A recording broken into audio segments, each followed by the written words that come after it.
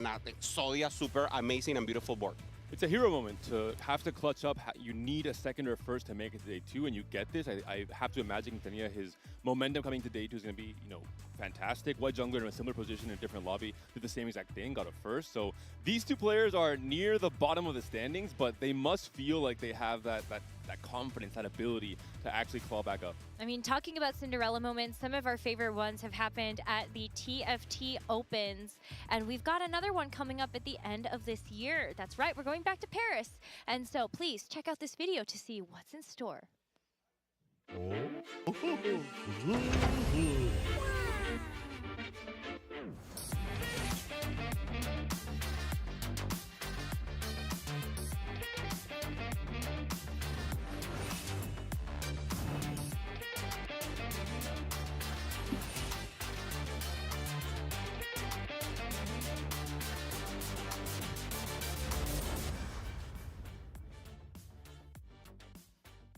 Just a little bit of a taste of what you can expect at the TFT Paris Open coming up in December 12th to 14th. And now, as we kind of get a chance to get excited about what this event is going to hold, I'm really excited to tell people about the programming that we're going to have here. 3 days of competition, and it is chock full of panels and games. We've got some really fun stuff happening here. Listen, I'm biased. I love competitive TFT esports, but I also love everything else that is happening at the Paris Open because this is just a celebration of TFT as a whole. We have dev panels, we have show matches, we have fun elements and competitive elements. Everything is merging together in one weekend of just... It would have been so nice to be able to go to Paris. The possibility of talking to the players face to face, having Well, a I'm chance not able to. interact, and also the dev panels. Devs are Not the week normally that's willing to happening. talk and to share with them all the ideas and everything that's coming. Is a full surprise and full celebration for TFT. I think the next one is probably going to come back to NA. Modes we get a chance to see. I think the Carousel If that's the case, that'll be better. K.O Open was one of the absolute highlights for me. The TFT dev team cooked up a special game mode with lots of surprises, and I can't wait to see what they have in store for lore and legends. But there's another way that you can interact with the Paris Open, and that's by scanning the QR code and giving us your responses for Cluttered Minds. It's going to be a new game mode that we're going to be showcasing at the TFT Paris Open, and it's going to be very a la TFT Feud style, I guess is how I can put that. So please scan the QR code, help us out, give us your answers, and be a part of the TFT history that we'll be making at the Paris Open. And I can't wait to see what some of these questions are. So actually, I kind of want to go fill that out myself. This is the one time that I wish I was actually able to play in these game shows because they are just so fun to watch from the sidelines.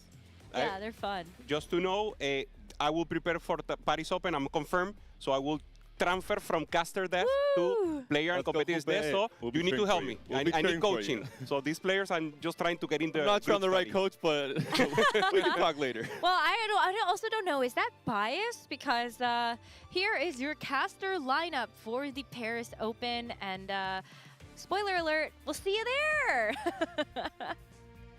We'll have some great faces. Of course, Mortdog always is a Whoa. to cast with. It's almost like it's the exact same people as always. Coming out from his mouth Plus every lore time, especially with the new set, and where Mort. there's just still so much to discover. I think it's what's one of the magics of the Opens is that 1 or 2 weeks into the set, all of a sudden you have the showdown of every single player in the world competing, trying to figure out what the meta is, what the patch is, and Mortdog will surely help along with that. Yes, and I'm so excited that we will also be joined by Makes, definitely missing her here right now at the Tactician's Crown. And for the first time, we will have Lore from the League of Legends franchise. Loved all of her interviews that she did at the League of Legends World Championships, and what better way to be able to celebrate that. I love that we get some cross-pollination with our League family over there. And yeah, it's happening in Paris. I mean, I think we could not miss Lore on our broadcast. 100%. Lore and Legends, so there's also... there's a combo She there. had to be there. 100%. I love it. And also, be excited for the co-streamers that we're going to be having on site at the Paris Open.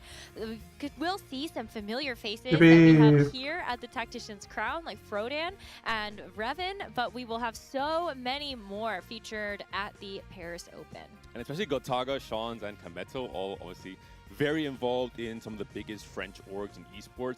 They cannot miss when we're coming to Paris, to their city, to really celebrate TFT. Also, two pro players from TPC, Reven and Soyu, that did amazing. Those qualified once again for the TPC in the next set. K3 And we have them Soju. obviously with their wit and obviously sometimes very dramatic insights. Yes, I love it. And all the memes that get a chance to come out of these co-streams. There will You're definitely be memes. not going to want to miss it. If you could join us in person, we would love to see you. So please check out our spectator passes. There are some that are still available to be with us at the Paris Open. So scan this QR code and see if you can have have a time there in Paris with us. If not, though, please check out all of the additional information about the TFT Paris Open, and you can tune in December 12th to 14th to still be a part of the action with us or with all of our incredible co-streamers and players. Especially if you're in EMEA, you have no excuses. We're finally coming to at least to my biased home region, so just so excited for Paris. Yeah. Also, the expansion of more than 700 players right now from LATAM, more than 10 players with assists. Every region will have huge representation this time, and this opens up to have new faces, new heroes coming to TFT. If you can't scan the QR code, you can visit the website riot.com/TFT Paris Open Spectator to also be able to get the information on spectator passes that way. But we will also, not going to want to miss out on the action because of lore and legends. I mean, you already said it, Hoope, we have to have lore for the lore and legends set, but we also just have so many surprises still left in store. We got a chance to see the dev drop yesterday, and I am so pumped to be able to play this soon.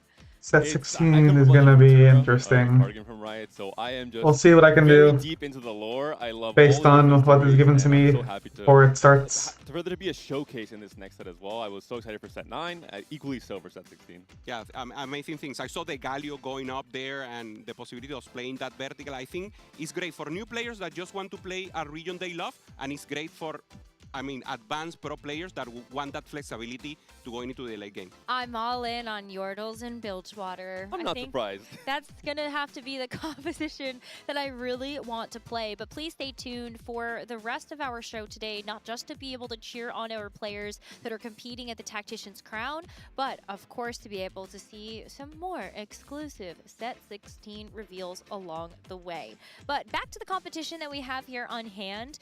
Day 2 of the Tactician's Crown. We already have a couple of players that are going to start to load into their lobbies today.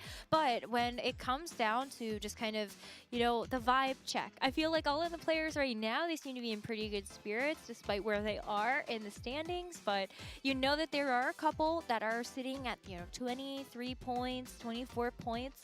The pressure is on just a little bit because these first 2 games, before we make our first round of cuts, are very important for you to avoid elimination so early in the day. Yeah, there's no breathing room. That's the big thing. And this is going to require and force a reaction from the players who are currently in the bottom 8, even bottom 12 of the standings. They immediately have to start playing more for Fast 9, playing more Crystal Gambit, playing more high-risk comps that maybe was not part of their wheelhouse coming into the day 1. So we will have to see an adaptation. I think players at the top end, especially of the standings, have a big advantage because they can play very safe, allow a lot of the players playing risky to kind of int their own game plans and then just reap the rewards, scavenge those top 4s, those top 5s, which is all they might just need to make it to the final lobby even after 6 or 7 games are done. You get 4 players that are playing risky, maybe 1 does good, and there's 3 that will go bottom. So that players on that safe zone, if you will. Yeah, I mean, now we're not getting more people playing for Fast 9. Also trying to force a win streak on early game. That's normally not in your control. So maybe it's laminating, playing that full tempo, and then obviously that makes sense for the Fast 9. So yeah, full change of what. Yeah, honestly, just a win streak.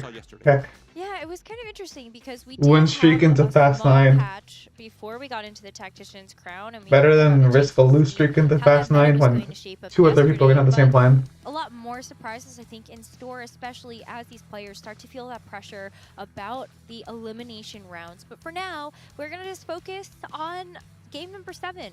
As a reminder, points do carry over from what our players accumulated yesterday, and so they will be starting off here. You can see where some of these players, the Quintanilla 24, Wet Jungler 23, those are the 2 players in this lobby that we're really going to want to keep our eyes on in terms of whether or not this first game can be big and keep them in the conversation for later on. But let's get into it, everybody. Get hyped for the start of day 2 of the Tactician's Crown for KO Coliseum. Pretty low variance encounters start, which I'm sure some of our players will be happy about. Just an upgrade. Turning off testers. I'm watching this feed. So yeah, if yesterday's games were degenerates, today's games are going to be more degenerates because a lot of people are playing to not to be eliminated. After 2 games, I think we either cut 8 or we cut 16.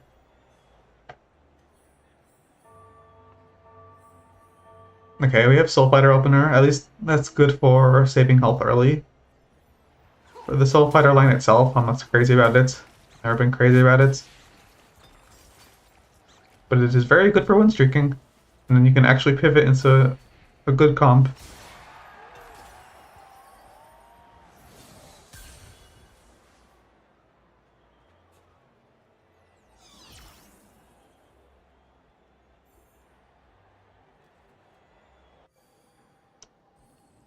Iron Bog as a Sork opener. Another one that's like a decent for win streak, but apart from that one game, that for some reason, I mean, I don't know, they just teleported to the whole board. They won us with Sorks, but otherwise, I wouldn't say that's a very consistent line.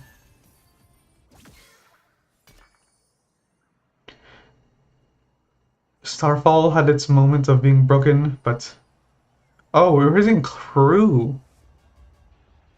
Yep, gonna be treasure hunt Crew, looks like. Maybe? I don't know, they have the GP on the board. I guess it's stronger. A cannon.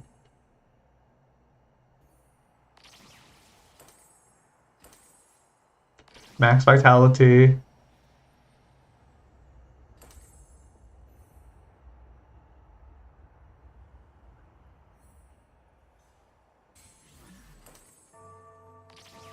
Lighting Jewel. We have the Morello Slam. Oh.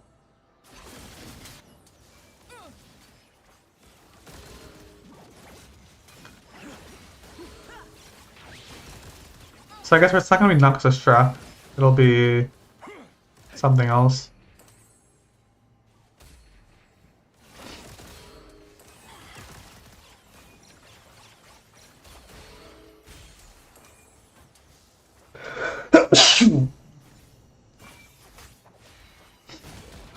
Oh, that was close fight. There's an Azar. Or farming Barris. I simply just gonna play the 9.5 version. Even though there's another version that's like actually pretty playable.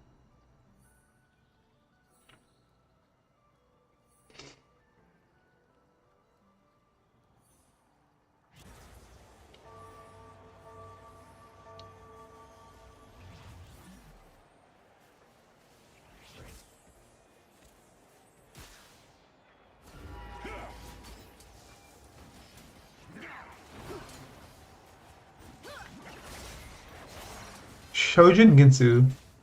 I mean, Shojin Kraken.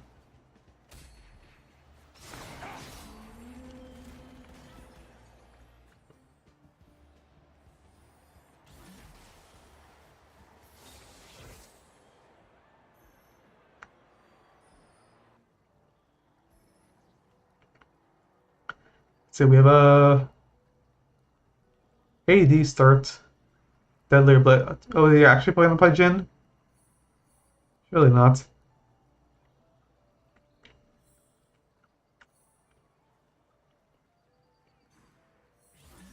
Surely this is pivot into like edgelord or something.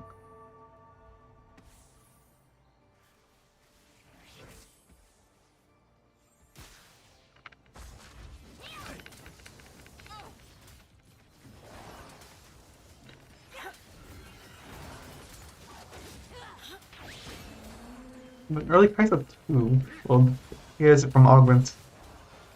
Not bad.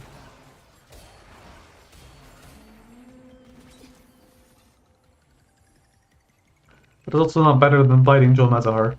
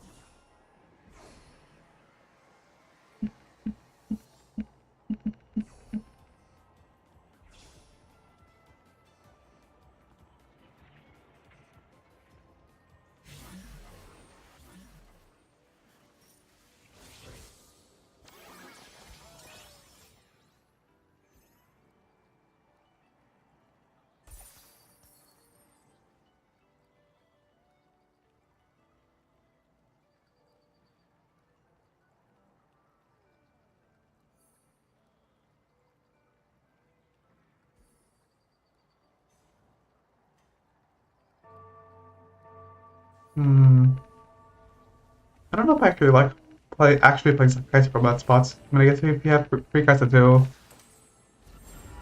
it's okay. But I mean, it's still so. I don't know. It still doesn't feel great.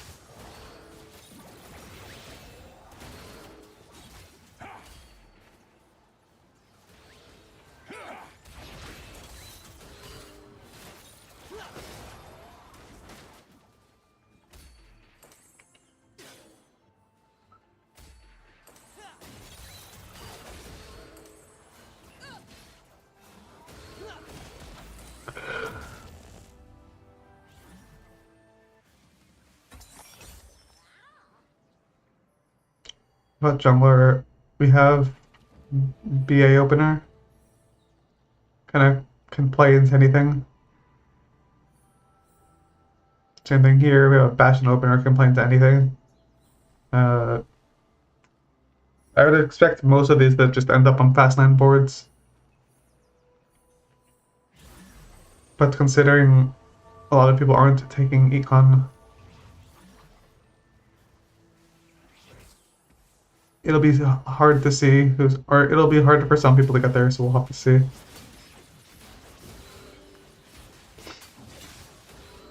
And no one's that poor.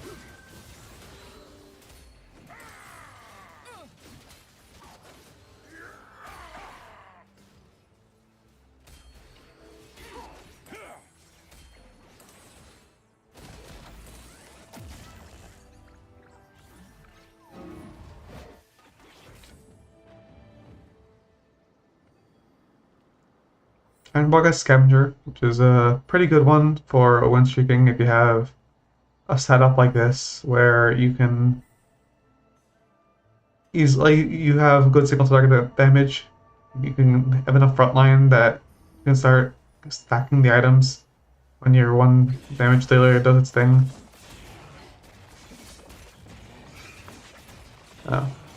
He has Gargoyle, but he didn't slam it. I don't know if he's like looking for a better option.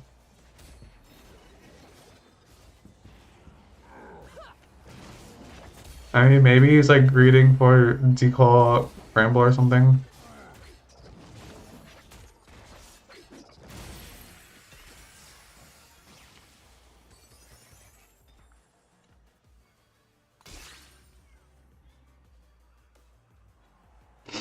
Ooh, that's not. Wait, he's 8 Sivers, what? So why are we holding this? Aatrox. Alright, there's the Siver. It's a bit late, considering he was 8.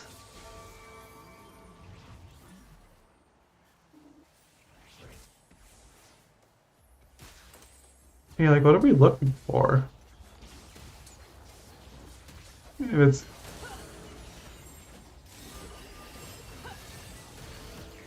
I mean, I guess Shogun's okay. Yeah, that's fine.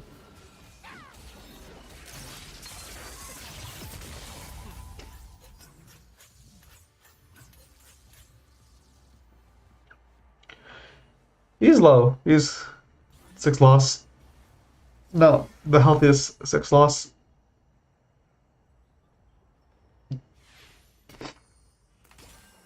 Without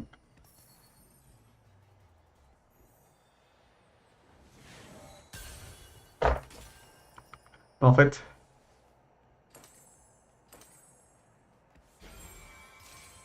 Oh, that's pretty good.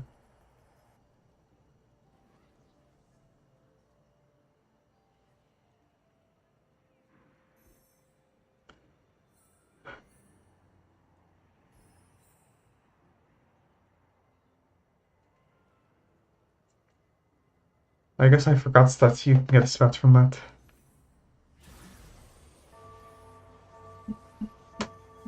I'm not a crew slash free roll player, so I don't know. Mouse too. Just look at it. Yeah, this guy's gonna be farming.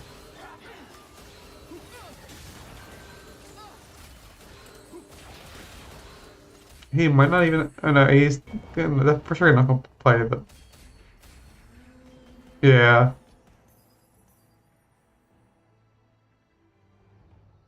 Yeah, it might be reps.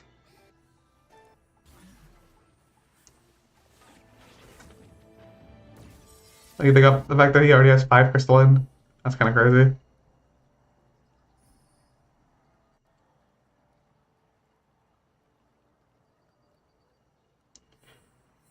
Yeah.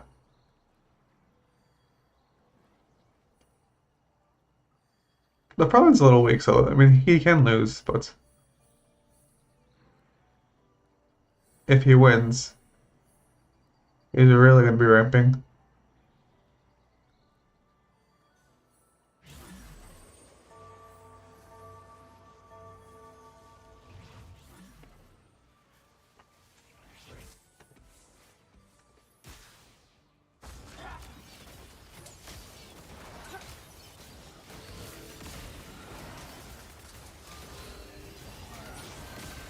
Yeah, that guy's okay. That guy's locked Kaisa. It's gonna be Q. Ooh. Yeah, that was not ideal for Shaco. I mean, we'll see how this Kaisa does. He used 6 Kaisas already. I mean, okay. I think if you're 6 Kaisas, that's probably fine. But my personal problem is that I normally get stuck at 7. So I'll see if just how much of a better player he is. Because I don't hit and I lose.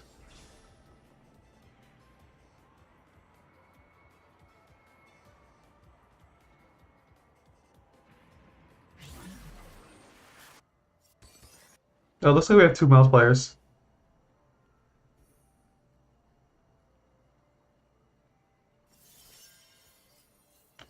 Bro is doubling down. Losing this pool.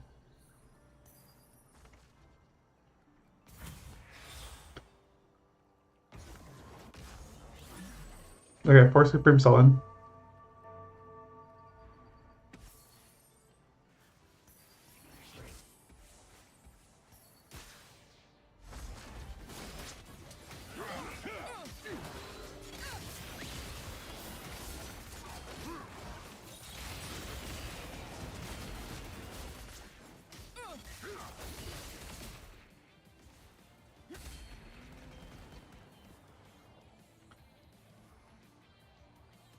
But Jungler has some interesting item slams.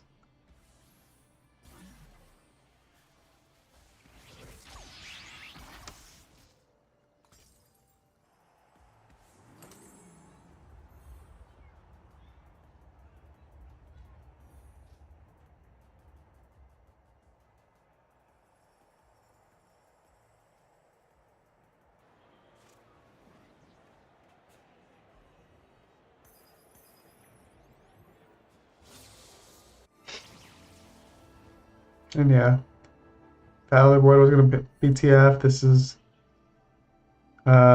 Seraphine. I mean, it's the same board generally.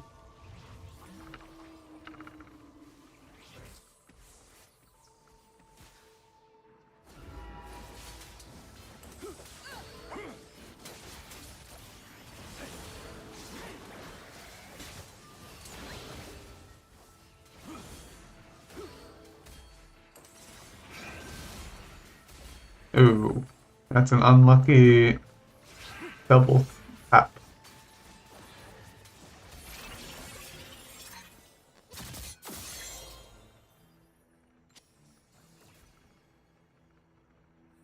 Yeah, but it's really funny how it took literally the entire set for boards I created on day one to actually be playable. All these Bastion variants that we're gonna see. Or in this case, it's gonna be Juggernaut variant. Yeah, maybe this is gonna be just the mixed, like the Crystal Gambit version. There's a lot of. I know this is Aura Farming variants. It's just gonna be the 9-5.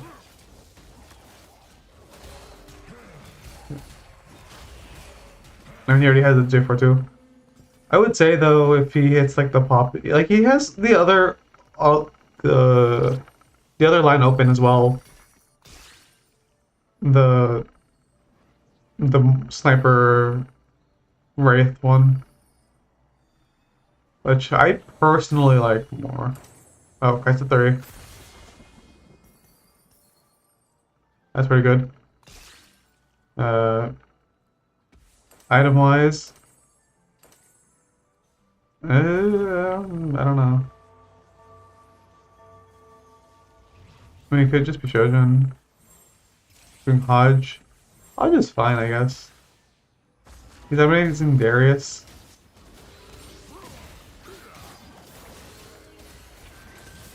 I don't know. I guess it's fine, but I'd probably rather itemize their Kali. Just put both. I'd like to see how much of a damage difference it is.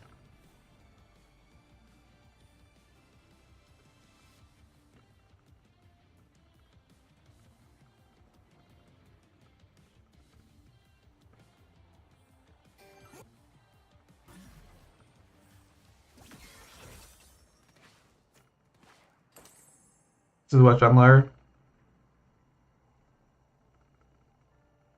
Yeah, it kind of just needs help.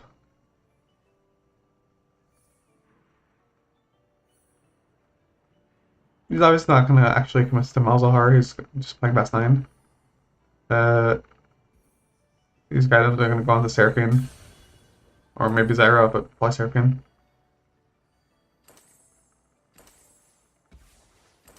You have Star Guardian Flux forward. Pretty good. Super Mega. Don't know if that's the right option. So he has literally everything. He has literally every upgrade. Sanze 2, Poppy 2, Volley, Jinx 2. He's actually chilling. The problem is that he has Super Mega.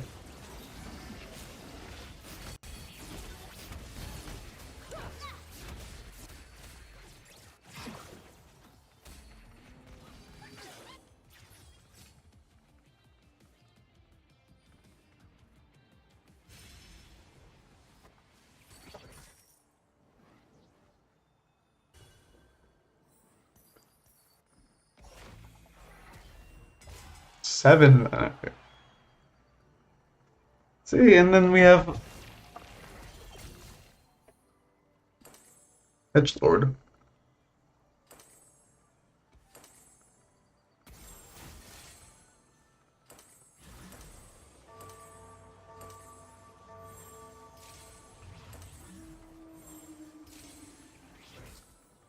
I feel like these were not the right slams. I mean, he still has Giant Slayer open.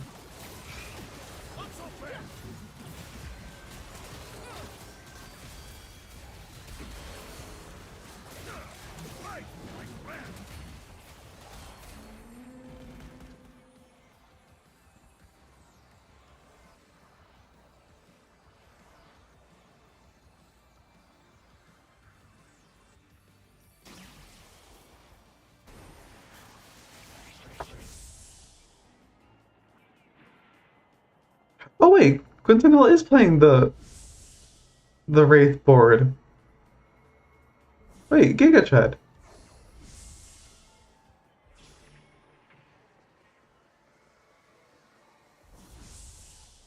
He's playing my board.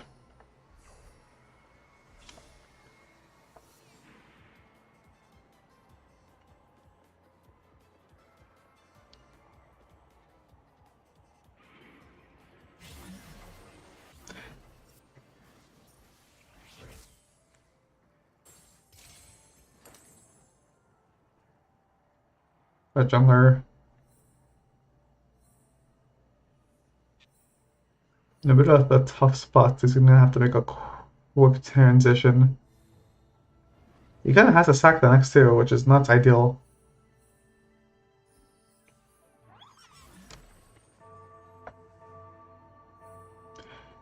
Iron Bog, much healthier, but gunning for the same comp.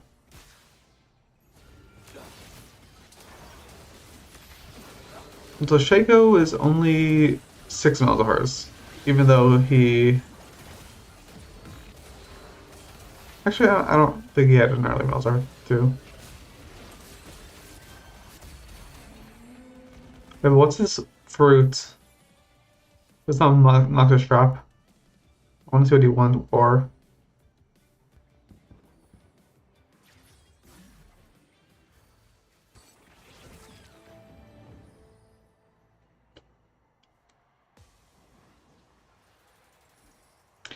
Without You hit the server early and has been pretty far off since only 5 Shens.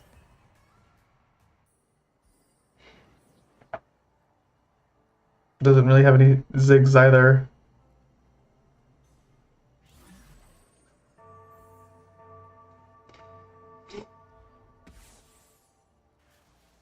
So we have okay, Max Arcana, okay, that's perfectly fine. And then Rocket Grab. Pretty underrated. I feel like with Rocket Grab specifically, you'd have to position Cassandre to be like where Swain is. It's a little risky in terms of like stuff wrapping, but also, yeah, like look at how good this board is.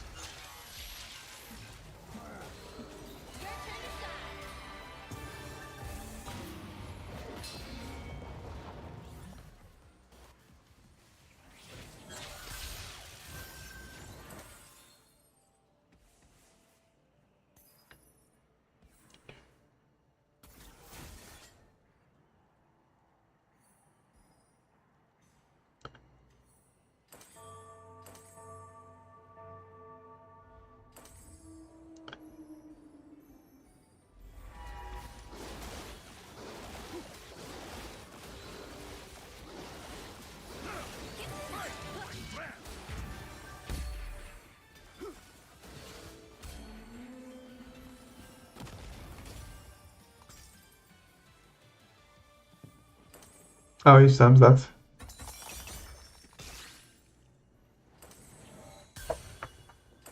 Seraphine 2? Not bad, but the problem is that Seraphine is more of a dual carry, not a solo carry.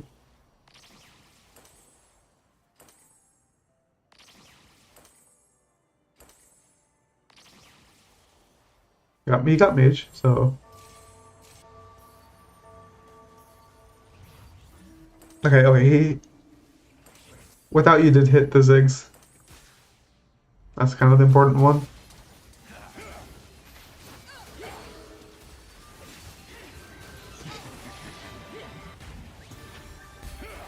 Oh.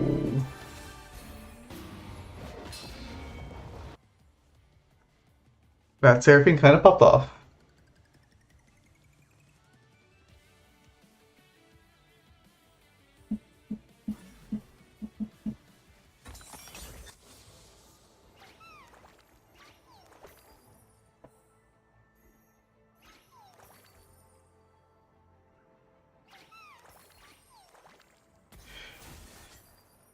Yeah, I'm playing this Yumi version. Finally, it's the Yumi, despite having Kendo Oh wait, no, that's not Pandora's. That's the other one. That's the cheerleading one.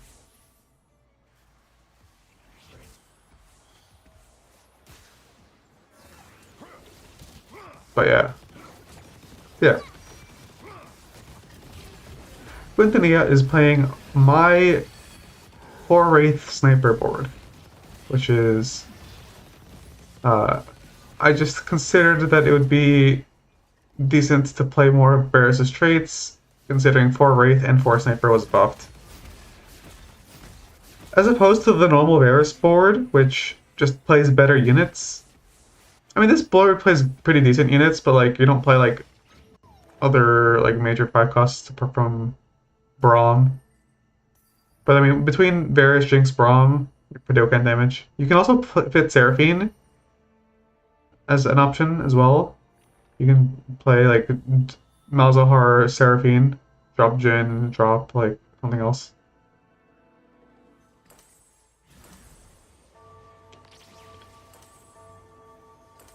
But yeah, literally the moment I make a video complaining about how inflexible the meta is and exactly what it takes to fix it, we see exactly all the things I said to fix it take place.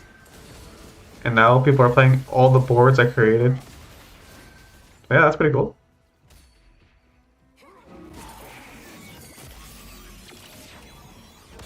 Ooh.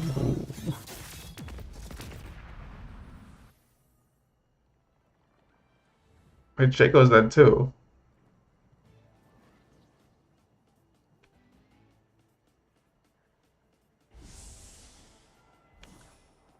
That is unfortunate. He did not hit the mouse story.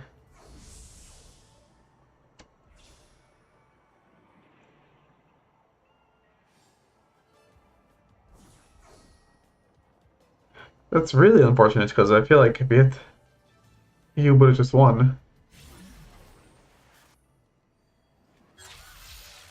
And that's literally first or eighth.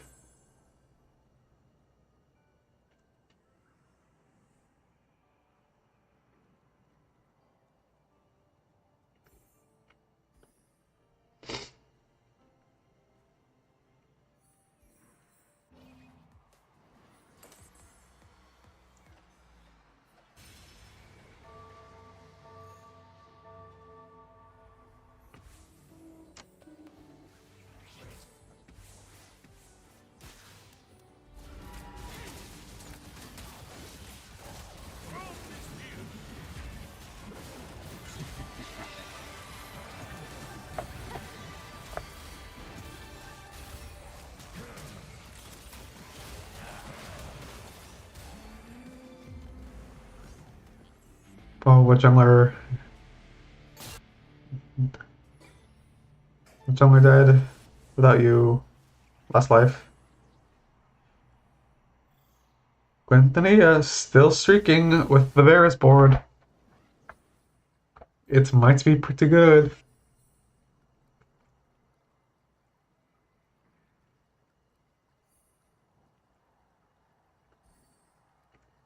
Especially since the one thing that beat it got removed from the meta in 7 mech.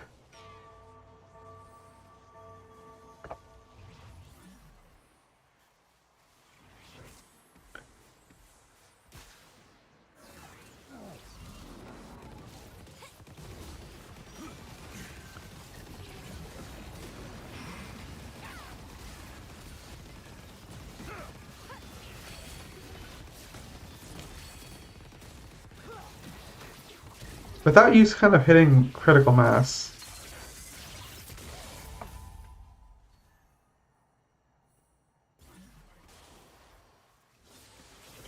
But I also think it might have been an anti-heal. I don't know if he has anti-heal on the sniper board.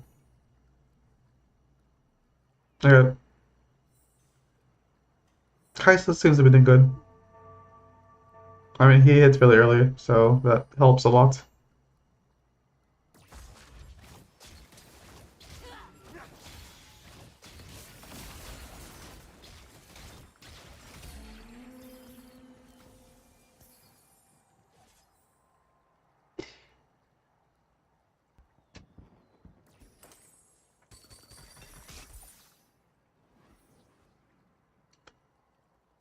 Yeah, Ramus Darius 3.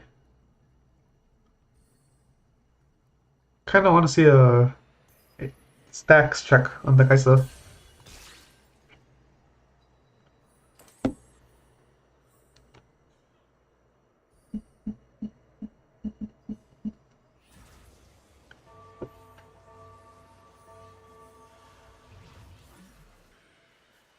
Oh, we have this. Oh, this is a good protection for the against the volley ray. Yeah, that's pretty good.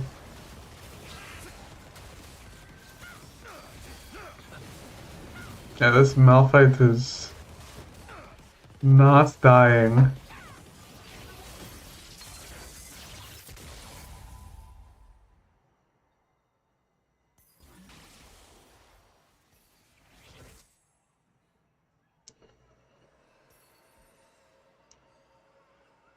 Finally has the TF.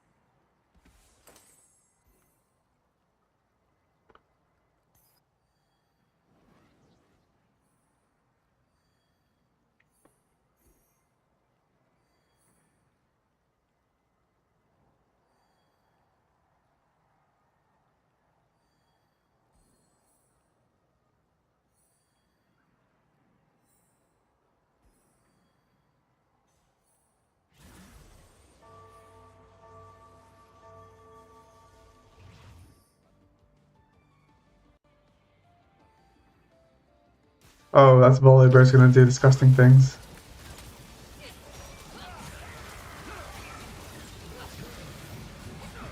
Like, I feel like you should just center your Cassante, no? Yeah, that's over. Yeah, I feel like you just center your Cassante to prevent that kind of wrapping. That's a fifth? That's easily a second.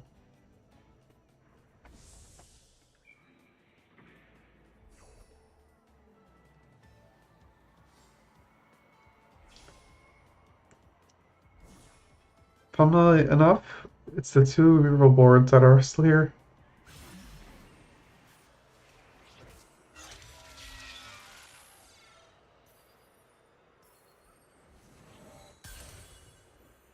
Well, he has a gen of it, but he's also sacrificing it. That's kind of funny.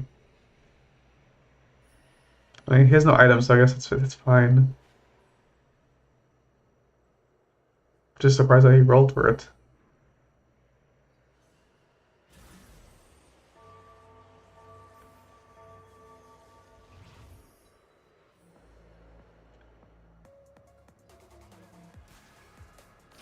Okay.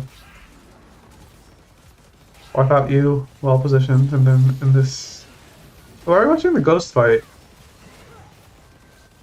Wait, show me the other fight.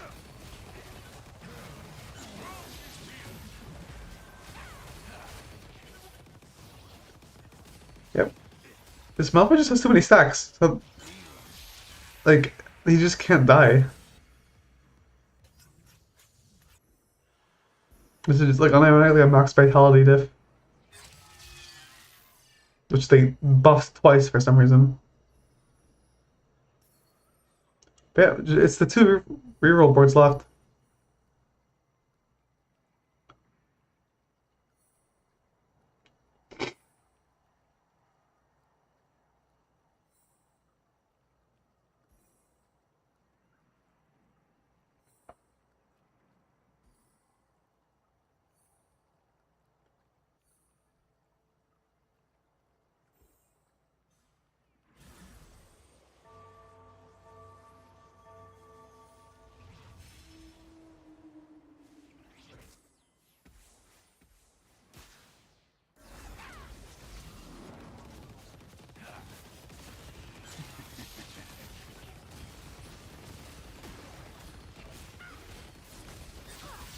But yeah, this looks like a crew went out.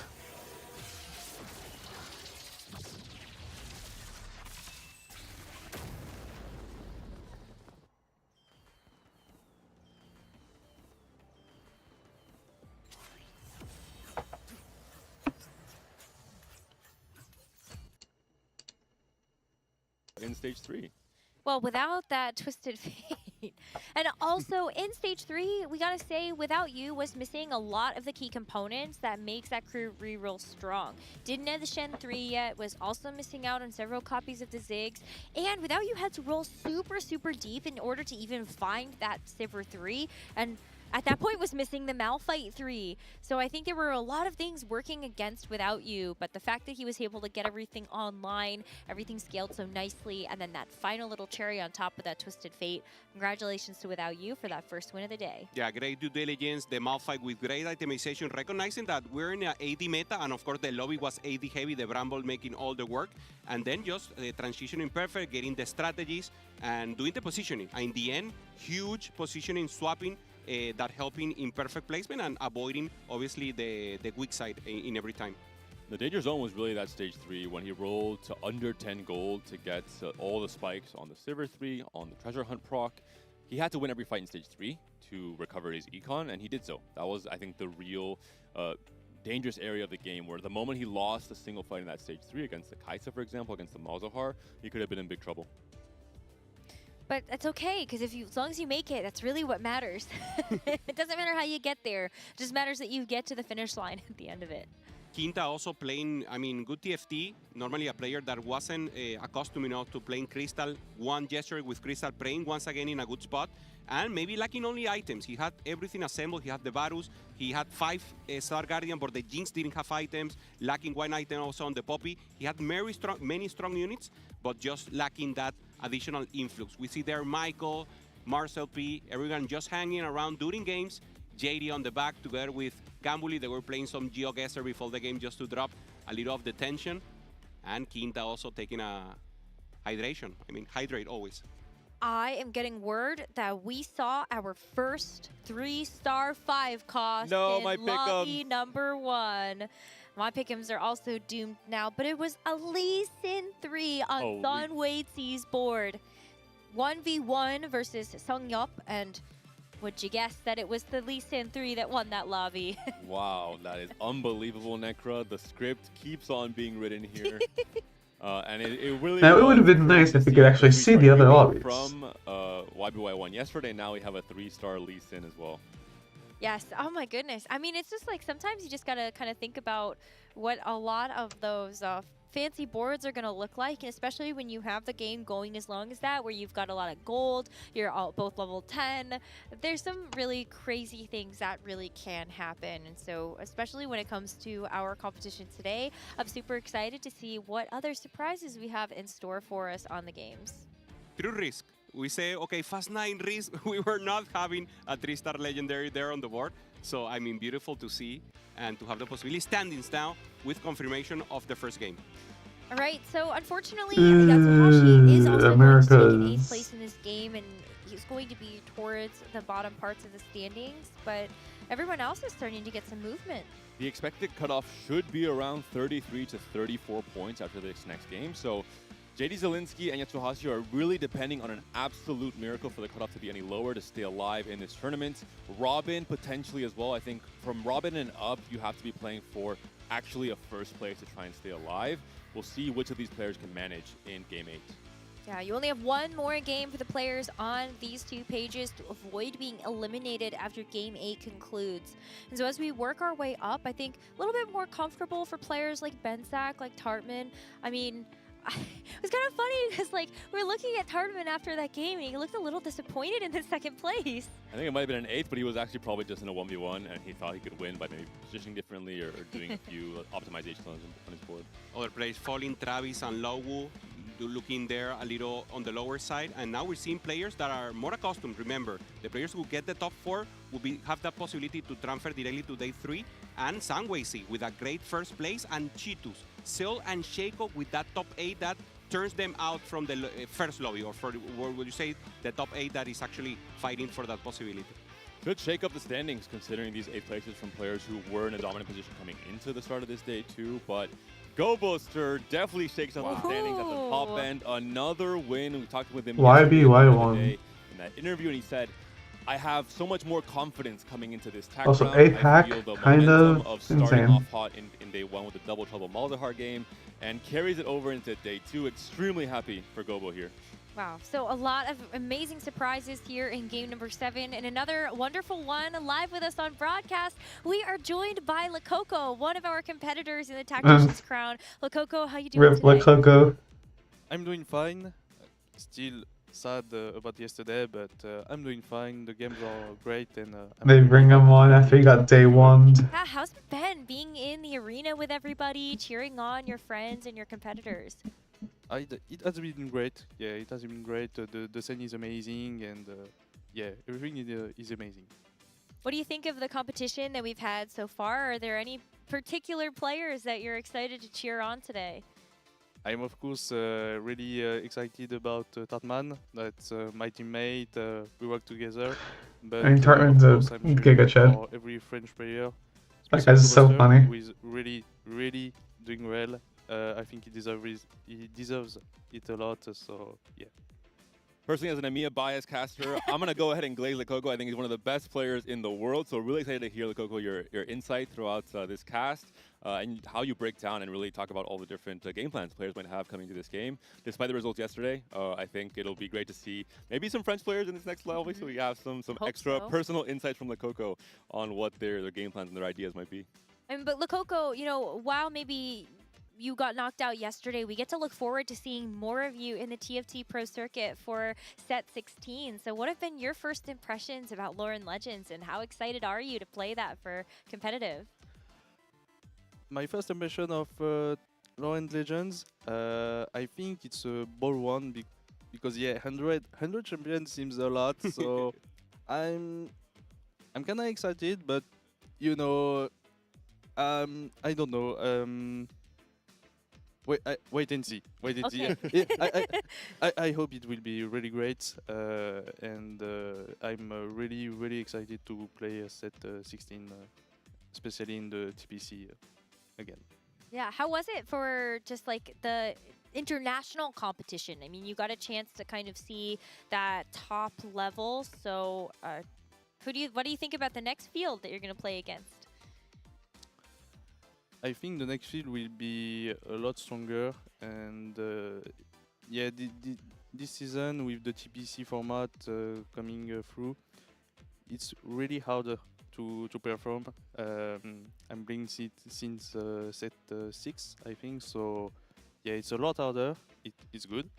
It makes more challenge. So yeah, I can't wait to play against the new field. I think it will be really tough, and can't wait for it.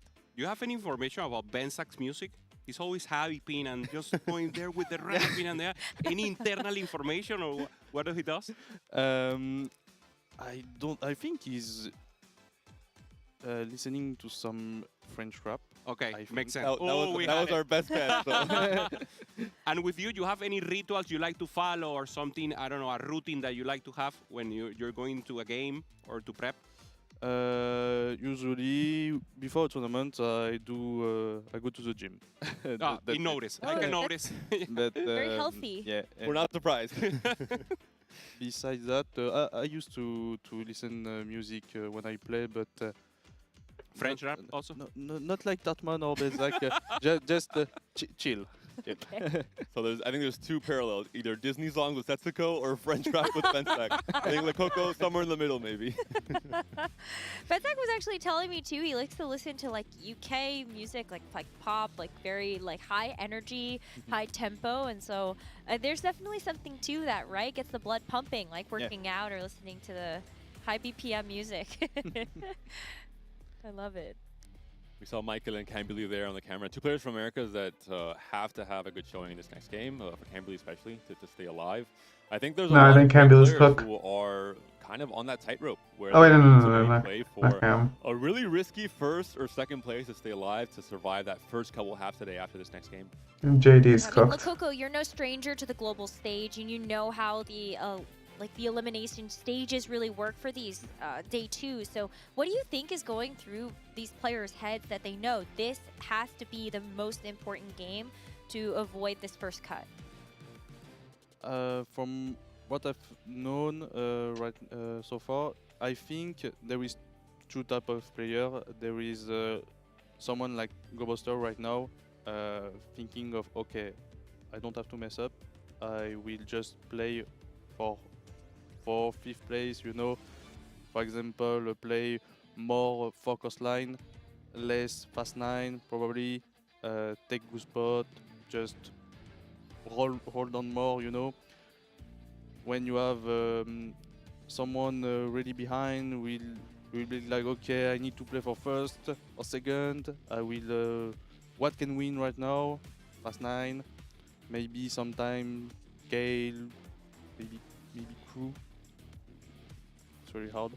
So yeah, they will take more risk, and you flip a coin. You know, it's either it works for you, and yeah. Yeah, I mean, you're good to go. But at this point, you have if to you missed gamble. It's really hard, and the games are really different. Because the cards with the highest win rates aren't necessarily the highest top 4 rates. But if you right now, need the points, unlike yesterday, it doesn't really matter if you completely go away. You play for whatever the game gives you. If you don't go first. The paths each player has are more and more strict as different conditions in terms of their points or where they are in the standings come through after more and more games are played. You yesterday, Lekoko, in your final game of the day, you opted for kill reroll, if I remember correctly. Yeah. Do you think this is one of the better lines? Do you have a good spot for it to try and play for first? I think so, yeah.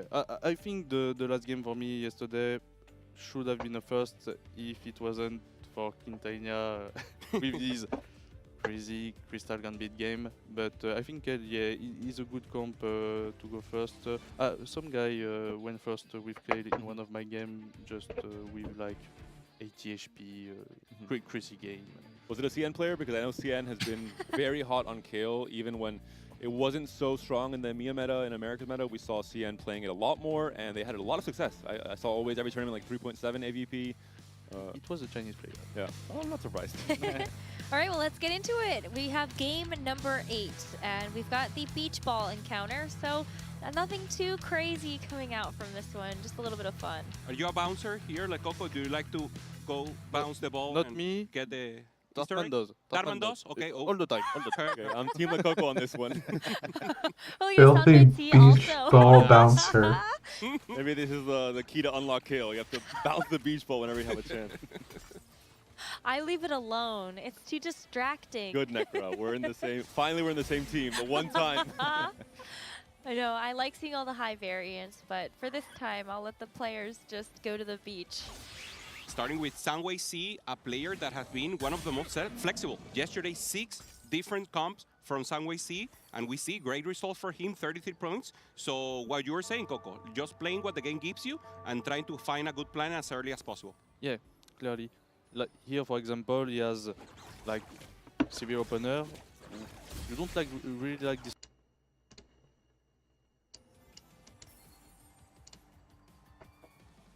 Okay. So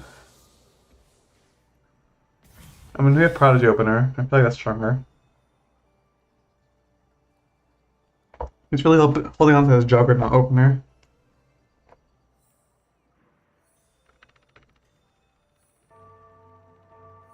I mean, I guess item-wise that would make more sense. I guess we should.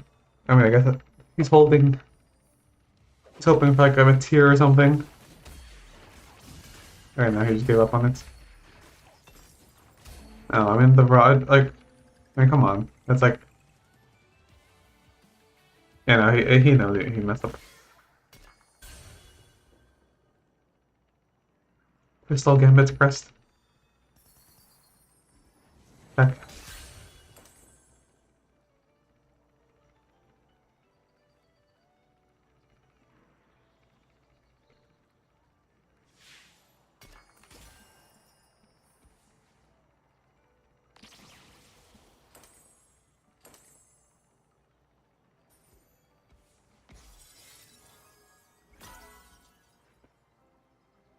He just straight up playing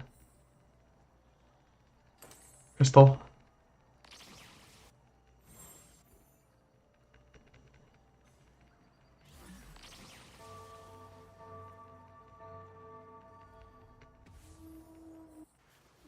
Like I said, JD's completely cooked. He's kind of gonna have to grief the other players that are going for it.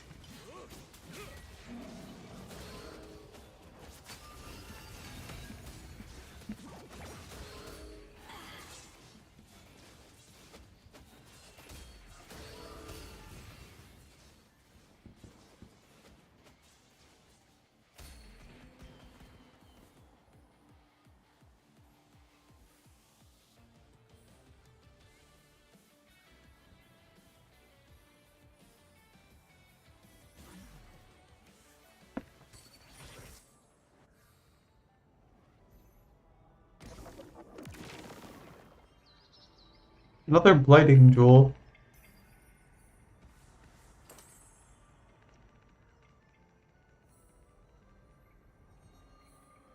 Noxious trap, no. I don't know why it took so long for that.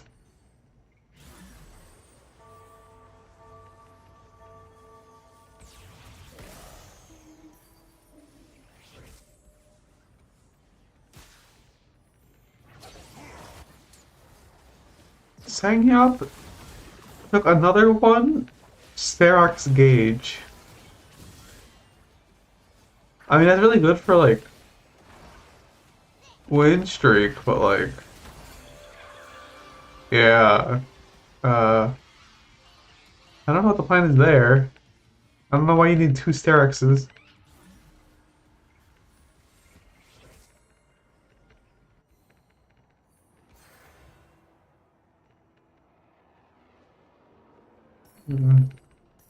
Another classic TF Fats 9.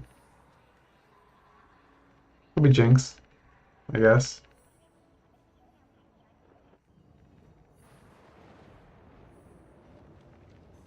Ooh, double trouble. So this is probably Malzahar, in which case, not good for the other Malzahar.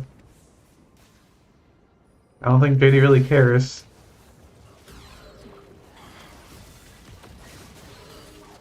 The problem is that griefing Terry doesn't really matter much. Actually, no, it does in the sense that it helps Michael, Cam. Especially since like both of them would be troll for pivoting.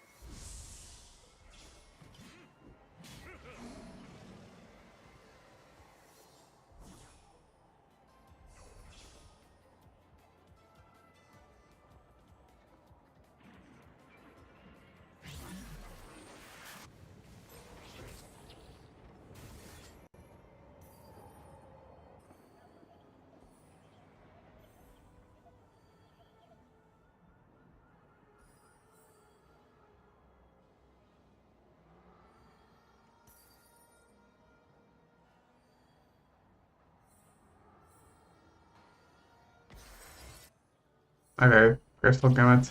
Trying to make some money. This is Heavyweights, but Smolder. There's no way you can play Malzahar for those spots in here. I like Smolder.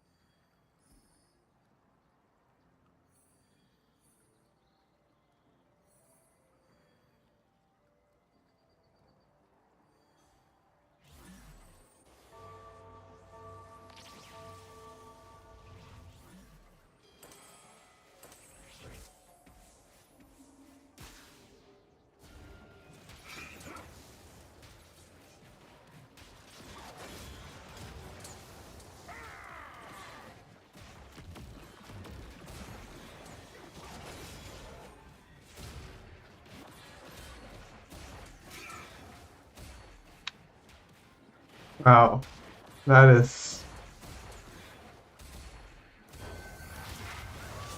interesting.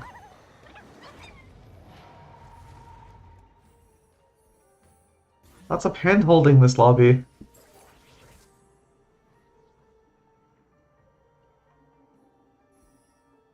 Wait, I don't think Kim's gonna stay on this comp.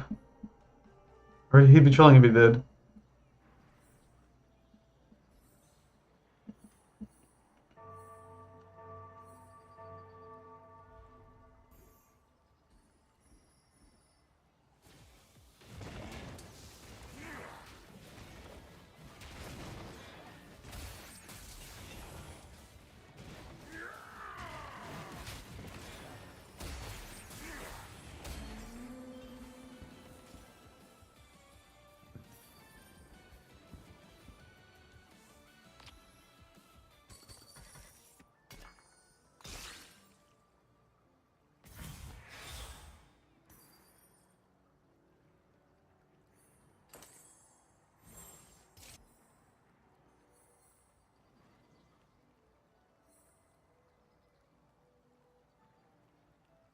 This Janna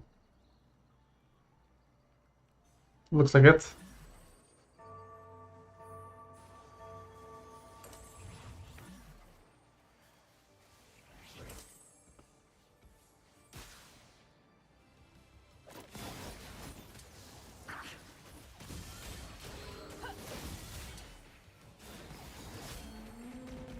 This looks like a Juggernaut's fast line.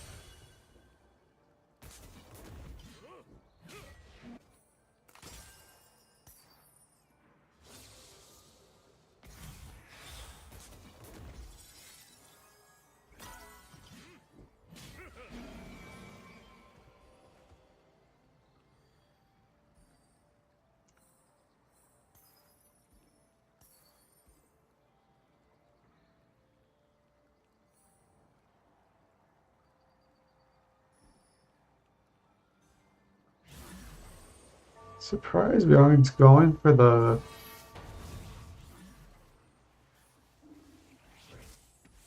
You know, just going for veteran now.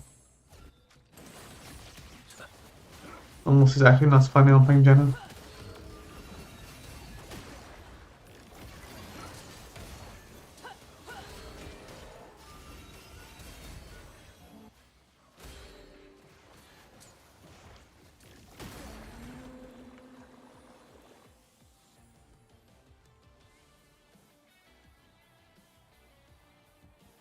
I mean, having 7 Jennas right now is kind of crazy.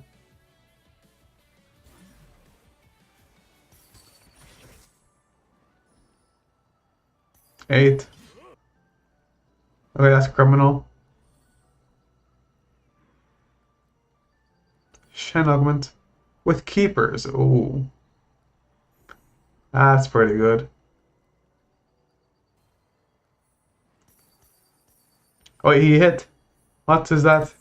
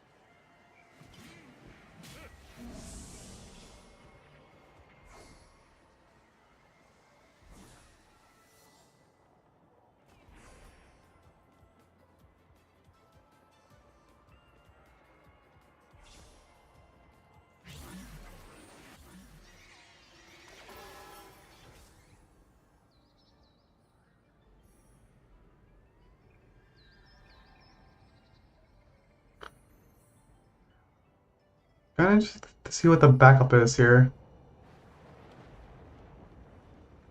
Because we can have everyone playing Malzahar.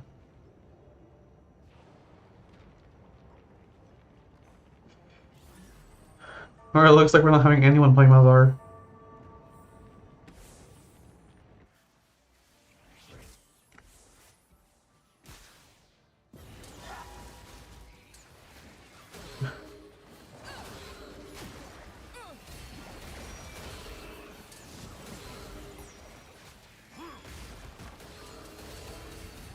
Yeah, this Janna board is going to be wreaking havoc the next 2 stages.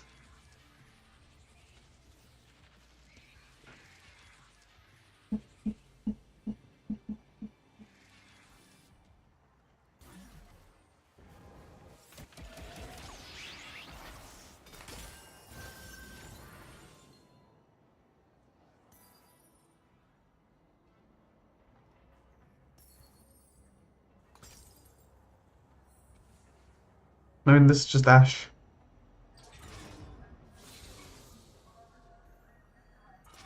If you're rolling now? Oh. Hmm. Oh, this is... Huh? Okay. Okay, now you're just playing... Okay, never mind. Why would I doubt the TF?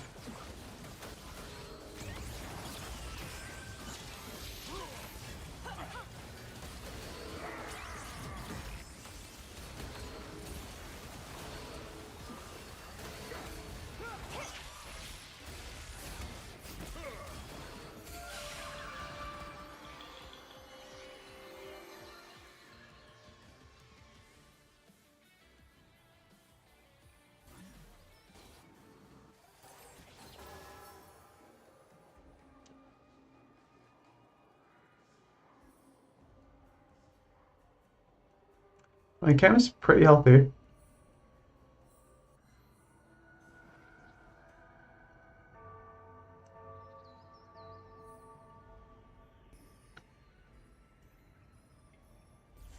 Yeah, so what is Terry's plan, considering he's 1 Malzahar?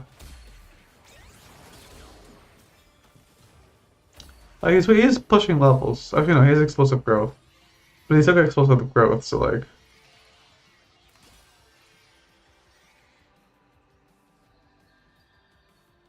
And there aren't really a lot of good Blight Angel users at high level. Like maybe TF. That guy can do it all.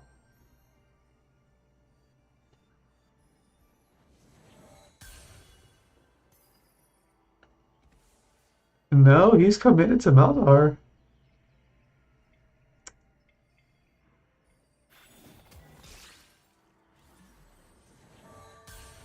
This is a board.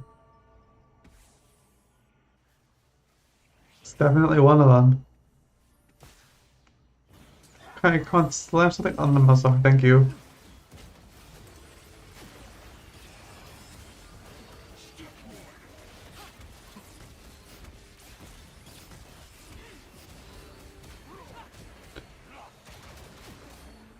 Now, fortunately, he's healthy, but like, that guy's going dead last.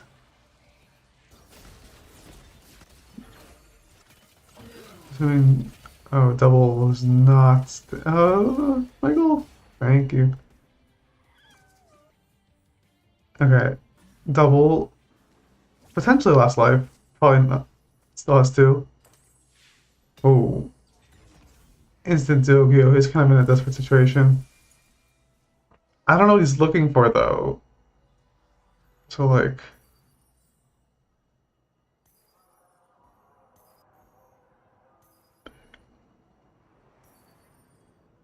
yeah, no, double's screwed.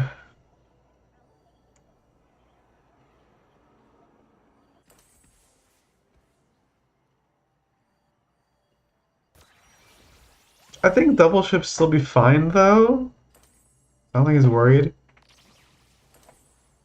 But yeah, no, he's dead last.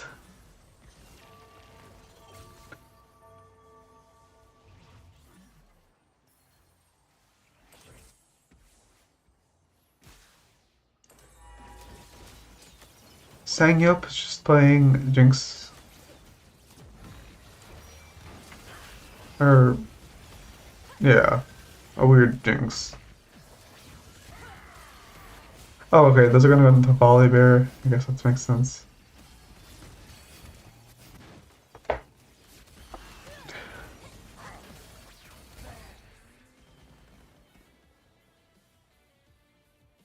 I mean, the bull's still alive.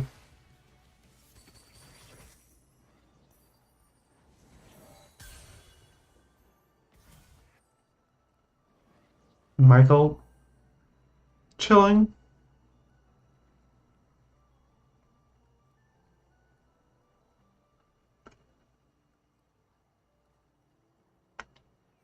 I'm not sure how much I like these items and this fruit. I think gathering forces is a bit better than efficient. But it's okay.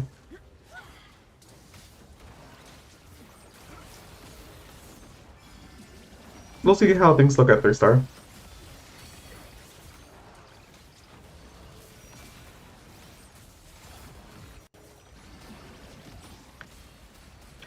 I mean, okay, the Hodge is helping a lot against the Malzahar. Not enough, though. JD Zelensky. He's the one who has all the Malzahars. Unfortunately, I think even if he gets first, he doesn't make it. But at least he's griefing the other guy who's committing to Malzahar for some reason.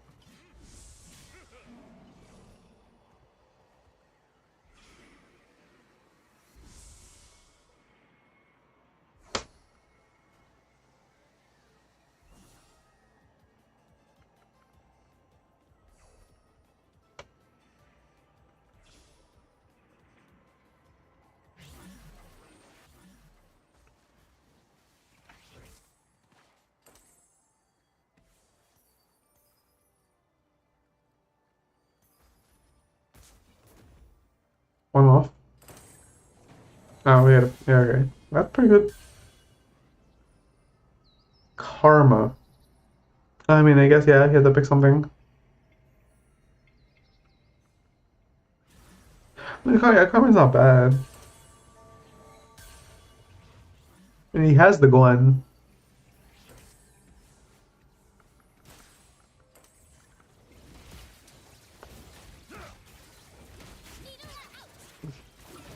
And his power font with this, which isn't great.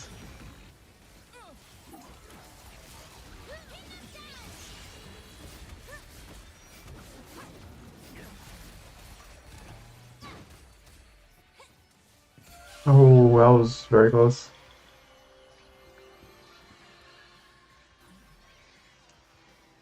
Cam is falling. He's got a hit like now. He's sacking one more?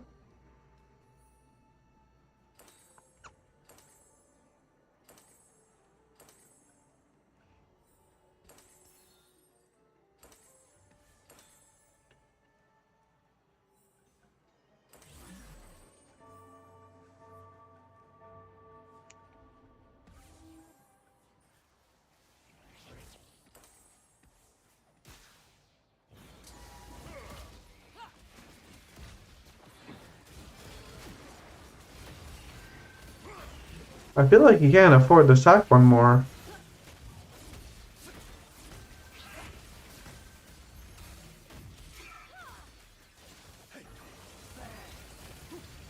Oh.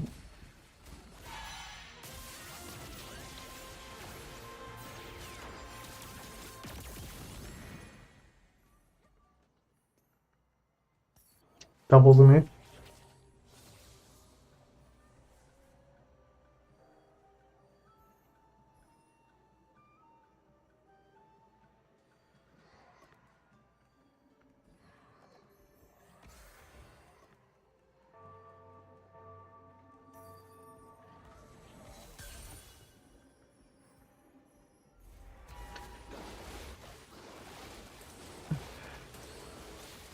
It can't even like really hit much.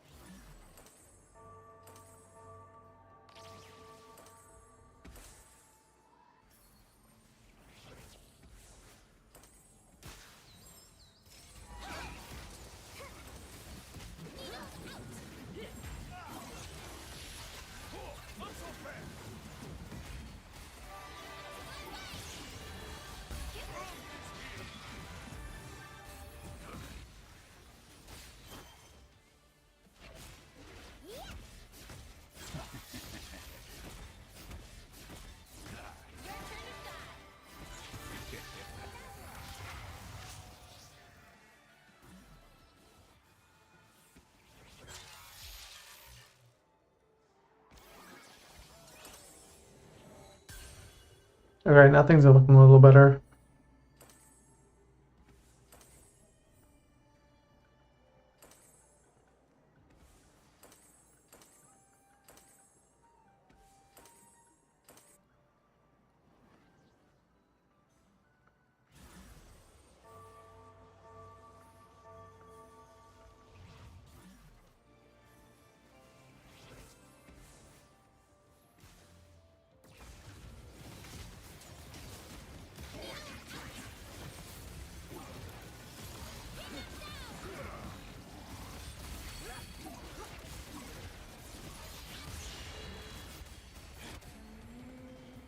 Michael takes a loss.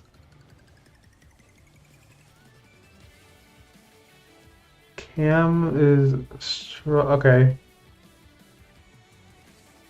Almost lost to the Shen board.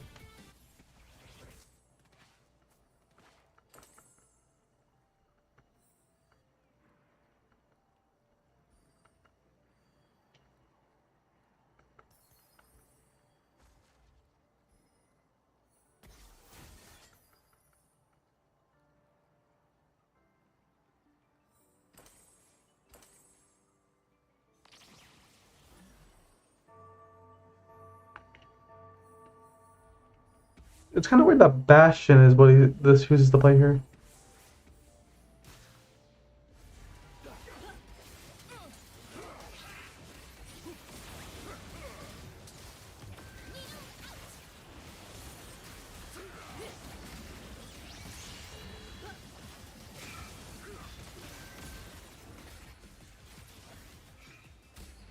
Yeah, Michael's dead.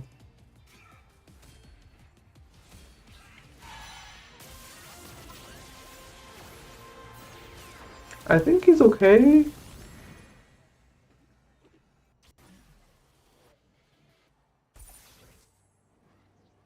Maybe in terms of qualifying. 6th here.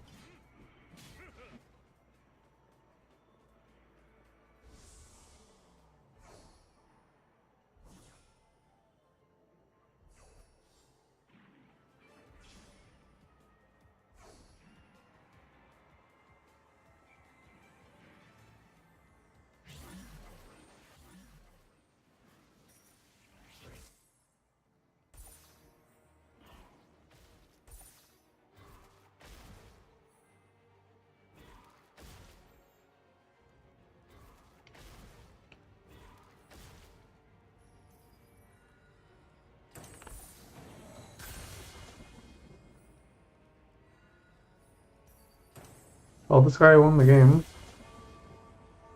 Unfortunately, it does not matter.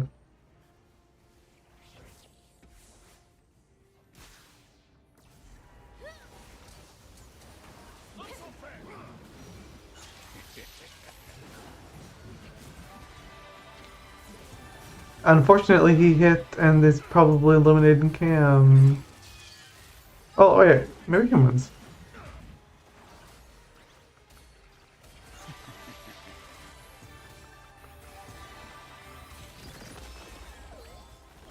Oh, he's alive. Oh.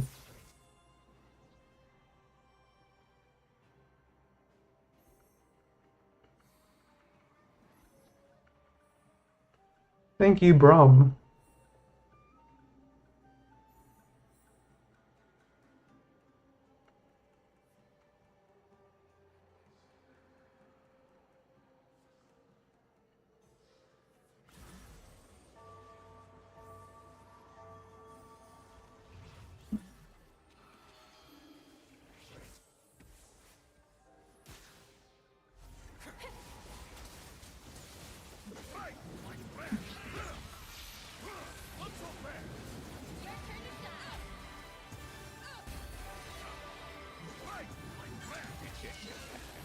Okay. This Shen is still alive. But I mean, the TF is hitting, but it's not really doing anything.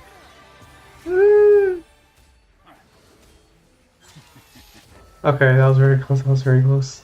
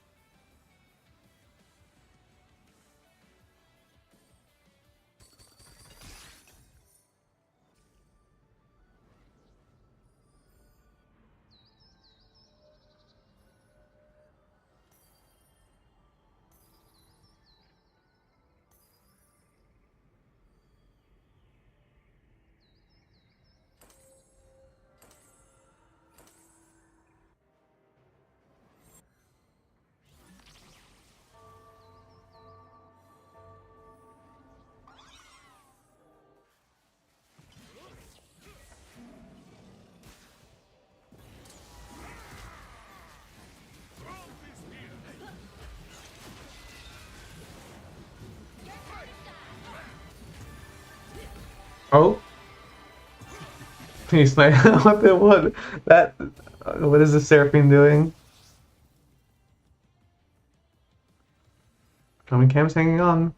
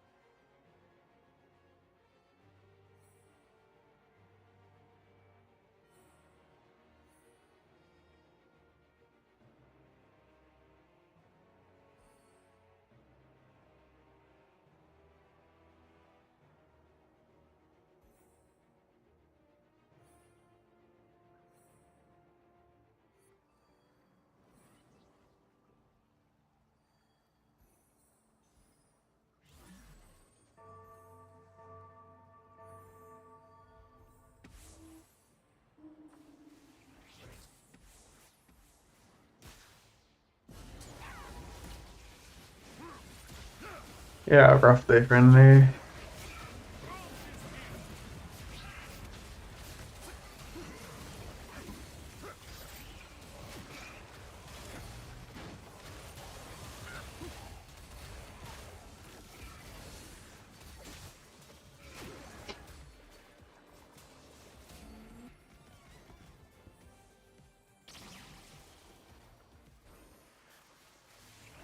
Like, even if JD wins out, I don't think it's enough.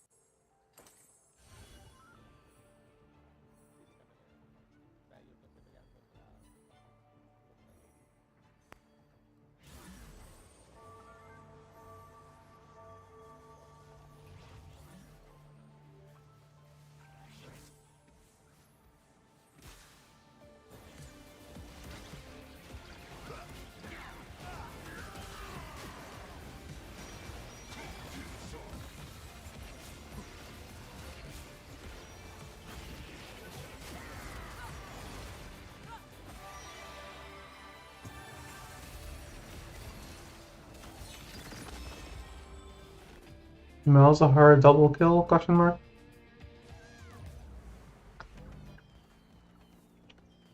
It is.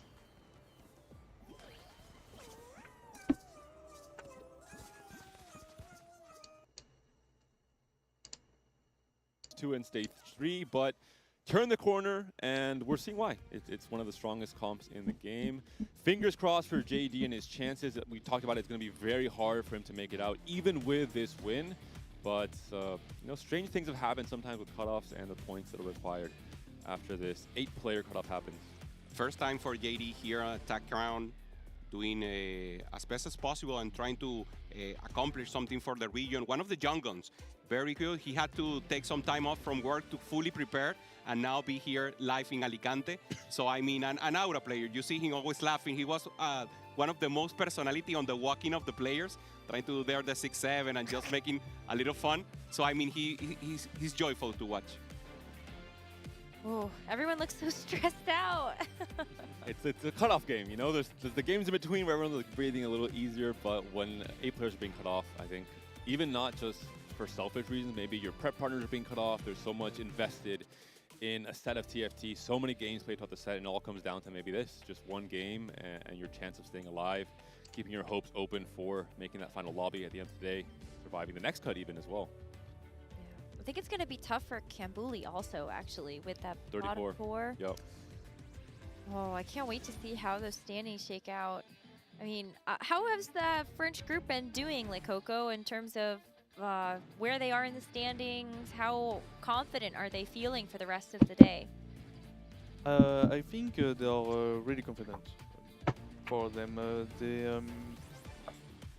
They don't pay really that much attention to the cutoff. They play their best each game, and they just want to go to the final and win the title. Wow, I love that insight. Thank you so much for also lending your voice to the broadcast. It's been such a pleasure to have you. When we come back from this break, we will know who our 24 players moving forward are, so please stay tuned.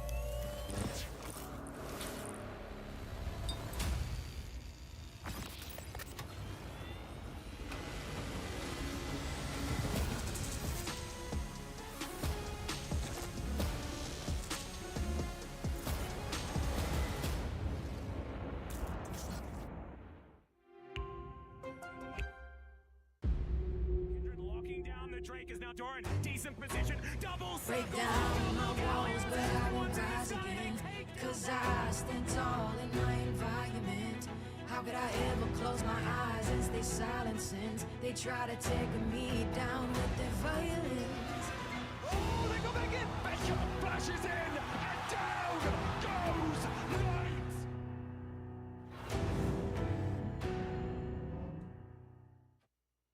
The human body was built to move, not trapped at a desk in one singular posture for 12 hours a day. It's time your chair evolved. This is Secret Lab Titan Evo. Ergonomically engineered for you, gamers, hybrid workers, artists, backing your every move.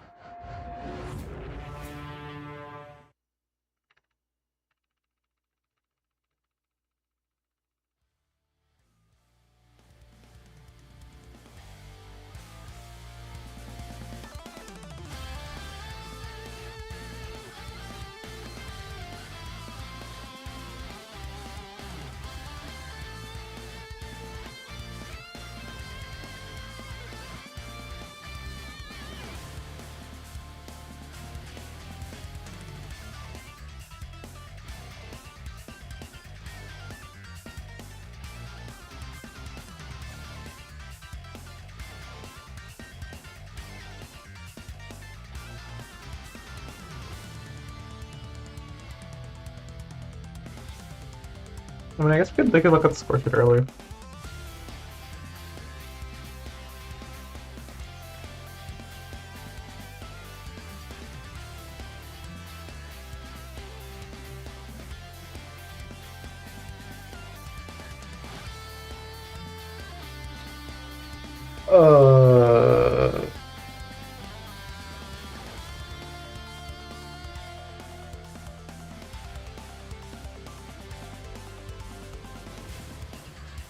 America's wipe.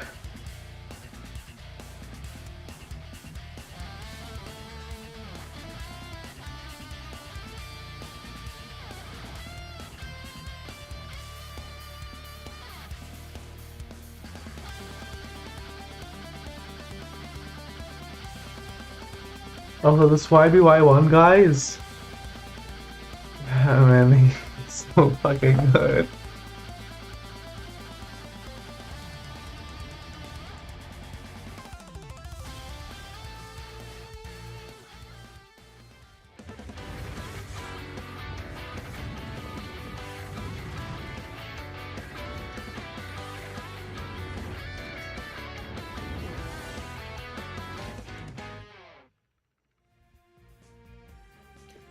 Welcome back, everyone, to the TAC Crown broadcast for Set 15 KO Coliseum. 8 games done, still a lot of action left here today, and some newcomers on the desk. Gangly, our little mermaid, has found his voice and is ready to cast some of the action here. Gangly, how are you feeling after those games? I am feeling okay. Feeling just a little bit sad to see, you know, all our friends are dead, but overall, in-game, it's been some exciting TFT. We've gotten to see, I think CMB is the highlight for me as like an Americas player, to see him utilizing the Kaisa 3 times throughout the weekend, kind of showcasing some pocket pick stuff. So there is still a glimmer of hope for our region. A lot of Akali as well yesterday. Yeah. 3 games of Akali, really impressive, sort of out of nowhere in this meta. So happy to see different ways of succeeding in this patch. And we also have Marcel joining us on the cast. Not obviously the outcome you would have wanted after the day 1 games. You had a crazy set though to make it this far. I think you're one of the player journeys to highlight in terms of you locked in set 12 or so, said I want to be a competitive TFT player, and you're here on the TAC Round stage now. Super happy to hear you for this next game, to hear your insights and to see what happens after the standings come up and really the game night coming up as well. Yeah, excited to be here. Glad to join you guys. Oh, well, I'd rather be there, but this is the second best place to be. You want to talk a little bit about what it was actually like the energy of playing on LAN, under the lights, you know, yesterday? Oh, it was awesome. My previous most exciting TFT experience was playing in Macau. A little LAN event was my first one, and then coming out here with an even grander stage, more exclusive to just the 40 people was awesome, man. I would have loved to have done better, but just getting to meet everyone, getting to see everyone's insights, getting to lament about the bad games and all the other players got eliminated. Really good players in Coco as well, missing out. Not gonna lie, it makes you feel better when you get eliminated and you see all the other GOATs, some of them also struggling, so yeah. More Lamentations coming up. We have another cutoff after these 2 games played in day 2.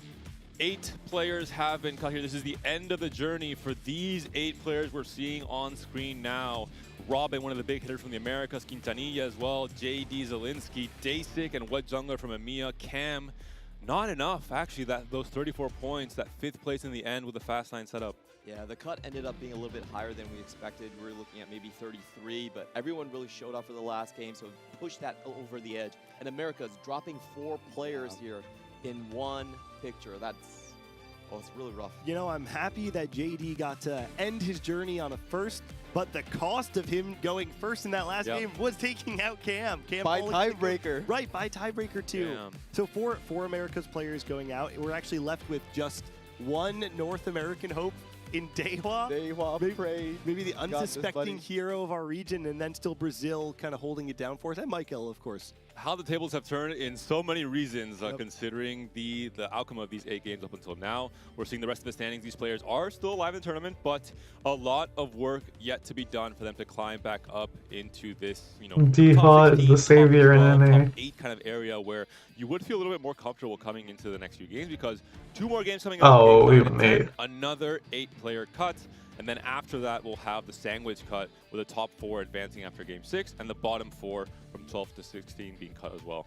And here is the top of the standings. Only one player with 50 points. It's going to be YBY1. He's played Fast 9 the entire way, and he's the only player able to consistently do it. I mean, Fast 9 player in Fast 9 meta. In that last game. Yeah, pick'ems are doomed. There's already been 2 3-star 5 costs. And YBY, 3 previous TAC rounds, his placements have been 3rd, 9th. This guy actually does not miss when it comes to playing under the lights. This guy just knows how to perform. This is me Really yesterday as well. I saw that he hit Yumi 3 playing Garen Hero Augment before finding a single copy of Leona. So something about YBY and his performance in this tech round has to be studied because he is sitting so many alternate win conditions and finding ways to continue taking over these lobbies. Kind of the opposite story when we're talking about YBY's continual dominance internationally is Gobo, who's sitting top 2. And that was kind of the main story. Gobo domestically, if you look at his performances, has been an absolute monster, really pushing into that S tier of play.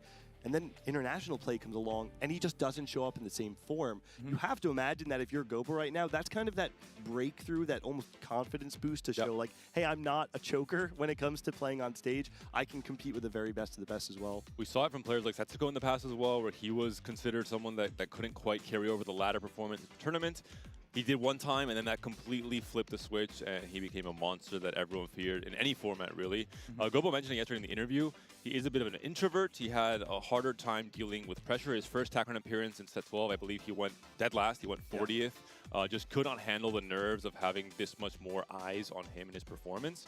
And having a good start yesterday allowed him to regain that confidence, take control of his nerves in the situation, and now we're seeing him is liberated. He is really popping off, and I know how strong Gobo is. I've seen him obviously playing a lot of EMEA tournaments. I tried to convince Clement of his strength. Now Clement is starting to believe as well. Yeah, I'm on board. I'm on board. I'd say the cool thing for me in the top 8 is there's 5 players here that this is their first time at TAC round. This is kind of the thing that broke the trend for us. You know, 19 fresh faces, 5 of them going all the way. Really impressed with Sanyap and Terry, and without you, especially from my region, to be able to perform under the pressure. We usually write the first one off, but they're already here. You're saying 19 new faces total, right? Yeah, 19 new faces 11 total. of the returning players to this TAC round were at last TAC round too, which is the most insane stat about all of this is how many of the players that are performing here have been consistent over the course of 2 different sets. So to me, it's even more, it goes to say even more about those players who are brand new and really making a name for themselves. Songyalp is a great call out. One of the players that we've all been looking toward going into this weekend. I think part of that is the stability of the pro circuit potentially, where you qualified to TAC round, means you were in regionals last set, you qualified to pro circuit this set. You have this reason to try and fight for stability in your career. You're putting in a lot more time and effort to do well in the pro circuit, to make it to regionals again. That can kind of snowball into another TAC round appearance. How did it feel for you, Marcel, playing in the pro circuit this set? The overall first impression of the news of the pro circuit existing, and then how it played out this set. What are your thoughts? Yeah, it sort of validates the whole approach of trying to go more full-time and more serious about the game. I think having the dedicated circuit, having it be, as we were saying, more consistency, right, which allows you to get into regionals. It was always quite difficult from the outside looking in before I got into full-time TFT, trying to understand even the path, how you could be so consistent without being just, you know, Setsuko, Dirsoap, and NA. Yeah. And so having that enabled now makes it feel, yeah, like the time and effort is all justified. And you kind of took that risk of going on into TFT before the pro circuit was announced. I'm sure that you felt even better after it was announced. You said, you know, I knew this was coming all along. I felt it in my bones. Game 9 coming up, though, very, very soon. Any surprises from you, Clement, in terms of the APAC field? We have seen some plays from like Terry last game, pivoting to the Karma line. I think there are some lines that, across the entire sets, APAC and CN have played more and to better results compared to EMEA and Americas. Yeah, I think our general approach was a little bit more Fast 9. We saw in like the player placement distributions, we were always more 1st or 8th shaped, and unfortunately, only one of our Fast 9 players is really doing it, and that's going to be YBY. The opposite was true for Chi2, the other Fast 9 player. Yesterday, he actually started the day off with only 3 points. So, you know, it's looking kind of bad for CN. I think those are kind of the major surprises for me.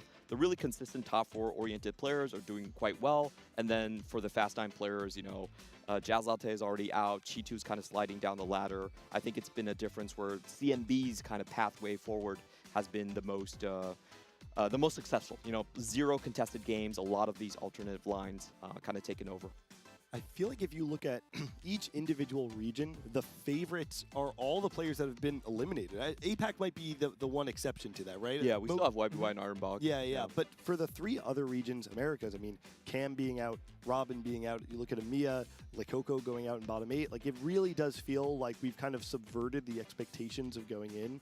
And one of the things I love about TFT is even if you're great 3 months ago, new patch, a new set comes along, and it gives a brand new opportunity for those who are unknown in the game to kind of rise up. And it changes so much that even I feel like day to day, within a single patch, someone can go from being one of the least favored players in the field to suddenly being one of the highest favored players in the field. And I don't necessarily think it's variance. I actually think it's small optimizations and meta changes that happen throughout the day that suddenly someone like CMB and Shaco, who were not favorites in the pro circuit, were not expected to perform, had incredible results, went 1-2 in the regional finals, and now are the two players from the Americas representing themselves and our entire region on the big stage. It's a beautiful thing that I think is entirely unique to TFT.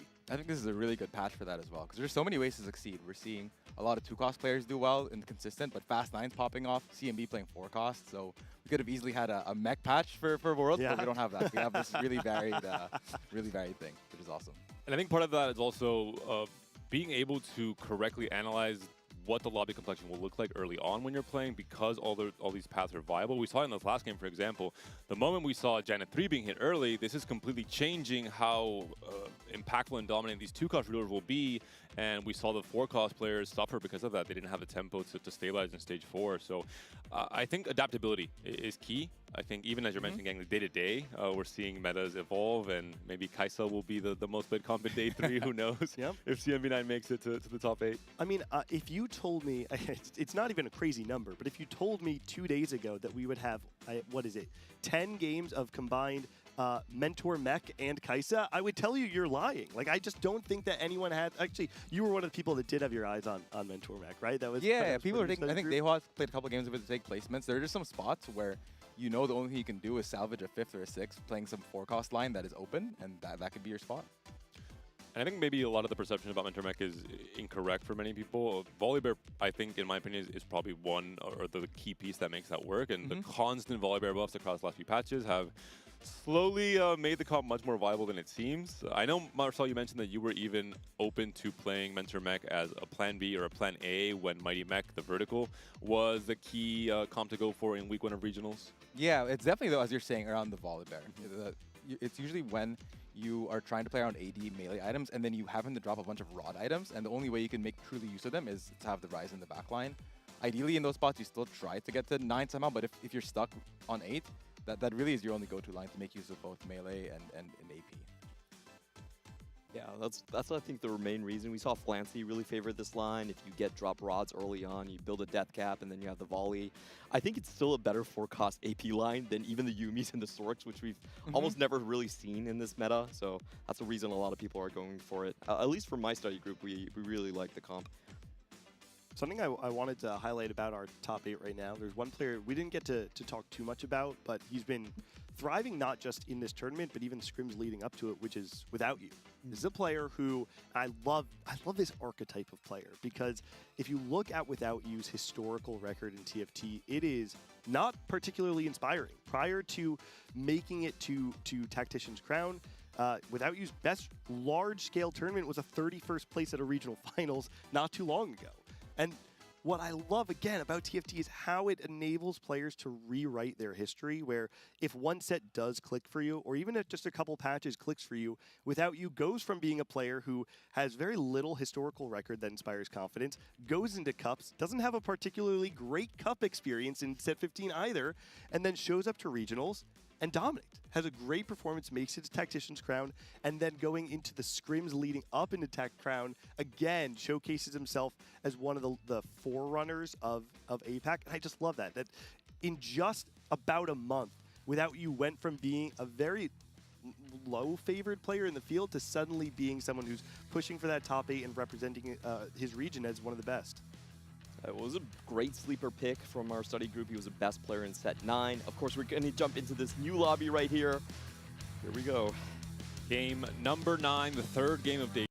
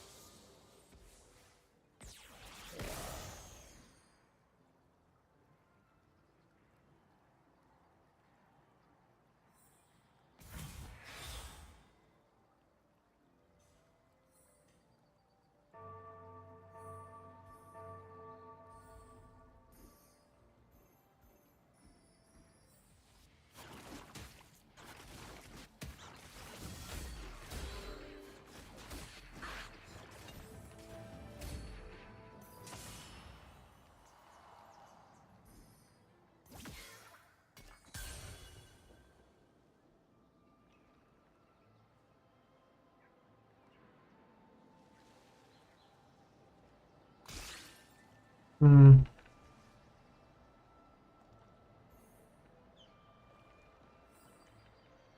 I mean, it could be Warpath. I'm gonna use Ember open it.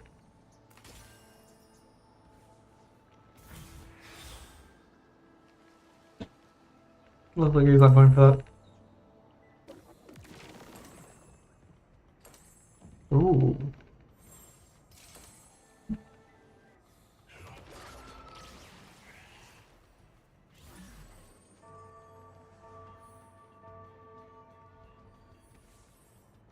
Oh, we're playing Kale here.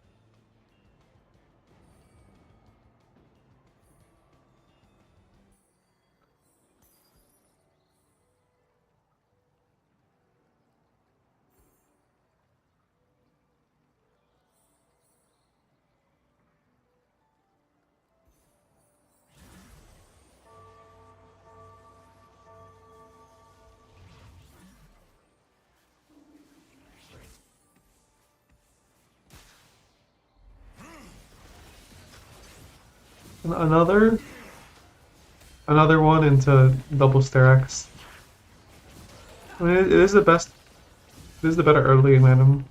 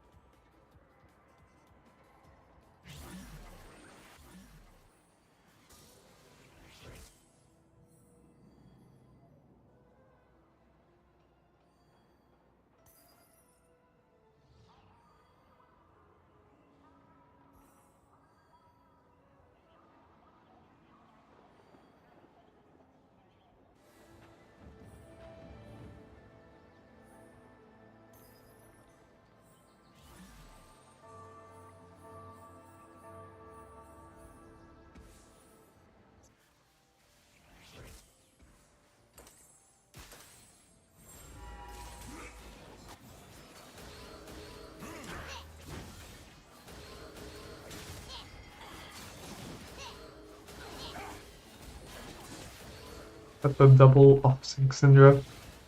Ironbog has Ash items. Could be TF. Could also be Jinx. I don't think people are gonna play Jinx from those items. You know, it's not even bad.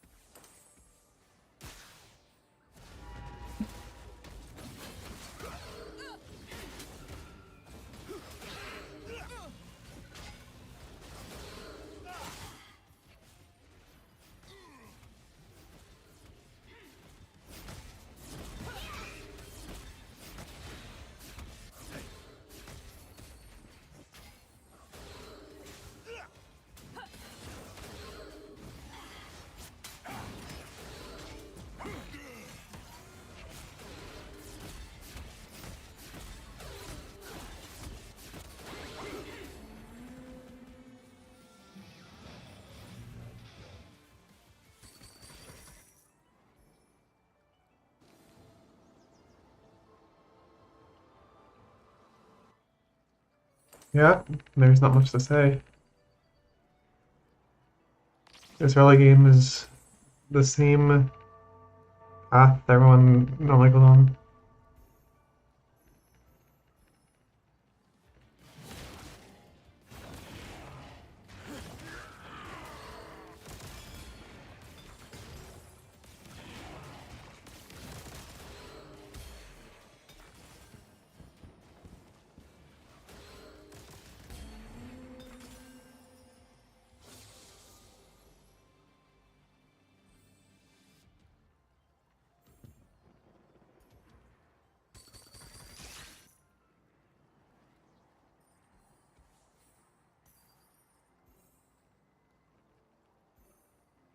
Uh,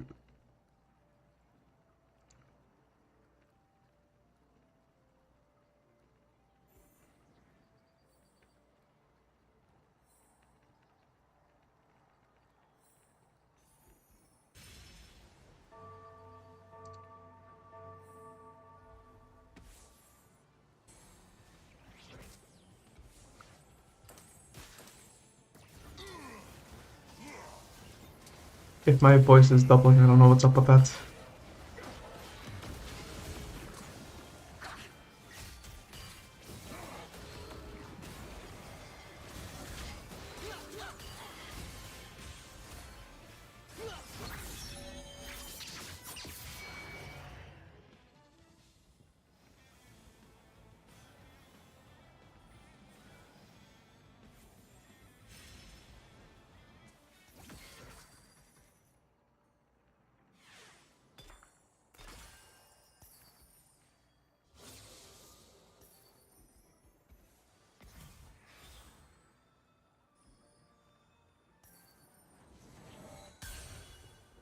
It could be a lot of things. Actually, not really.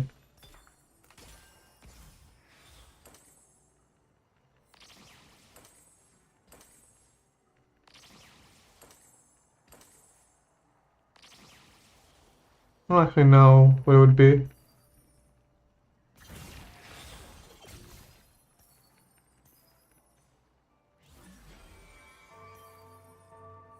Because the main difference between normal is the webcam, but I don't have that on. I don't have audio hooked up for it.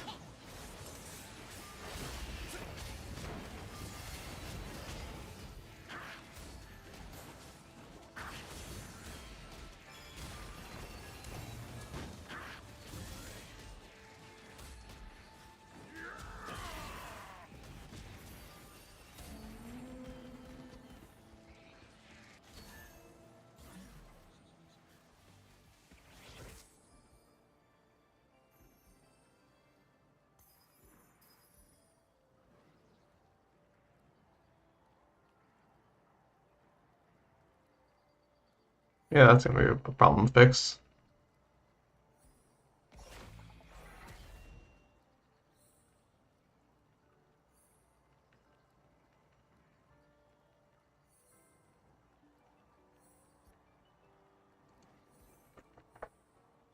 I don't know, I'll just stay kind of locked in then.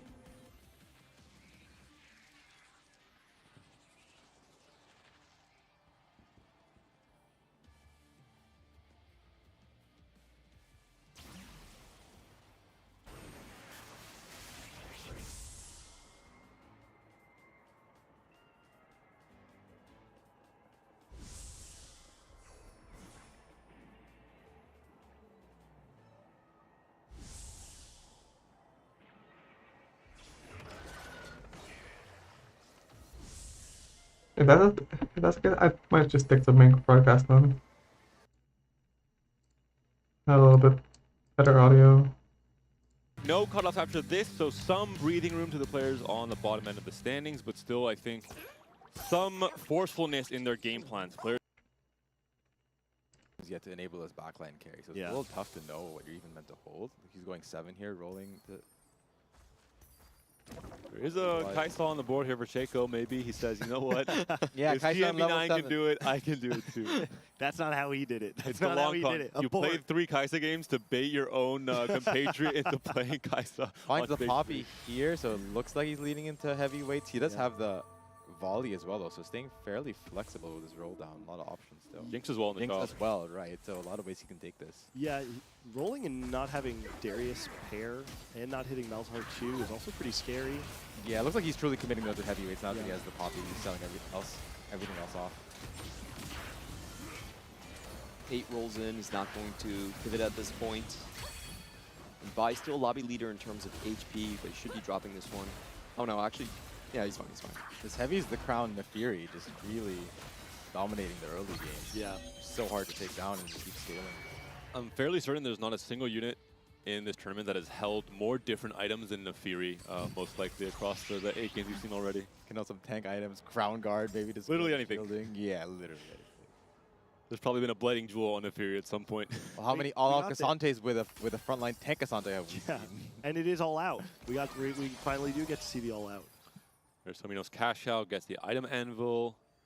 I hope to finish off potentially the last Jinx item. Has a TG slam potentially as well for something like a volley bear or a Cassante.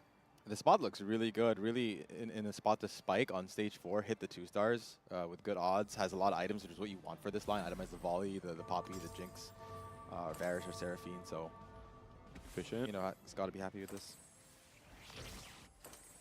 No Garen in the end. It's still going to be the Zac holding down the fort with this innervating locket. Gonna go for a 4-cost pivot, most likely, I think it's the Mira line.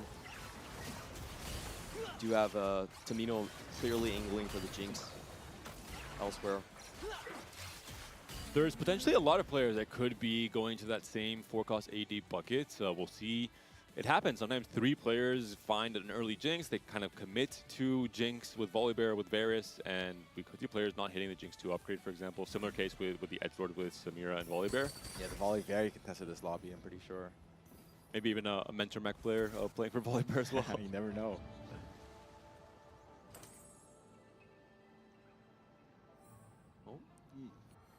Oh, interesting. I think Ironbog did. I think he did have 5 crystal in. Yeah, he did have 5 crystal. So it originally looked like he was angling more toward a fast 9, but maybe finding the Ashe, and because he has Psychic Forge, is now saying, I can just play 5 crystal from this spot instead. Has really good items for the Ashe, has enough gold to have good odds to hit 2-star 4 costs here, so if he gets good matchmaking and hits a reasonable amount, should be a very playable spot. Saved by the carousel. We take those. No problem. We saw Tomino playing some humble TFT, already going H, rolling a little bit, understanding that maybe there will be a collision course on that Jinx, and wants to try and make the transition over 2 turns. Probably going to roll down now on 4-1 to try and spike a little bit earlier. Similar case here for Ironbog, who is relatively close to some big spikes, needs to find 2 more Ashes, has still quite a lot of gold to work with. I like the line selection here. He should be very uncontested on the Ashe. No one is angling this unit. All the other AD players are playing around volley. He's also holding the volleys for other players to make their lives a little harder. Not really ideal in terms of the Ashe count for now. Really hoping to win this fight as well to try and get the snowballing effect going with not just the win streak gold on a 2-win now, but also the Crystal Gambit cash outs. Fortunate to face someone who's still level 7 here, so let's go well. We can get some maybe a cash out or progress towards one. Might get the heavy as the crown proc. Let's see Volibear actually moving away from the Ashe, and that fight's over. Wait, isn't that actually just low roll though? He actually loses all the yeah, you don't get the crystal from the kills. I'm not sure, no. but I would assume not. The text reads that when it we see Ironbog slight smile. I think he's understanding as well. Yeah. The low roll in that fight. You have to position away from the heavy as the crown to kill everything else. That's crazy. I haven't seen that before. The forward-thinking gold coming in for Tartman. Has to make his augment selection fast because it is a lot of APM check here with the roll down coming in. 94 gold to work with for Tartman. Coming a little bit late on the Volibears. I think 5 were already out of the pool if he's trying to go down that line.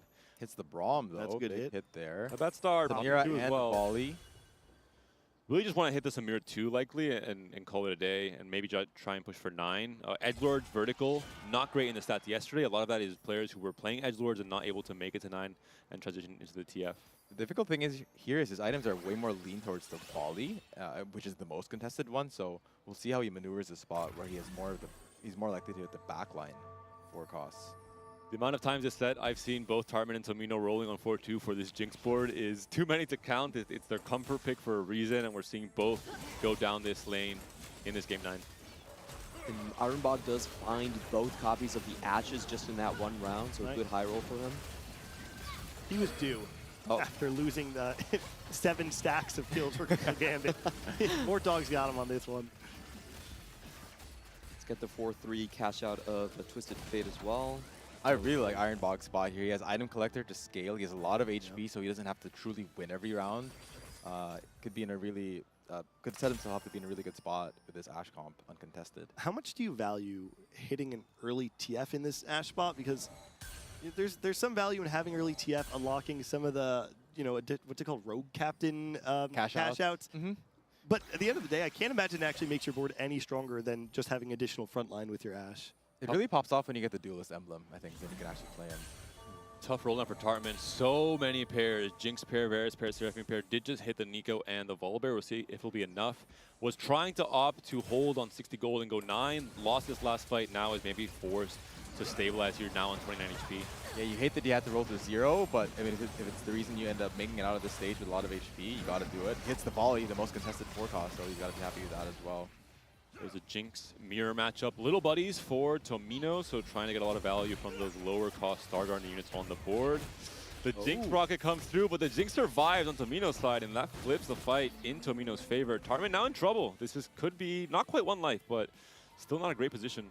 Econ loss is what he's telling himself right now, and just in time to hit the Seraphine on Carousel or the Jinx on Carousel. Also a perfect visualization of why Infinity Edge Jinx is so important to have. If that ability is able to crit, the other Jinx absolutely does die there. Had the Varus pair, sold him off to make Econ, and now has a Varus on the Carousel, so truly unfortunate for Tartman. Goes for the BF sword regardless. And we still haven't seen Double actually pop the Golden Quest just yet. Should be going back to his board. Believe it should be around this round. He's still on that all-out Cassante, just trying to save as much HP before he gets this 2-star 5-cost spike. One of the problems with this Golden Quest now is depending on what you get, some lines are already very congested in terms of if you hit a Varus or a Seraphine, can you pivot into Star Guardians, for example? You have to be really creative depending on what you get. Fingers Double is the guy to do that. Straight to 9 with not that much gold. Oh, the Braum is a really good hit here.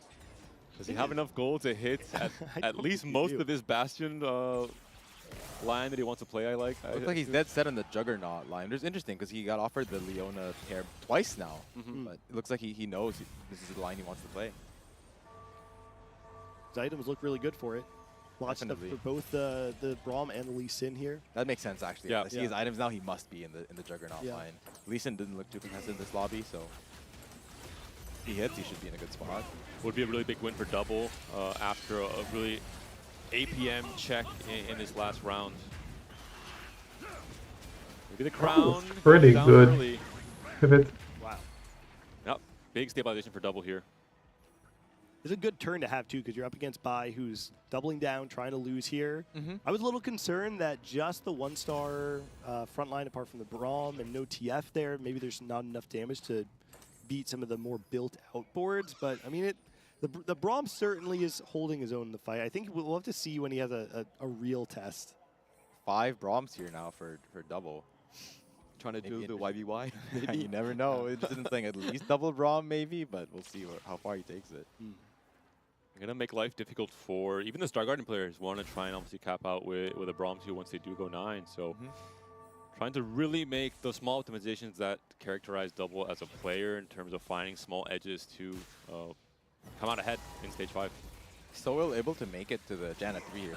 Remember earlier he had to dig to 0. Maybe the care package gave him some dupes, so he's able to get into this game despite having had to roll to 0.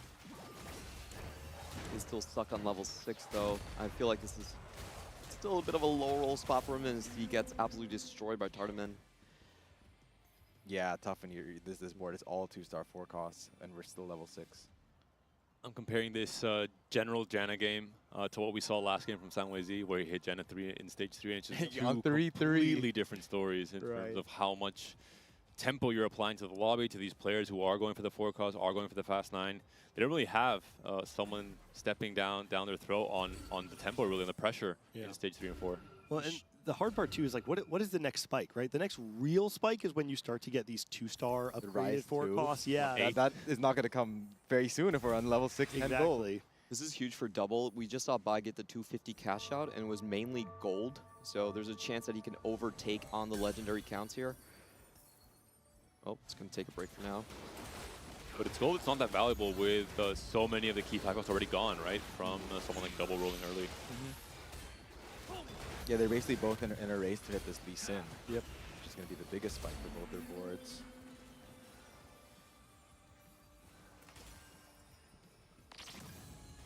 All right, roll faster, Bai. Come on. Too much out the pool already. Also griefing the rises of So Ill here on right. the way down in his level on his 5 cost roll down. Lots to do. Man, finding the pairs is, I mean, it gets you closer, but it doesn't make you any stronger. Yeah, 3 legendary pairs. Probably the worst distribution. Thankfully, still 2 lives, but you want to see a lot more than just pairs and 2 lives. I'm with ya. Thankfully, K.O is going to still be on Darius 2. They hit the Malzahar 3 now with a double JG, the CN tech, I assume. With a Blood Rage, I'm not sure how strong and relevant this will be for just the 2-star Darius for now. No, the thing is, until you hit that Darius 3, I think a lot of people they kind of underestimate the damage that comes through the Malzahar. I feel like Malzahar is what carries the heavyweight Malz comp for so long. Darius is an absolute beast when everything is not upgraded. But in the late game, what you really need is for the Malzahar to be able to snipe out the back line, remove the DPS from your enemy's board, and then suddenly it's a lot easier for your Darius to kind of chew through the enemy front line slowly. Hartman has stabilized now, 3 win streak, did find the Jinx 2 and the Volley 2, and has found at least 1 copy of Braum, which we mentioned would be maybe a hard task to accomplish for the Star Guardian players. TF2 has been found by Ironbog as well, finding, I mean, a little bit more of a cap, but he's still sitting at 47 HP, and this TF has been scaling for a while. Seeing a little bit of everything in this lobby. 4 costs, we got Crystal, we got 5 costs, we got 2 cost reroll, so we'll see what comes out on top. I think Ironbog's got to be really happy with this spot. Yeah. On the other hand, I think Bai has just completely been eclipsed by what we have from Double's board right here. Ironbog looking like the lobby favorite, just continuing to scale up. It's good for Tartman now. On his last life, there's some very strong players in this lobby. He has a good board, but it gets worse and worse the more we go through stage 5 without finding a Braum 2, for example. He's now finally able to go 9. And add a Zaya online for the Edgelord, the extra Star Guardian bonuses as well. Is this going to be a big enough difference maker to win some of these next few fights? Keep in mind, we have one more game after this before we do cuts again. So by going out in 8th there, sitting at 34 points, means it's going to be very, very difficult, if not maybe even impossible, to survive the next cut already. I just feel bad for him because I liked his game plan. He was lobby. He had HP lead, so he wanted to convert that. Had a stage 4 crystal double down, and then double just pivots into his line. Yeah. Takes everything he needs. Hey, but Double's also like the desperate player sitting at the bottom who needs to play for first. So I think it's just Double's got to do what he's got to do. He knows the mission. And you can't predict it because it's a Golden Quest cash out, right? Exactly. So what can you do? Like, I played it correctly for the points he had, but unfortunate. And the lack of Darius 3 seems to be that final nail in the coffin for Shaco, going out in 7th place. Overall, not a great day for Shaco with the Malzahar. In the very first game, went 8th, trying to play for the Bleeding Jewel with Crystal Gambit. Now in this game, again in the bottom 4. Luchador +1 is very interesting for this lobby. Everyone can make use of it. And Tardiman's going to get 4 Luchador immediately. Even the TF for Double, who is on TF1 and has a Shadow Clone, so power up on the TF. Really, really big news. And the final item for the set as well, so a really important carousel for Double here. Does look like a 2-man game between Ironbog and Double at this point, though pretty heavily Iron favorite, I would say. Yeah, I think so as well. Yeah, Double's got to hit the lead too. I'm not sure if he has that. Oh wait, there's a Jen up fire. Next spike, but Ironbog scaling into the game with his cash outs and TF cash. I don't think this guy's ever been on screen since Where like did this come from? We found it. stage 1. Despite the whole lobby trying to stop that from happening. This is a strong Janus setup and board, but it still may not be enough with these really strong 5-cost boards. You're spiking, I think, a little bit too late. The spike just can't really compare to most of these fast time boards from Ironbog, from Double that we're seeing here as well. Double's could be still the on end the of the road. lead 1, but still pretty scary when you see this Braum on your main tank. Braum will displace the Kabuko here as well, which is really big news for the TF targeting potentially as well, with Lee Sin targeting onto the Janna. Too much to deal with. Wait, everyone, it's not too soon. Hold up. The ride is still kicking. Double is gonna have to probably sell off this other Braum pair to try and hit this Lee. Yeah. This opens up maybe upgrade for Tartman, sitting on a Braum pair right now. Tomino also probably looking for a Braum of his own, sitting on a 4-loss streak. This also kind of takes Double out of contention for top 2, because at some point in time, he's going to be fighting Ironbog. And He did hit the lead too, though, so you never know. If there's a chance to beat him, it would be this round, because Ironbog, as he scales, will be unbeatable, but you never know when you can take a life off him. It's true. It's true. Beating one early would actually be preferable if you want to go for the higher placements. And Double only gets stronger after this PvE round, having another item on this TF, currently sitting on Noxious Trap, but only the Rage Blade on the TF2. Really good positioning here from Double, with his Braum going to throw out 2 really key units, throwing out the Yasuo, and then now this Innervating Locket Swain. Is it going to be enough? Oh, gets Yasuo early. Insane Braum throws into killing the backline, so really well played. Hardiman goes out on the left. To the soul board. And Double is going to take a win there. Okay, so Double will be able to secure himself in the top 5 right now. Really just a question of, look at the HP totals. Which of them are going to be playing Ironbog? Sitting at 6 win, 47 HP. Everyone else 12, 9, 9, 3. So ill, also making it out top 5 already pretty good from having to roll to 0 for Janna 2. Yep. Ironbog and Double, once they turned the corner in terms of their stabilizations, going for more of a fast line setup, it was really down to everyone else scavenging for those final placements. Tomino and Tartman, I think, the big losers with their HP leads coming into stage 4, contesting the same line, having things like the Braums being taken out of the pool, and overall losing a lot of the HP that they were hoping to preserve near the end of stage 4 and start of stage 5. Yeah, it feels bad for Tardiman because he had a fast 9 angle, wanted to roll a little bit on 8, didn't find the either the Jinx or the Volley Bear, and just had to stay on 8 for way too long. I think it's that one fight he lost, where he lost after holding on 60 gold and said, okay, I have to roll down, and he rolled down 50 of the gold just to try and stabilize. I mean, there was a world where that line was actually going to be a top 2 line, but... Yeah, if he hits quickly, he gets to 9, Seraphine, Varus, but not this time. All right, let's see who's going to be playing against Ironbog here. Uh-oh. It is Double versus Ironbog, match of the 2 strongest boards in the lobby.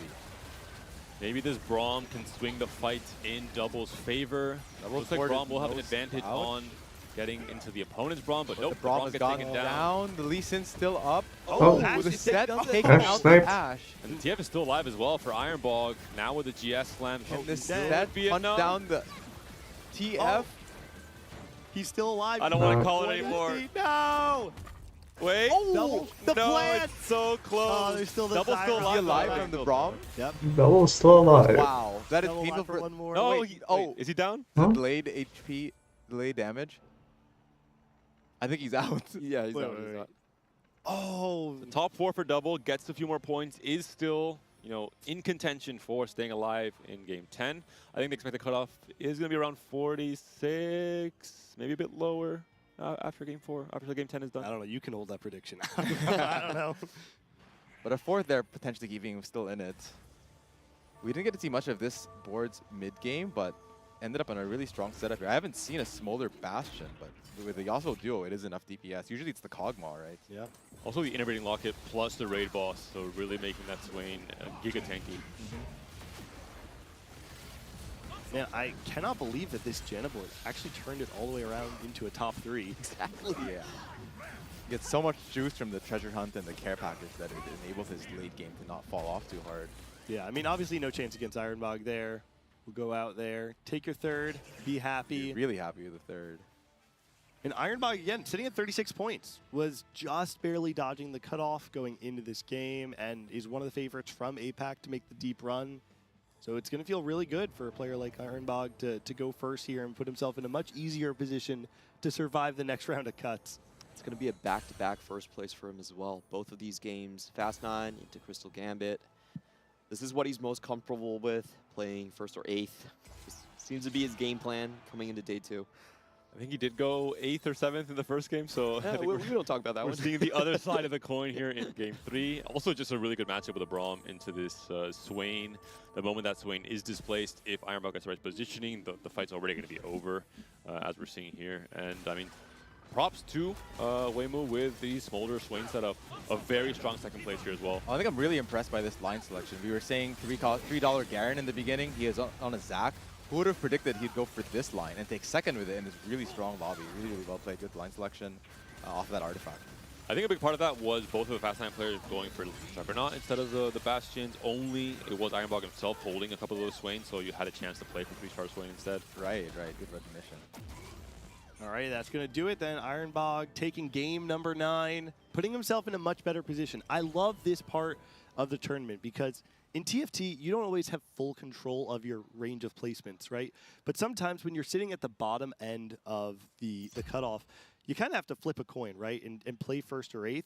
But the reality is playing a game of TFT, sometimes the coin is weighted one way or another. And what you really want to do is be able to go first when the coin is weighted in your favor. But those players like Bai that we saw go out there are suddenly in a position where even if the game doesn't give them an easy route to go first, they've got to play for it. They got to play for it. They got to flip the coin that 9 times out of 10 it's going tails and they really need heads.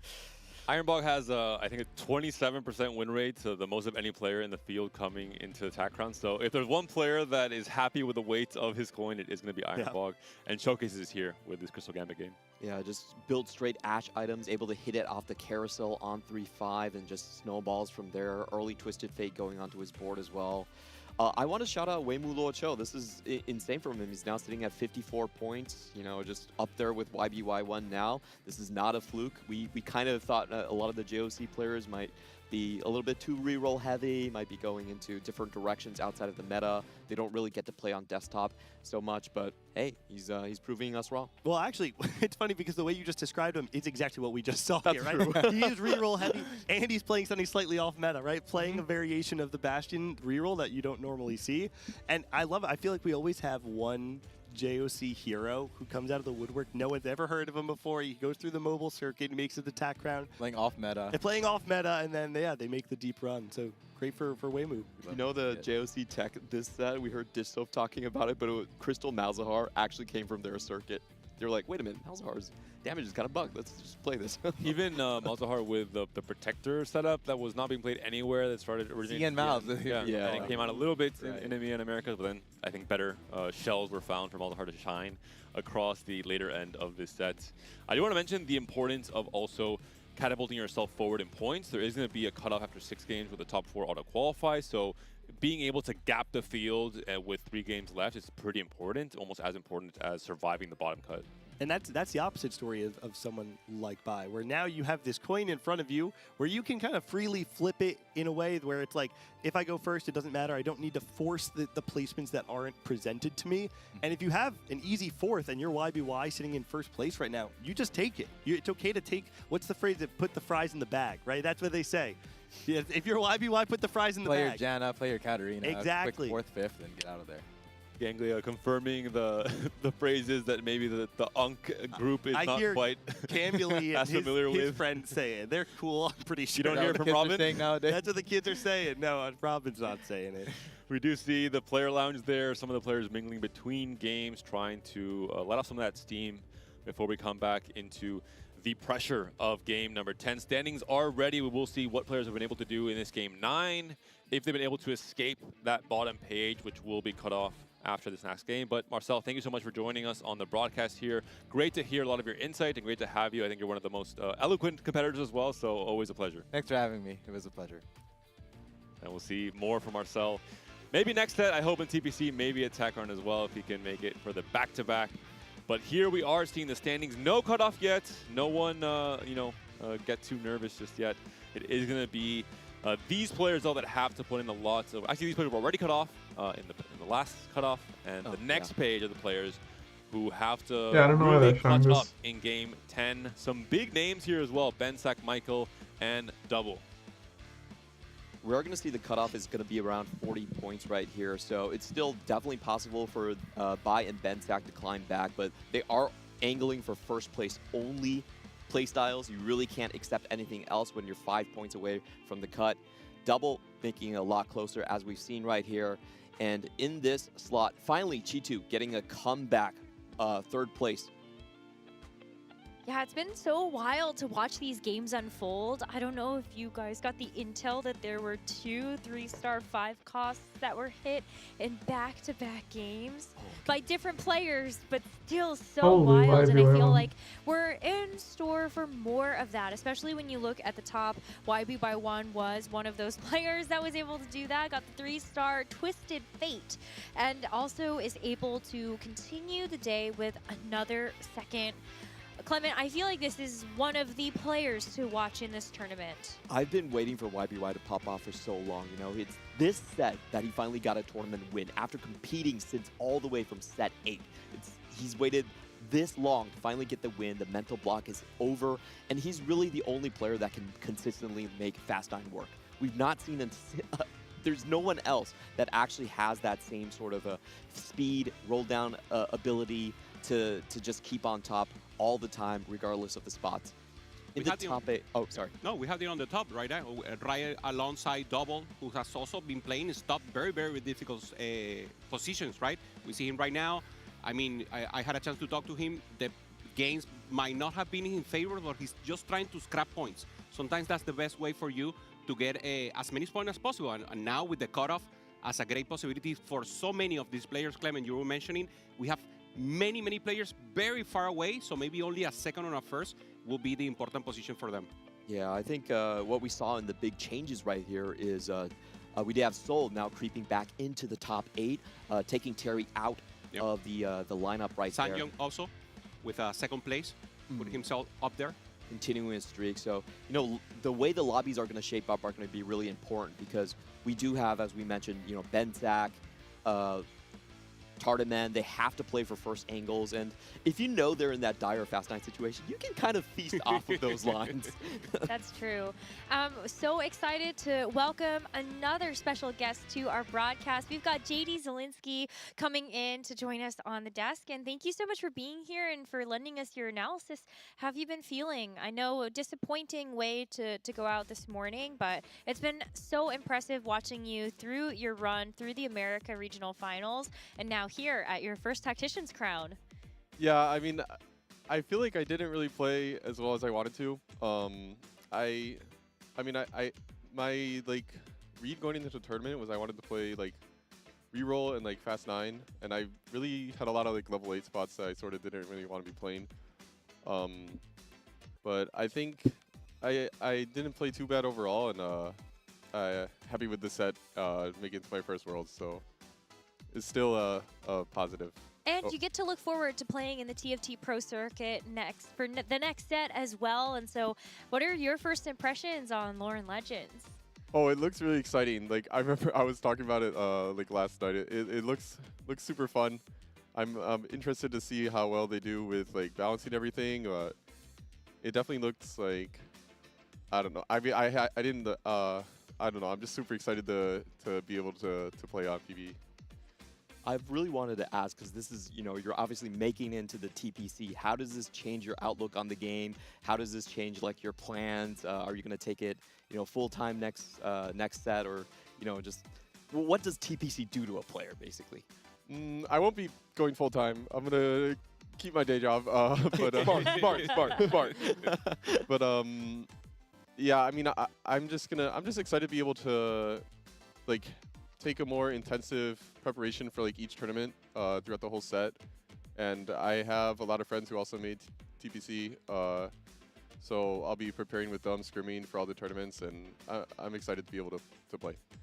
Any players from either the Americas or overall that has impressed you, or you think is a favorite to win it all now with the stage set? Oh, Hoope, that's like a loaded question. You know, there's only one North American player left in our field, right? He said Americas. He could pick up. Okay, you could pick Brazil if you want. Yeah, I mean, I think Milano. I think they've like Dehua, CMB, Shaco, they've all been super impressive this weekend. And Michael as well. He's in a bit of a more difficult spot now after the first few games today, but I think they all could have a good chance to make it to the final lobby, so I'll be rooting for them. What about any of the rest of the field? Were there any players that you looked at on the TAC Crown roster and you said, wow, they're going to be really tough to play against? Yeah, I mean, the two players I was like most scared of coming in were definitely YBY and Ironbog. I thought they were like super strong players. YBY is definitely showing why I was so scared of him, but also like I've been like talking with Tomino. Well, here I haven't really spoke to him before, but he's a really nice guy, so I'll be rooting for him too. He's been doing well. I love that. Is there anything that you feel like you've gained from just the experience of being able to play with everybody together in the LAN environment for the Tactician's Crown? It's definitely, I was definitely distracted like playing the games. There's a lot of noise, and it was definitely distracting for the first few games. Like I wasn't listening to music at first, but I decided like I'm just gonna put some music on just so I can have like more sound in my head, so I can't hear as much of what's going on. But yeah, it's definitely something to get used to, and I'll be like, and also it's like really bright in here, so I was like kind of blinded, like, but I got used to it as well, and I think it got better as the games went on. So just a lot of learning for next time, you know. Have you ever been to Alicante before? Any highlights? Anything you like about the city or the food? I mean, it's been great. This is my first time actually ever leaving the country. Wow. Whoa. So yeah, it's been really fun. Haven't really been able to go out and do much. I've been sort of focusing on preparing, but definitely gonna go see more of the city tonight, go explore. So yeah, that'll be fun. Do you like gelato? Today's gelato day. She has a spot. Yeah? I have a specific spot that I really like to go to every time, so I'll share it later. Oh, okay, sounds good, yeah. Oh, okay. Well, taking a look at how the rest of the competition has gone, I mean, Dohua has had a very good day so far. I think in this upcoming game, needs a 7th to be totally safe from this next round of eliminations. But JD, can you give us some insight? Like, what if you're on the cusp? You know, especially in the last game that you played today. I love that you still went for the first. You were able to get it with that double trouble Malzahar. Was that something that like you knew? Okay, I have to play this to at least have a chance to make it out of elimination, or did you know that you were mathematically eliminated going into that game? I pretty much knew I was eliminated, but I was actually talking to Cam and Michael. They were in my lobby. I was talking to them before the game, and I was like, I'm not gonna reroll this last game. Like I'm gonna play like Fast 9 or something, just go have fun. But they were like, the only rule you should play is Double Trouble. I was like, it's too boring. I just won't click it. But then they're like, no, you'll win like $1,000. Just click Double Trouble and go first, and it kind of backfired on them. But you were contested, yeah. Well, I thought Terry was going to contest me. Honestly, he's kind of a nice guy for pivoting, but. That was really funny. Yeah, we were watching that spot and we're like, who's going to actually lose the game of chicken? Did you have a plan B for playing the Double Trouble line if you weren't able to get the Malzahar reruled? There was no plan B. I was just playing Malzahar. I wasn't going to pivot. Like, it is what it is. Yeah, it was kind of unfortunate how it did go out with the rest of the Americas players, but I hope you're still proud of your performance for this first one. Yeah, I mean, I'm definitely proud of how I did throughout the whole set. I think I played very well at regionals. Absolutely. Definitely a bit more uncomfortable with the setup and the ping. I mean, I'm not going to make any excuses. I didn't play as well as I should have, but I think throughout week 1 and week 2 of regionals, I did a very good job, and I was really happy that I could prove myself on that stage, and now it's just next time come back and do better here. I feel like the TFT Pro Circuit must help out a lot with that, though. I mean, just the fact that you're going to be playing up against like a really high caliber of player across the Americas, is that something that you feel like you're looking forward to as like a test of skill? Yeah, it's always nice to like prove yourself and feel like you're up there with the best players. So I really enjoy like just competing and when I do well, it's always obviously better. So yeah, it'll be really fun. I'm excited to see how it goes, and I hope I can make it into the like secure like the top placements to make it guaranteed like week 2. I'm a big JD believer, so I got your back. Yeah. I want to ask you a question because you were actually the best Crystal Ash player coming into the field. Do you have any like secret tips on how to play the 5 Crystal line? Go ahead. I mean, honestly, I think I played like 3 Ash games out of my 8, and I think I averaged like a 7 in the tournament. Not this tournament, but yeah, coming in, I mean, I feel like I was playing similar things. I was like more varied in like what spots I would play it from. Like I like playing it like from not like full open and stuff like that. Like last patch, and just like not necessarily needing like this like crack and rage blade build. Like you can have like red buff or like there's lots of different builds you can play on Ash and just capping around the 5 cost the best you can. But I sort of just went into the line like just try to be as strong as possible like every round on stage 4 and then farm your loot from that. I had a bit of an unfortunate game in game 1 today where I was playing Crystal Ash and I hit my whole board and then I fought Lee Sin 2 birthday present on 4-2 and then 4-3 I fought Triple Fruit, Cash Out, 6 Bastion, Seraphine, TF, Braum board. Like, so that was a bit unfortunate. So I sort of just lost from that spot because I couldn't farm any loot. But yeah. Well, maybe our players will have either learned something or gained something from our previous games. As we head into game number 10, the expected point cutoff for the next round of eliminations does look to be about 45 points. So for players like Chi2X, Lawu, as well as Michael, Bensak, and without you and Dohwa, basically everybody right now is kind of on that bubble. They're going to need to have very specific placements in order to pass that 45-point threshold. Yeah, so pretty much top 1 angles from both Michael and Bensak are absolutely required. I'm going to be very interested on their starting augment selections. But Michael can. JD, if you had to go for a first place, what would be the augment of your dreams? I mean, Double Trouble. Double Trouble doesn't count. Double Trouble doesn't count. Outside of Double Trouble. Probably just some like Econ or Fast 9 augment. Like you could play like maybe Level Up or like Upward Mobility of like Gold Opener or something like that. That could give you a lot of gold. Like in my game 1 today, I was sort of already in the mindset I need to play for first because I sort of had to if I wanted to like make it near final lobby.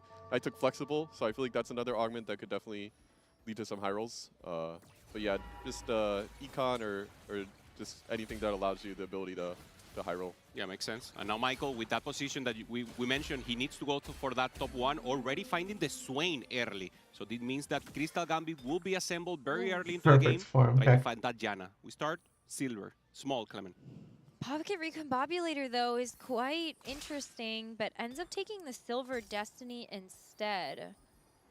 We'll see what everyone Silver else Destiny also second decides win, to that's pretty land on good. that first augment choice. Oh, that felt a little bit bad because he had a Malphite 2 in his shop.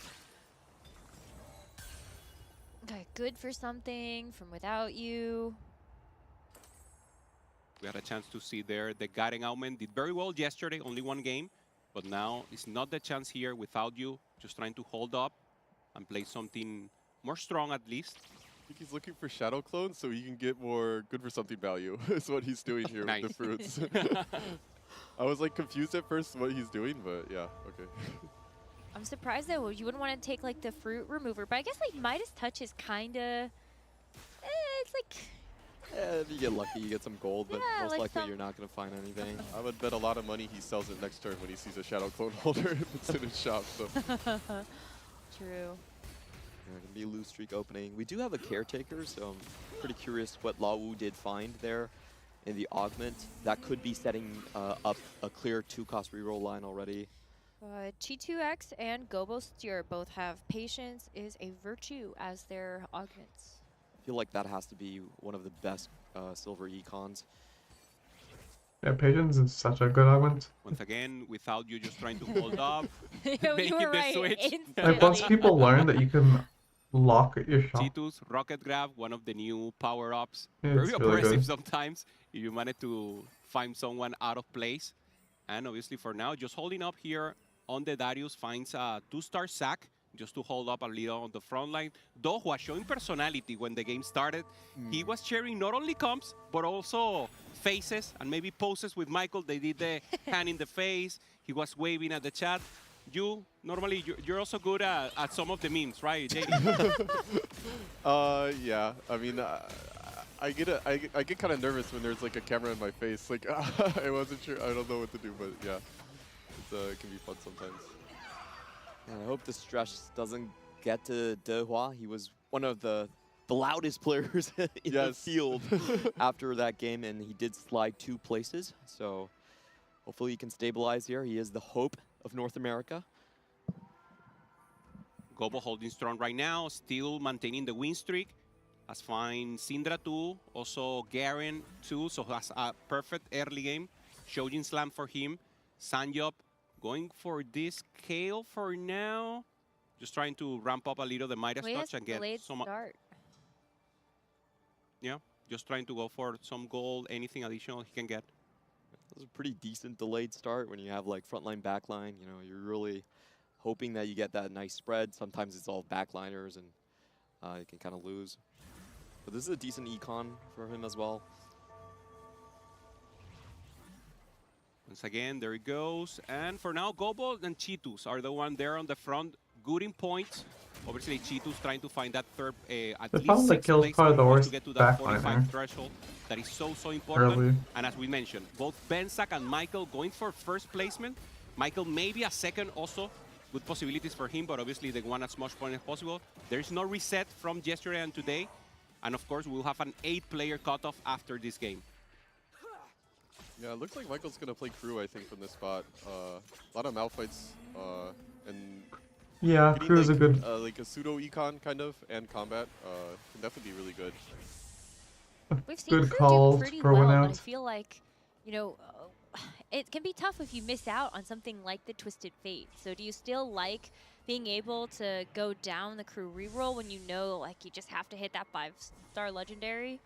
I mean, I think it's pretty decent from a spot like his, where his opener is like not bad. He has like the Smolder to play around as like a backliner for mid game, which is like something that Cam was really high on, playing around like Smolder mid game for crew. And he has a lot of Malphites, gold sub, so I think it's just a pretty good spot for it. Oh, we did see the crew take first place earlier today. Without You played that, and since I'm in his study group, I kind of heard his opinions about the crew. The key for the comp is you really want the 2-3 stars in. That's when you start getting the free rerolls every turn. The first breakpoint is kind of just delayed econ. You kind of make that back when you're rolling down anyway, the level ups, but getting the 2-3 stars as soon as possible is key. We saw Bensak there with a good position also. Noxus trap there on the Jewel Gauntlet Malzahar. So Good spot also for him. We haven't seen the Malzahar doing great without double trouble. So maybe a chance here for him to step up on the comp. I'm really interested on the G2's line here. It's not, you know, Rabadon's kind of a, we don't see that slam that much in this meta. There's also patience is virtue, so. I think he's gonna play heavyweight Malzahar, would be my guess, and just move these items to Malz later. He already has the rapid grab and he has 4 heavyweight opener. I think it just makes the most sense from his spot. So are we going to see a two-way contest? Do you think Bensak would want to actually play the Malzahar, or do you think he's using this Noxious Trap, Jewel Gauntlet Malzahar as a step to something else later? I would imagine he doesn't want to contest Malzahar without like double trouble or something like that. So we'll just have to see what he plays it into. He could play like maybe Yuumi or try to fast 9 into like Seraphine. Yep. Good options there. Lawu just trying to hold on. Not win streak for him. Bensap and Chitux are the one we should keep an eye on, just trying to see if they maintain this win streak. So important to be pressured. There's Bensak, still with the Noxious Trap, and should be able to win here against Sanjok. Good position, and of course, maintaining this tempo. Very important for him to have those options open that you mentioned, JD. If he gets a win streak, even if you don't have some economy, some additional, you already get that economy through interest. And it's a chance to go to a level 9, fast 9, and find the legendaries. Yeah, for sure. It's also gold subscription, so there's a little added econ in. So I think if he keeps streaking until like around like 3-2, he could definitely fast 9 here. All right, well, it's going to be Bensak and Chitu, both pretty big winners in this stage number 2. And Michael actually not super poorly off either, but is playing a fairly weak board, maybe hoping to try to snap one of these other loss streaks. Yeah, his roll on 3-1 is going to be very important. Again, he has to play for a first place. It's the only option right here. If the early roll, if he can like hit just one of the 3 stars on 3-1, it's a huge boon to this line. Yeah, very regretful also that he had a good face-off, so to speak, and so he won the first one. So he doesn't have the full lose streak that will give him that important goal to get that threshold. At least one of them, Clement. Normally the Malphite more important, but you need the 2, as you mentioned, to actually start ramp up and get the full benefit of early crew. It's actually a lot of gold, though, from this gold subscription. Having only 2 Sivers is a bit sus at this point. Do you like the spot a little better, knowing that you at least have 5 copies of the Malphite? Like, I feel like that's really it's a more important one, but He's saving for max econ, so he's not going to roll down anymore on 4. Yeah, I mean, I know we were actually reviewing about crew before the tournament, and we're just saying it's sometimes more valuable just to roll on level 5 instead of level 4, so you can get the upgraded like the Smolder and Janna, and if you're not gonna like hit Malphite 3, rolling down on level 4, then it's, yeah, I agree. really He's not very close, so he shouldn't really roll down. It's better to just have better odds of hitting your backliners for stage 3. Like if you were closer, but he he'd could just probably roll. slow roll here, right? Just stay above 50 and Yeah. just kind of see what he gets. When would be the time that you would full send it? I mean, you kind of really don't want to full send it playing crew because you need to hit all of the crew units upgraded. So if you have like 8 Malphites, it can be worth it to go to like 30 gold sometimes to try to hit him. But that's pretty much all I would really think about like digging for in crew. Ooh. Right, I heard a pop-off somewhere, but we'll see where that was. Maybe it wasn't this lobby, but looks like we did see a double down for the Crystal Gambit on Gobo's board. And that is a nice hit. Michael actually did go down to 30 to get that. So great call, JD. Oh, with Team Builder 2, actually, I guess it makes it a little more comfortable to have made that Malphite 3. Yeah. I think this makes sense. The sword is like a little awkward, like having 2 swords playing crew. It's like probably the worst component for the comp. I mean, he just sort of had to make Gunblade and try to get like GS out of the other one. So it'll be pretty important, I think, to get Bow off Carousel just so the sword can make like a useful item. We have Kobo and Lawu both taking Bramble Best, so detecting that, once again, an AD heavy lobby. Only Bensak, the one with that Jewel Gauntlet. He found the Malzahar, but obviously will trying to get a pivot. Also, Bensak with 3 Crystal Gambit, trying to go full lose streak right now or trying to cash out. Remember, he needs the first place. Oh, that's... it was tough to see Michael actually take a loss there despite having that in Malphite 3. Yeah, we're seeing how a lot of these lines are ending up right here. Dehua going back to his favorite line this tournament in the Janna did start turning the corner into the win streaks. He did have to roll below 30, but I think that's probably fine given that we're gold subscription does hit. And Sanyap also established on the Wraith line here. Yeah, having Juggernaut here, everything in placement. That Aatrox that will help so much already with the Super KO. And having that chance of going to the Fast 9 KO with good position right now. So he needs to step up, low in HP, but from now on, he should be winning. I mean, the Slammin's definitely going to help with that, right? Yeah, I mean, I feel like the spot is pretty good. He has like a lot of econ with the Slammin and Gold Sub. He should be able to make it to 9 and be strong for the rest of the stage. And he's not super unhealthy. Like, he's at the bottom, but 74 HP is really not bad for this point in the pretty game. good. And also, He already has the kill I for totally missed that he had 2 3-stars on his board. I feel Kale was one of those secret lines that was doing very well in scrims. Haven't seen a lot of it at attack round just yet. There's a big hit here for potentially Without You on that Samira. He's going Bastion and Lords. Also the Leona for him as well. It's good carousel. There's an Ashe.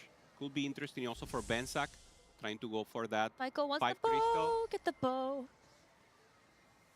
Right, so Without You doesn't get either. Arr.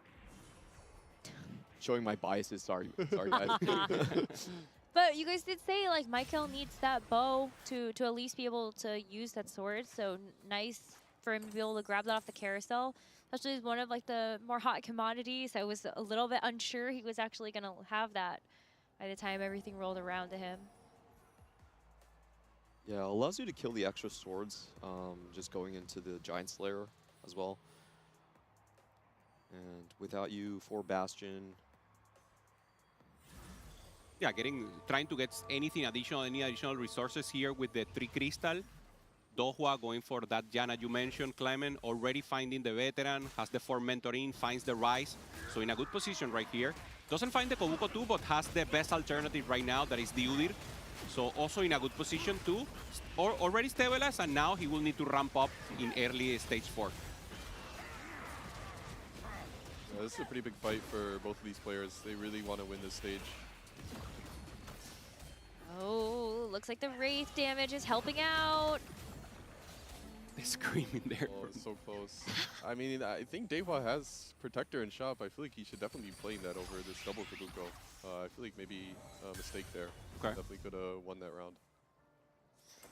Yeah, we see the expression there, the emotions. And also we hear him here at the stage. One of the most loudest personalities here, together with Michael, either joyful or angry, showing always emotion, and that's their way to, I mean, lower stress maybe. Man, if Michael were streaking here, I don't blame him. Yeah, that'd be so good. Michael once again here finds the Sivir, fairly close. Well, not so much from the 6, early 6 that will help him itemize for now, maintaining the smolder, detects that even better to get additional utility. He did use the Lesser Duplicator for the Sivir 3, so not going to have that for the Ziggs. Just wants to get the extra rolls every turn now. And it's important for him to completely win off this stage. He's already had 4-win streak. Should be able to do it against Gobo. Yeah, he's not fruiting. I'm not really sure why he's not putting the fruit on the smolder. He must like think like he wants to like decide if he wants to fruit like Ziggs or smolder, but I feel like you can just sell the smolder if you need to. So yeah, I'm kind of unsure why he's not fruiting it here, but maybe he just knows that he wins that fight. I would be a little 6 Ziggs. In the end, works out, wins either way, and save the possibility of maintaining that smolder and having a chance to pop off the power-up as soon as possible. Bensak finds a Karma here just for transition, and with more possibilities here to step up. Dohua, 6 Jannas, and will probably roll right now on 4-1, trying to fish and get the Janna 3-star online. G2 finally gets his streak broken. And I do wonder, oh, it's going to be a prismatic. Let's go. Frizz or Radiant gloves. Just save it. Okay, Rating Good the call. worst He one. does have Pandora's. yeah. Finds one Janna, so 2 off. And there's a roll down. One more. Very important to hit early here. Oh, this is... Taking a while. He gets the Kobuko, but this is a lot of gold to have to roll for just one final copy of the Janna. Decides not to break 20 here. The game wasn't given, so Yeah. low roll wave here for Dohwa. Trying to find that. And going up against Michael. Once again, Michael wants to maintain the win streak, sells Oh, this finally is kind the of good for Smolder and goes for Michael. the foot on the 6. Looks like Smolder turned into Rammus. He's got Rammus up there with the Radiant team. Oh, yeah. I guess maybe that's why he didn't want to fruit it. Yeah, I mean, I guess so, like, if he doesn't have Shen 2 yet, which I don't think he does, like, Rammus is definitely stronger than Shen on the board, so. And I think this is, wait, that's not good for Mike. Prismatic Orb is pretty good for Michael. He was sort of lacking items in, like, Radiant TG for, like, Shen is solid. Lucky Gloves, Don't TG? pick, any Lucky of our Gloves players could pick is Lucky insane. Gloves. Yeah. And he has Lucky Pandora. Gloves, like Radiant. Holy, that's insane. This is crazy when the Prismatic's already like the Radiant TG right there. Yeah. Just getting that across the board. Another one. lucky. Like, yeah, I mean, that's the only correct I pick. feel like that would be an instant pick for a lot of people, Yeah. but 3 lucky gloves. It is. Everyone has the same tech. Yeah. Wow, what do you think about Ascension from Bensac? Whoa, we'll have to see that front line. Whoa. Normally Ascension, not the preferred augment that players want to have, but maybe some good scaling comp. Focus on that front line will be huge. Bensac right now staying on the Karma, so huge right now. Karma 2, 4 Zorks, and going for this line that we haven't seen much, but when we see it, it works out because Wait, players are Ascension with using it in a- Zorks? in a- I feel like- but the Volley Bear with the Radiant Thieves gloves is going crazy. Yeah, I feel like Doesn't that's stop. just int. Access to backline, and He wants to goodbye. lose here. It's okay. I mean, chill. Not a bad loss at all from Bensac here. He's happy to lose. He still needs to cash out his crystal. So I'm just not sure how he finds a first place from this position. I feel like you have to go back into Seraphine if you're in this spot. yeah, I think he's just gonna try to force 9 and maybe try to make his way into Seraphine or. Right. Give me gold. Give me gold. That's a lot of gold. That's good. Oh, that's there's good. the And Seraphine. It looks like he's just committing the Sorg. So he hits the Gwen, which is very good. Probably had to stop here. Another Wen. Keep going. Natural 2 Wens Wait, here what's- on level 8. Swain or Jarvan too. Yeah, now he's just looking for the high roll. An additional Wen here. Low probability. Is Destiny on the side of Bensac? Okay. Okay. I thought it was He hit it last second, that's good. I don't think I've seen a Sork win angle this patch, to be honest. Yeah. I'm very curious. I mean, this spot doesn't seem bad. There was that one I'm game. not sure how strong Sorks are right now. I really haven't played much of it, but we'll see. It really doesn't seem like a bad spot at all. He has pretty much everything upgraded. Gwen pair, good items. If he can make it to Gwen 2, I could see a chance here. Maybe there's one on the carousel. Yeah, I think I would just sell the Casantes because I feel like you need to go 9 and hit this Gwen. But he is playing a Rel on his board, so. True.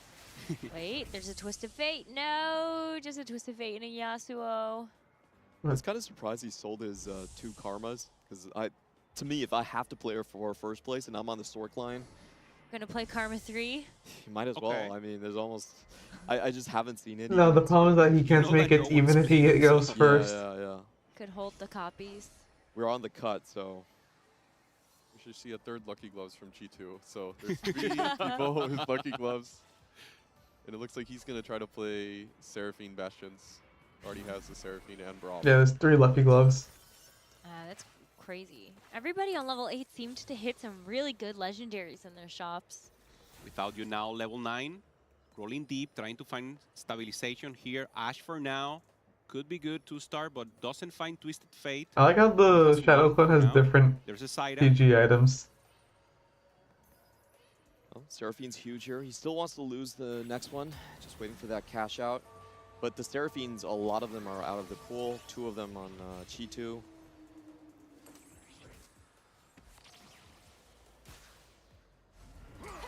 Oh, Chi2's just 1, okay. Yeah, Chito in the back. Right now, holding one. Seraphine doesn't have the pair still, but access to backline. Twisted Fate very low. And the Brown finish up here in good placement. Both going for that Seraphine. For now, win for Chitux. And also in a better position with HP. Leader right now with 84. Yeah, we're going to have to see what this cash out is going to be. Gold typically is preferred, I should say. It should be gold, guaranteed. Oh, there we are. It's a lot. He gets the gold and lucky item chest. This is honestly like sort of one of the worst cash outs from 250. You like the best one he can hear is probably the champion duplicator to try to hit Seraphine or Braum TF2. But the item it can be good if he gets to the board still. I mean, he definitely wants like dual gauntlet here. It's Noxus Trap and Mage down, which is definitely really good. And the Bastion Seraphine getting so much additional stats that she will convert into damage. Now also with crit, more mana generation. And with Mage, this Seraphine is just a beast. Good throw onto the Swain, but it's not enough. Ascension does proc and give Benzak the win here. Yeah, I feel like kind of unlucky matchmaking. He fights into he fights into Benzak here. It's definitely like probably one of the stronger boards in the lobby this turn. I feel like there's definitely boards he would be able to beat there. So a bit unfortunate, I think. Down to a single life, and we have Michael. Michael's only needing a 5 place. Shens. No Twisted Fates, 1 And off he's of the Ziggs. boned. But very far from the Shen. You know, Michael's on. Yeah, Winning only out. 10 gold right now for Michael. Looking very, very dire. He will need a Hail Mary here. And of course, he will try until the end. Michael needs a second or better here to advance. And Destiny is not on his favor for now.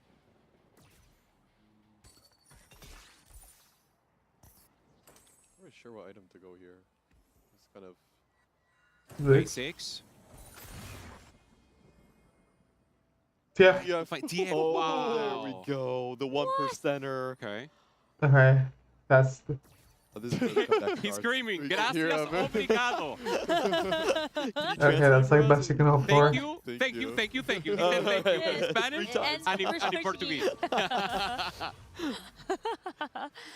Shishe, you will say. Yeah, shishe. Okay. You have to teach him, so he do it 3 times in the next one.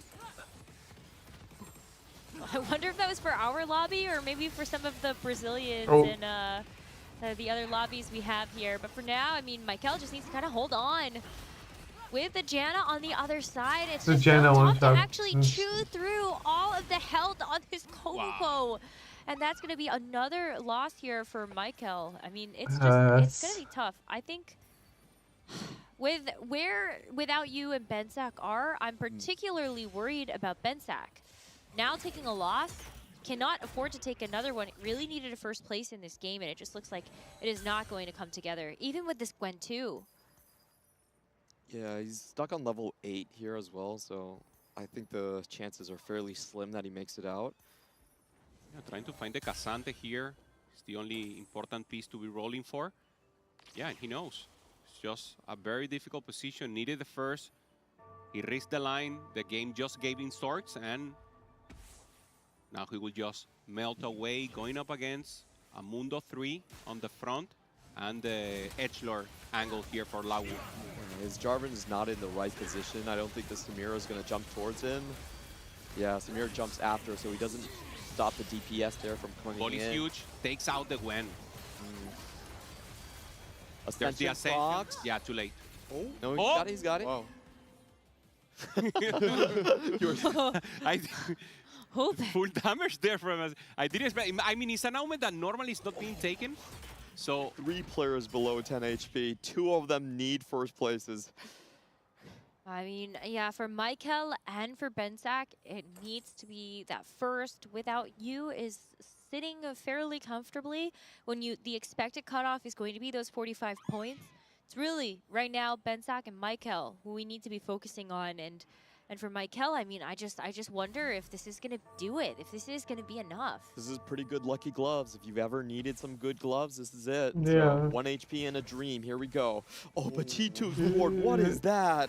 Not the board he wants to fight here. Oh. It's going to be tough with that Seraphine on the other side. 2-star, great items. And with how this front line is collapsing, I just think this is over with the Mage Fruit as well. It gets a second cast. Mikey, the GOAT of Latam, takes the L here and he's out of the tournament. I feel so bad for him. Played amazing, getting into this day 2. And I mean, a representative for the full Hispanic community. We lost a leader right now. He always with high confidence going into the stage. Oh my goats, Michael. Without Bensak. Yeah. Once again, a true journey. Went amazing. First day was good for Bensak, at least. Really good. Yeah. Yeah. It's definitely tough to watch our players get eliminated like this, but a very hard fought and well fought battle for Michael and Bensak, trying their best to get that first place in this game. With both of them eliminated, our eyes do now turn to the remaining players that are going to be towards that 45-point cutoff. Right now, it's really looking at like Lau, Chitu, both of them at 41 and 42 points respectively. They kind of want to be in a top 4 just to be super, super safe. Chitu feels like he's in a very safe spot, probably strongest in the lobby. But great finds from Without You. He's actually had all of his legendaries now onto 2 stars, making the turn on only just 7 HP. Yeah, now the geometry, right? Dohua trying to put something in center, trying to bait a little the Seraphine. Yeah, may as well have been that rise. But it is going to be the Samira And on the other side. T2 just Lau, won, like, so win the based on lobby. that Samira Because, like, they could get some it's a higher backline cap board access. when he's Does end up getting stuck on 3 that front or line like once 4 again lucky gloves. with the Udyr in the way. Uh-oh, for Without You. Now U's getting collapsed. Oh. Oh. Just enough. Okay, but like, Stays alive. And Dohua T2 just looking good needs also. to actually hit On the all right. upgrades. Oh, but the access to the backline from the Samira, it's not enough. Everyone's still alive. And the fast 9 comps are just looking incredible right now. I was so worried for Without You because his Braum actually threw Chitu's Braum outside of Seraphine's ult. He's like, no, you know, have a free ride, Braum. Is like, but he still managed to make it back in. He also have like 6 portals right now. So maybe a chance to stay alive, but he's so low in HP that maybe will not be enough, especially on stage 6. Maybe now on the end of stage 5. 8 Poros. I don't like the way he's Default's positioning. His Braum TG is very, very strong. Like, I feel like Udyr centered. Aatrox outside. Signing up sport. He's already at level 9, judging from his backline. Oh, one kill is totally obliterated here, and the Seraphine once again full damage, taking a hit Without You, still alive. And on the right, Dohua against Citus, trying to fight it out, low in HP, but it's not enough. The Seraphine boards are just super strong. She benefits a lot from this like double TG Brisorb that just gives a bunch of stats to all the units, and she makes really good use of them. So they're just the 2 strongest boards in the lobby by far. Right, well, so Dohua goes out in 6th, but that's a good amount of points. Dohua should be safe from being eliminated after this game concludes when we do drop out the The problem isn't this cutoff, the problem is the next cutoff. All eyes on Laowu and Chitu. You know, getting sick is not very good here. To make sure that they can solidify these top 4s. And so for Laowu right now, this is really the danger zone with only 2 HP left. He's going to have to hope that maybe either Without You or Sungyop go out here instead of him. Yeah, but Lau, I think his board doesn't look all that strong. If I'm comparing it to the Bastion Legendaries, I kind of assume that if he hits any of those, he's just kind of out. And he really needs a 3rd place to feel safe. That's a lot of gold, though, for all of our competitors from gold subscriptions. So maybe they are able to do something with it. Songyup is able to get this Cassante 2-star, and this K.O is looking mighty good there with the Shadow Clone and also at level 9. Yeah, also seen there 2-star, not with the best teeth load right now. So maybe RNG not in this favor. Gobo taking already a good, probably, yeah, could be 5th, but playing the solo Jinx right now against, I mean, fully capped boards there from the legendaries and 5 cost. Oh, well, let's see. Lawu did make a pretty significant upgrade with that Lee Sin too. You do have a little bit more fighting power in the front lines. And with the focus there onto that 3-star Aatrox, maybe you can try to get some of these tanks out of the way. This would be the big saving grace here for Lawu. He really needs to win this fight and hope that he can knock out Songyup, but Songyup is just too strong. The double kill 3s from the Shadow Clone Fruit is going to send Lawu packing. And on the other side for Gobo, really he does have a tanky. pretty big fight on his hands, but he's able to make it through. And so G2X going to take another loss.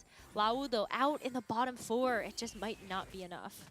G2 going for the level 10 angle, so that was, you know, kind of lucky that Gobo Oh, does, Lawu, it might have hit been that eliminated player. here. That's really However, close. he still needs to survive another legendary Bastion board here.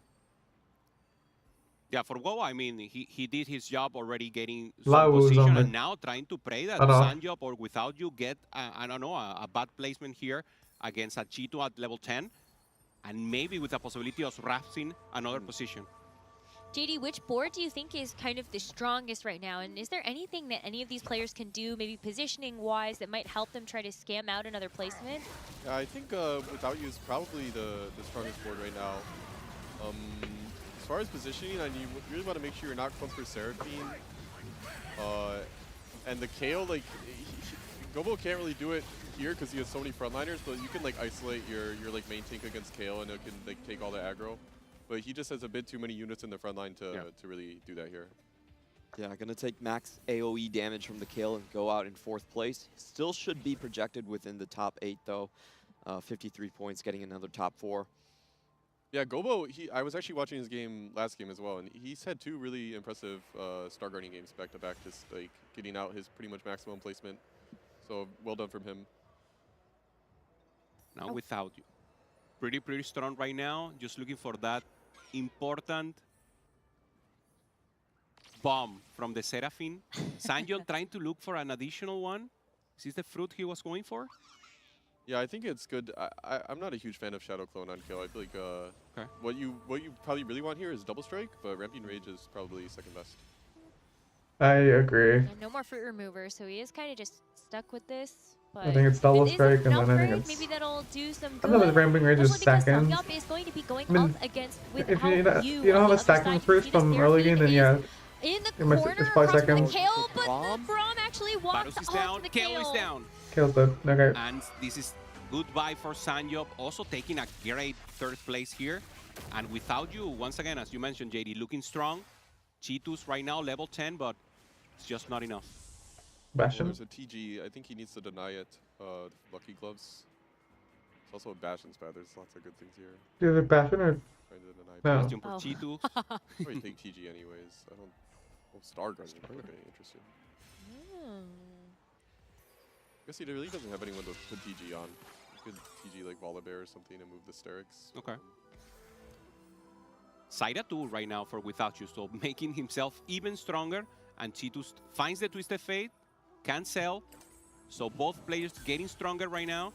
And it will be up to RNG on the Seraphine ult. Yeah, I kind of favor Chitu's board now, just after hitting TF and Yone, and he has the crit on Seraphine, which is definitely pretty impactful. We'll see if like the Bastion from Seraphine will let her like survive some ults. There's also some Braum positioning going on here. You know, Braum moving from the middle towards the side for Without You, trying to get the sneak in. See if you can find the angle here. Ah, the ult goes fully on the front line. Oh, those ults are really bad from Without You Seraphine. Yeah. It's not going to get to a second. Oh! There's the other one! Oh my god. So close. Staying alive for now. Wait. I never know. So I was like, Oro fans have exhausted their purpose. okay, no, that's. Gonna have to take a look at what the Braum rolls this time. Does get a mana regen item. Trojan's really good. D-Claw is also like not bad. Pretty good roll. Honestly, it's kind of think it might be better than the lucky glove over there for the other prop. So that's definitely fortunate. This could be the last fight for Without You, or could be like 4 more combats before G2 actually gets knocked out. Yeah, I feel like G2's just sitting pretty. Like, Without You's not going to roll this high every single time. Yeah, Cheetos has a lot more burst, and Without You wants a little longer fight here to ram Kraken, the Rage Blade also. Another fight. Important to see Seraphine ult and heavy access to the backline by the Yone. Braum, the Yone didn't do anything. Braum Seraphine's gonna die! Oh, Seraphine already tagged down. TS is dead on the other side. I think the DPS battle will just be lost. Yeah, Cheetos just in a better spot right now. Seraphine ult, not in time. Cheetos taking once again the win. 42 points, Necra, and now with 50 in the safe zone totally, and with good projection to keep going on. I mean, yeah, what a finish for this final game for G2. Really needed to be able to get a top No, yeah, 4 like he and just ends needed up his winning it. upgrades. His board was very like he had the best expertly done. spot. I feel like it's by really far. been APAC and CN though that have really started to kind of push the tempo in a lot of these lobbies, the fast nines. Like, that must be a lot of pressure when you know that these players have so much Like that's just lucky gloves. efficiency getting there. Yeah, I think we all kind of knew coming into this tournament that Bastion Legendaries was going to be the go-to line. So if you want something for a first place or a second place, if you're aiming for that auto qualification like Without You was doing in that game too, now sitting at 60 points, that was kind of the line he was going to default towards, and it was a 1-2 in this lobby with all the extra gold as well. Yeah, moment of tension right now. We already confirmed with the placement that we had that Michael and Bensak are eliminated, and 6 more players will be eliminated in this cutoff. 4th game of this day 2 of KOC Tactician Crown. And this is the moment that Necra doesn't like. The tension, Necra. I hate this 6 part. more to go. No, I hate this part. It's just because, like, you know, we've all grown to become such big fans of all of the competitors we have here. And so whenever it just is time to send a couple more home, well, at least I guess we get to have them on the desk, which is very nice. But it is just tough because you want everyone to do so well. Lau is the only player in question if he advances or not. I think the rest of the players, we kind of know where they're going. Bensak and Michael not going to make the next round. Without You, we kind of simmed. If you want to get an auto qualification, should be about 66 points. Okay. That's actually very doable for him. Yeah, and the importance. Yeah, we see once again both legendaries board going for that cap out. The rerolls, if you will, not being able to pressure Michael, not finding the additional Shen there to cap out, find the Twisted Fate, but it's just not enough. And Dohwa, who finds out once again this Janna that in the beginning he didn't like to play that much, but now making, I mean, as many points as possible, just getting to that cutoff. And obviously, one of the players from the America repeating this Tactician Crown, and now with a chance to go all the way. I would need to see that LeBron mentality come out, because Dehua started the day 7th place. He's now slid down to He at requested least 12. confirmation. He was for Robin and LeBron, right? When the legend and Robin was, you're LeBron. He got the pump and he was ready. JD, who are you? Who am I? No? I don't know. Think about it. Think about it. You have time to think about it and tell us. Yeah, we have Robin Song watching the Goku over and over again, turning Super Saiyan. Unfortunately, that didn't help him in the last game, but he's, you know, passing on the spirit, the energy to Dehua right there. I really hope these players can bounce back mentally, because I know Dehua was kind of like, you know, venting a little bit, and he's like slid 5 placements so far, sitting around 12. And on the other hand, for Cheeto, I think this is a great bounce back. Started the day with 3 points. Now, I think 3 in a row where he's going top 2. So a really, really strong comeback for him. I want to know if YBY1 has actually just continued to dominate in this game as well. Because remember, heading into it, he was 1-1-2. So I guess we're about to find out. When we take a look at the standings, we are going to be just now looking at our top 16 as we send another 8 players home. So let's find out who they are and where that cutoff is for our top 16. This time it is going to be an EMEA release here as we say goodbye to Travis, Tartman, Double, and Bensak. double that one player that everyone was looking at, No, maybe hoping cartoon. like it could be EMEA's time. They still have some very strong representatives that are left in this top 16 field, but it was a 45-point cutoff. And Lao Wu not going to make it after even just that last game. This is a surprisingly high cutoff. I'm actually slightly happy with Tardaman. His thing is that he always ends in the top half of TAC round. And even though he was the lowest TPC Pro Point player in the field, he still makes his top half. So job completed. I'm sure he wanted to go higher, but at least he's keeping the streak alive. K-Baba for me was a little bit unfortunate. He actually started the day in 16th place, but is going to end out at getting cut here, ending in 20th. So a bit of a slide for him in the final games. For double, the only one with the possibility of getting that second crown right here, and a huge loss right now for EMEA. And now players in this Ironbog barely are hanging on. advancing or are in difficult position. The one with the tiebreaker is Ironbog, who is very, very low. And we see some of the players that, mainly Cheetos, with the first place that we watched, already now in 50 points. Okay, well, we got our answer, didn't we? Oh no! Why? Look, YBY. Why Can actually take why? multiple games off. He's not just looking at one game auto qualification. He's like, you know, next 2 games I can just go for dinner. You guys play it. Yeah. You look, there's like a huge gap between 6th and 7th, 5 points. So a lot. You I did it feel on like purpose, right? This top 6, 6 7? yeah. You did it on purpose. Yeah, yeah. You should. But this top 6 should be in a very good spot to be able to make it to the final lobby. The top 3 players that we had today have not gone beyond 3rd place. They're just gapping the rest of the field. This is so interesting. Without you, Weimu Luoqiu and YBY1 are going to be the most daunting threats that we have in the lobbies. Well, that's why this format is so interesting, because for the next round of cuts we will make after the next 2 games, we will advance the top 4 of the standings to the grand finals, and we will remove the bottom 4, and then the rest of the 8 will play out one final game. And so I wonder if everyone's a little bit relieved that like the top of the top are just gonna not have to play out that final game. You at least know 3 players that are gonna go fast 9 will not actually be in your lobby. Well, JDZ, thank you so much for joining us on the desk. Any final thoughts from you? Yeah, thanks for having me. I'm excited to see the rest of the day. Excited to watch tomorrow, and just good luck to all the competitors. Thank you. All right, well, thanks so much, everyone, for joining us. We're going to take a short break, and when we come back, we will be going underway with the next round of cuts. Stay tuned.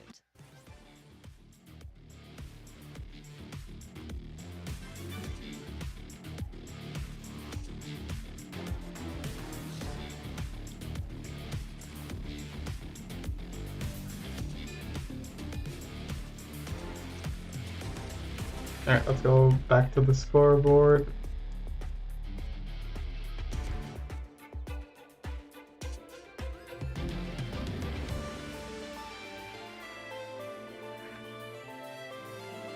So yeah, CMB here is falling off.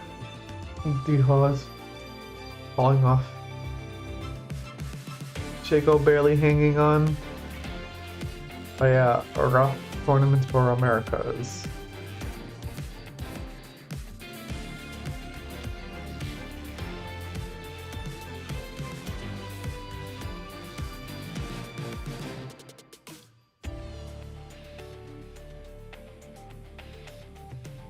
Yeah, APAC dominance.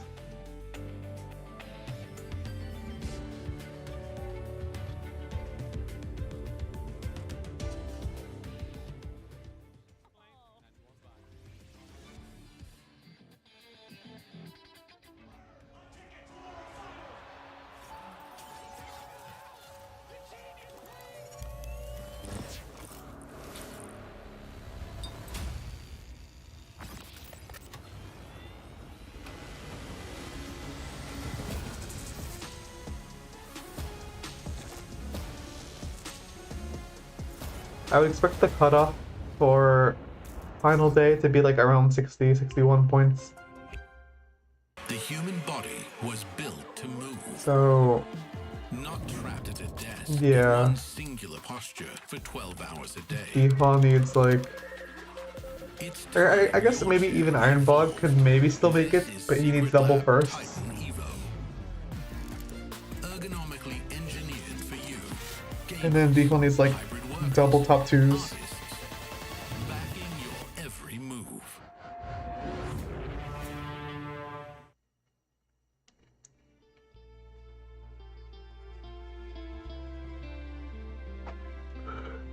as the caster said, I think anyone like above like this gap is so big, like anyone 6th and up is probably guaranteed.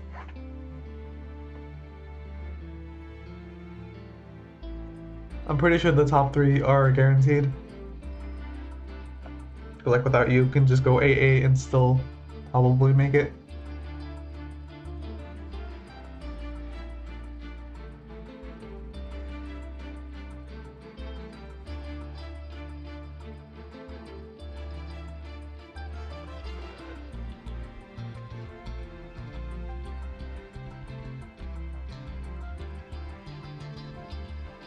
But yeah, there's a decent chance for one of the 2 Brazil players to be able to make it.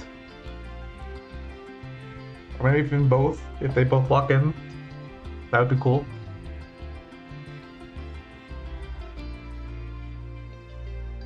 A lot of Chinese players on the cusp, but like, it's gonna be pretty tough.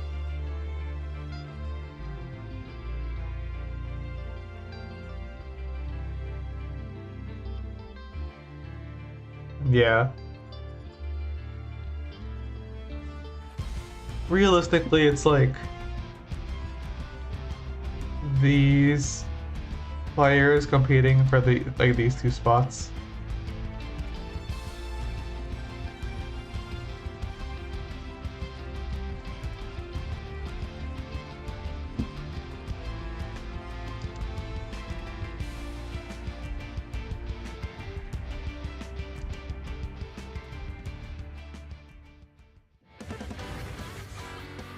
Let's see what's going up. Another preview.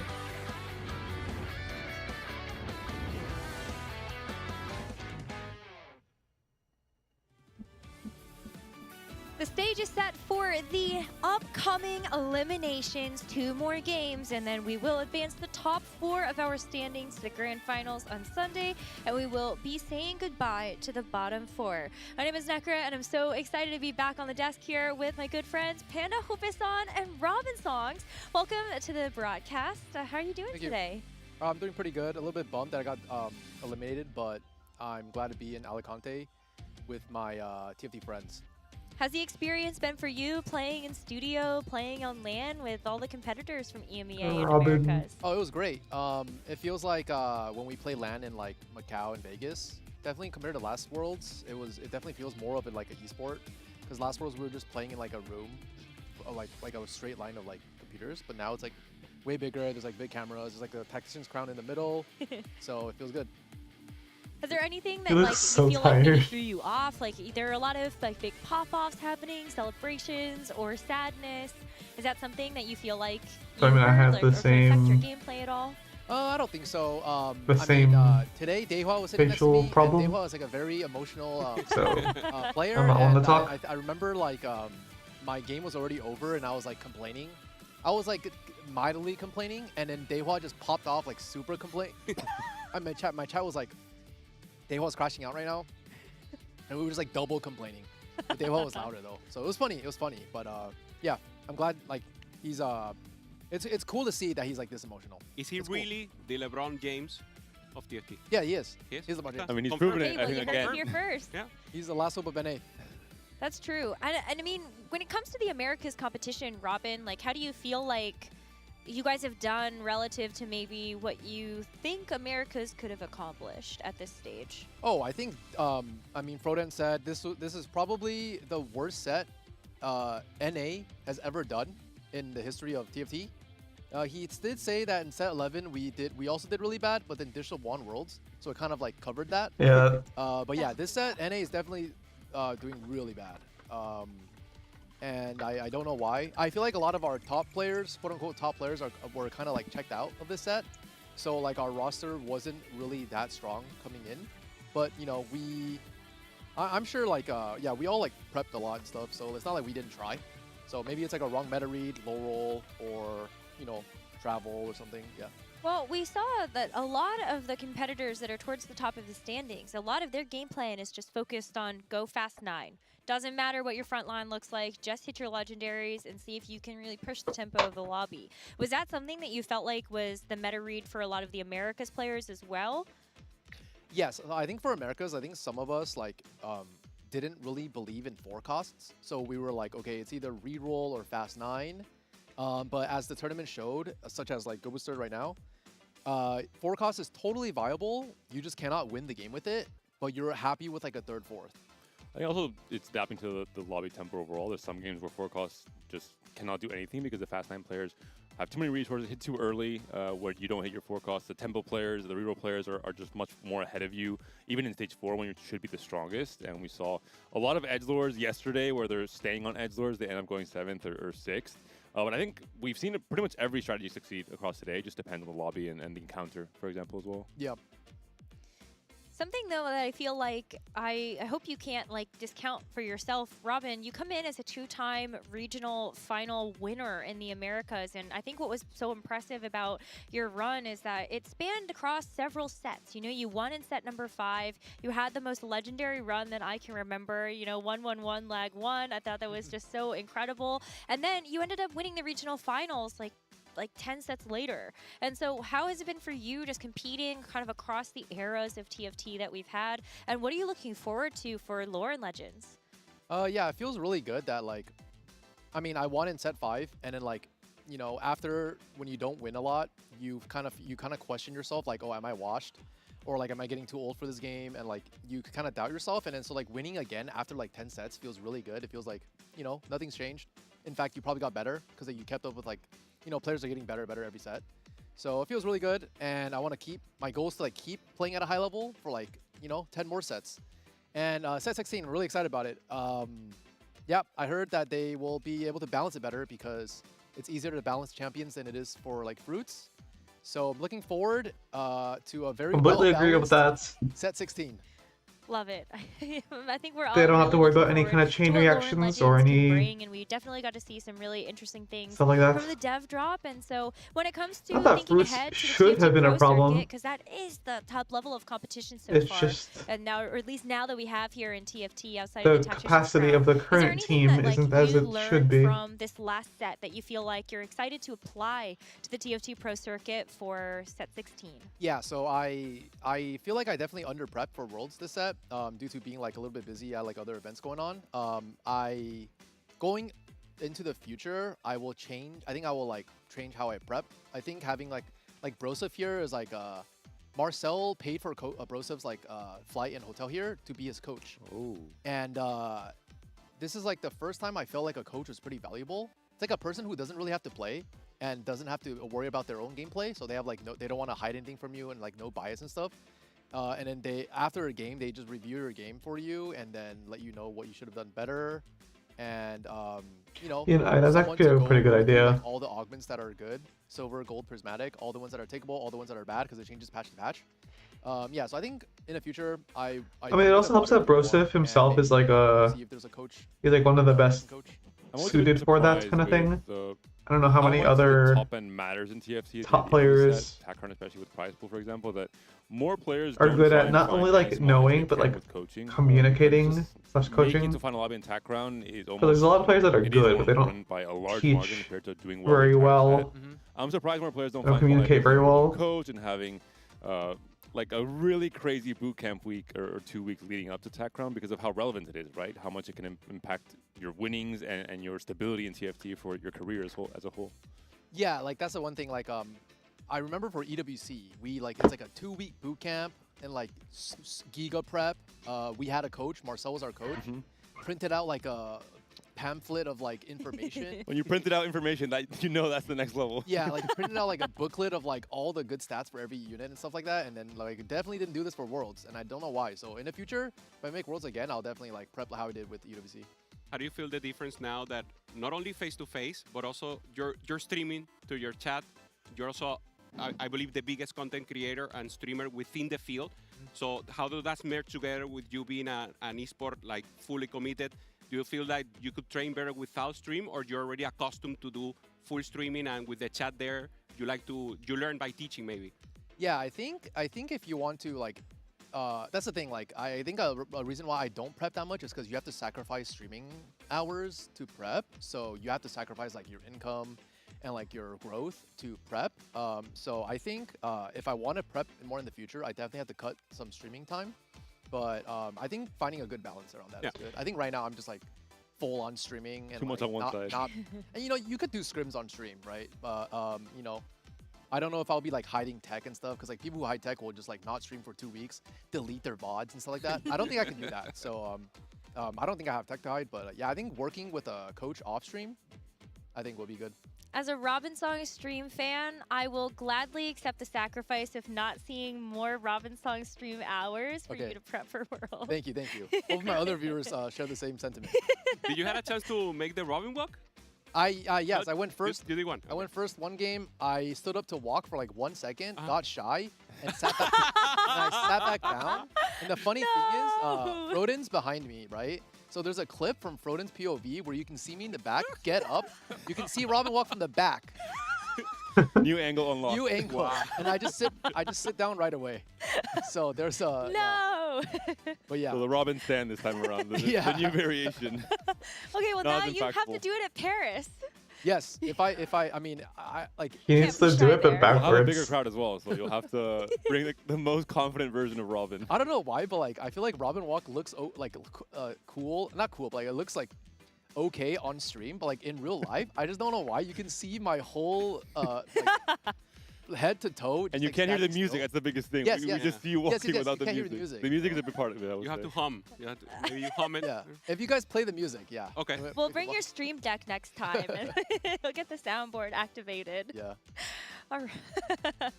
That's gonna be so exciting. Oh, but Paris, I mean, like, what are you looking forward to for like the next international trip? Because that's coming up in just a couple of weeks. Is that an event that you're looking at as, oh, I really need to prepare for this? Is that gonna be a good launching point for you for the TFT Pro Circuit? Yeah, I think usually for LAN events, I haven't really been prepping for it. It's more of like a for fun event. But I think for this event, I really want to prep for it because I feel like this event is like the first patch. You can actually get a really good edge if you prep for it a lot. So I'll definitely be prepping for this more. I'm excited to, I'm always excited to meet like all the fans in LAN events. It's kind of crazy when people come up to you like, oh, can I get a picture and stuff like that. It's good to see like your viewers like in person. Looking forward to that. Looking forward to meeting, seeing all the TFT friends like Soju, Prestivent, Milk. You see them like once or twice or 3 times a year. So it's pretty good to see them. Excited to see them. Do you think you're a player that excels more near the end of the set in terms of like optimizing play and executing well on it, or are you more of an innovator where you have this edge on like first or second patch of the set? I'm definitely better end of the set because I'm like a flowchart player, so like I need to know exactly what I'm doing. All the possibilities, all the possibility, the best possibility from start to finish. Usually not really a good open like first patch player. So like as you can see from the cups, like first cup, like this set, first cup I got like 20th or something, and then the second cup I went like top like 10, and then the third cup I went first, and then regionals final lobby. So I just like excel I think, but I don't know how I can get better beginning of the patch. It's probably like more of like a study group. It's a different skill set. Someone that maybe is the opposite of you. Yeah, so like intuitive play at figuring out like the early sets. Yeah, one of my teammates, Solus, is known to be a really good early set player because he finds out something that's like broken and then spams it. Then like, he quits like mid set. So that's like the Callista reroll that we saw from him in the TFT Academy guide. Yeah, I don't know 3 about days that into the set. He was a trick Frodan into letting him. Yeah, he was a good GP player. That's why we did decent at UNC. But all right, everyone, let's get into game number 11. As a reminder, okay, but he wasn't players on the are going to be playing out games 11 and 12, and then we advance forward so the top neither was 4 I. standings and eliminate the bottom 4. So as we take a look at this lobby, we're going to be really paying attention to players like Ironbog, Dohwa, and Womong to see if they can actually kind of breach that 50-point check mark.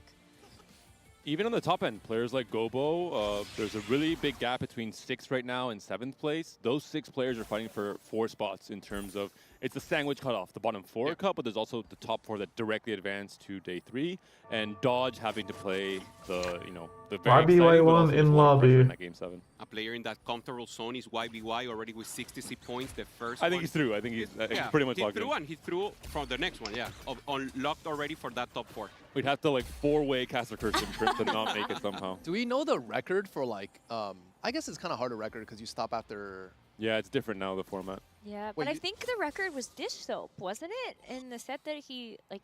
I think it might have been YBY in one of the sets, actually. I have a recollection of him having an insane like day 2 final, but it was a different format, different amount of games It was as well. definitely over 70 points. Yeah, though. yeah, I want to say it was like 77.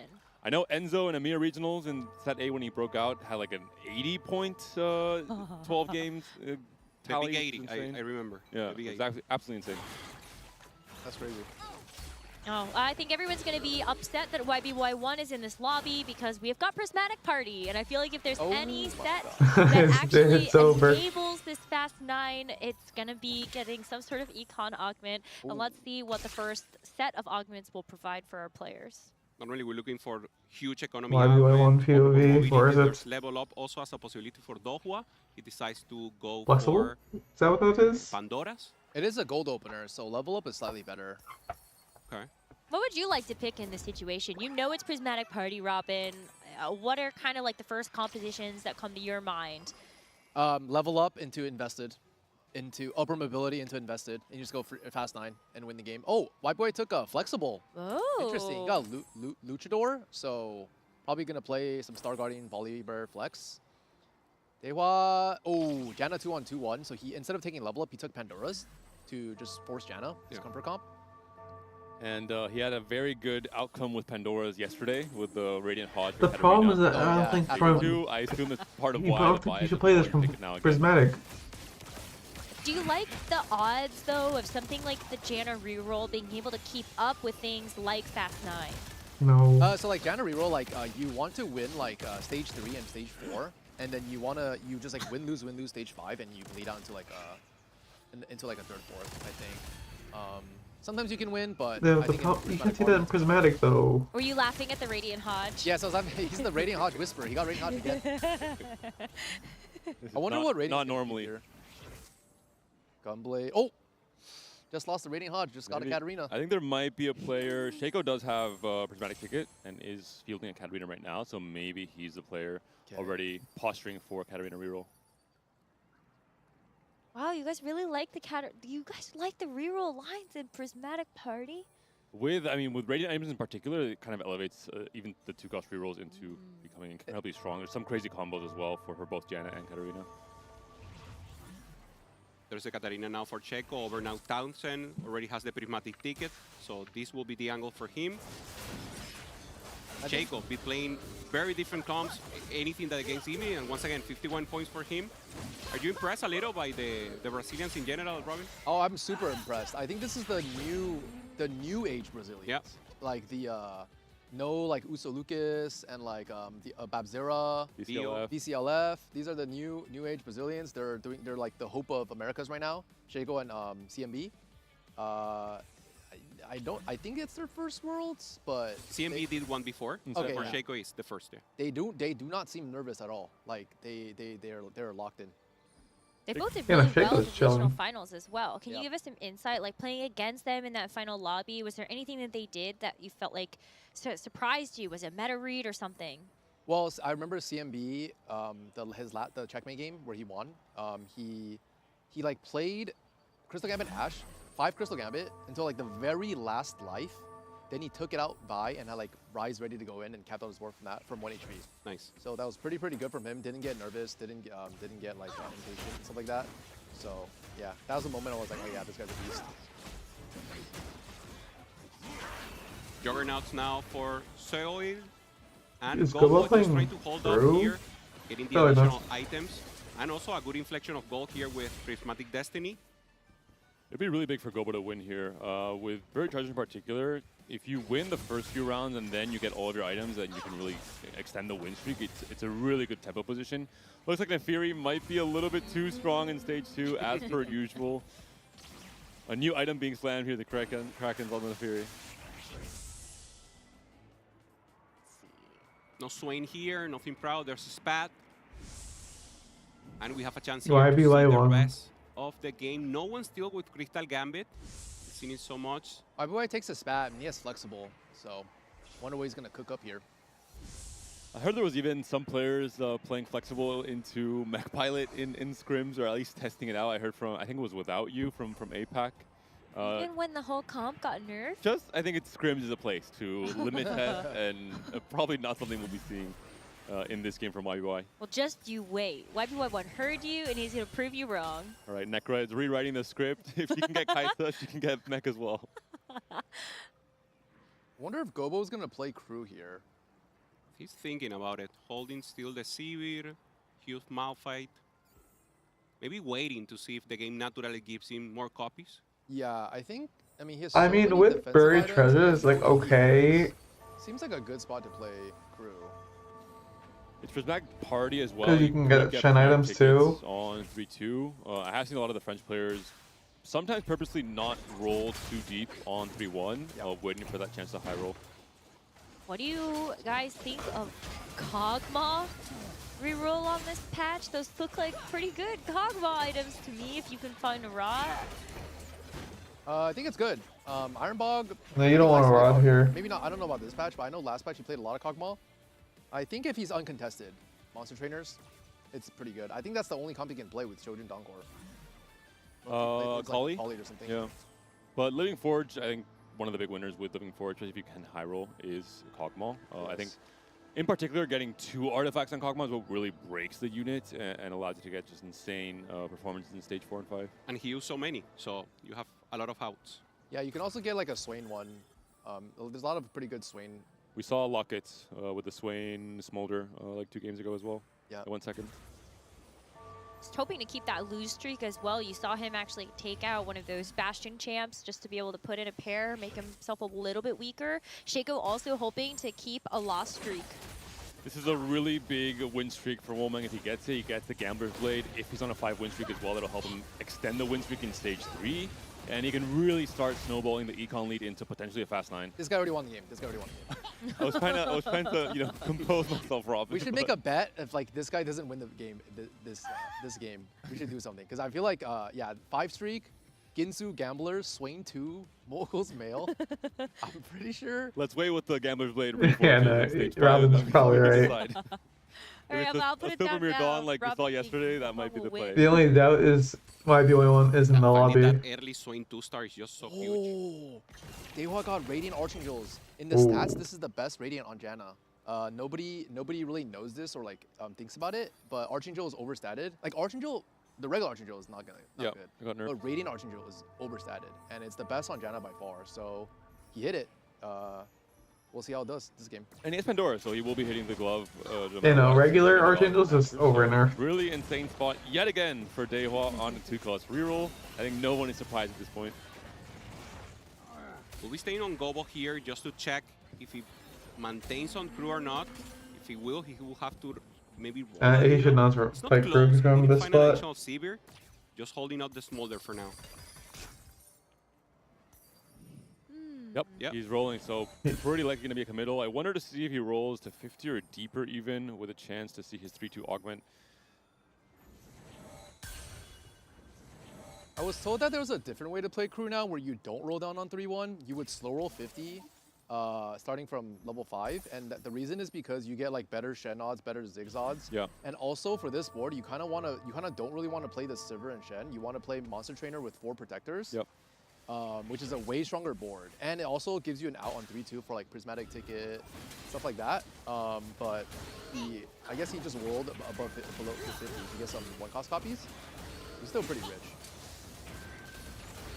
Yeah, it's tough because we saw Michael in that last game on stream play crew and just completely missed on the Shen 3. I think by the end of the game, he only had 4 copies or 5 copies of Shen. And it was just a really difficult game. So maybe those better shop odds would be better. Woman almost lose the lose streak, but managed to maintain it. Huge for him. So still with a chance of being first and being capping the lobby in that way. Okay, once again, Prismatic, we know is when encounter. So the second Prismatic of 3 that we will see. Show me YBY1 POV. Sponging in the end. Sponging's pretty good. He has Val in front line, one of the better sponging items. I wonder what he's going to play here. Coronation for He Iron Bug. took- Belt Overflow for YBY. Belt Dolphin overflow. took Radiant Gloves. Radiant TG? Oh, he got. Oh, yeah, Radiant TG. Probably wanting to just Kabuko items, considering he's been indexing a lot on the Janna items for now. Maybe also still just rotating that last component to find a TG, or a glove rather, for the Radiant, or the JG. We also see Woman going for just combat. Dynamite trying to extend this win streak. I think all bets might be off, considering that he's in a position to maybe go for a 10 win. And it's an insane spot. These are the premium Fast 9 spots where you have the chance to maybe sacrifice the HP you preserve for Crystal Gambit later on. Direct access to backline from the Katarina, and this will be the loss of the win streak for Woman. That was bad positioning. He could have found probably like 1 or 2 more gold from Gambler's Blade. But this loss is inevitable though. Kind of low roll 3-2 into Cat, Prismatic Ticket. But dang, he might not win the game now. What a quick flip there. Nah, he's still on the game.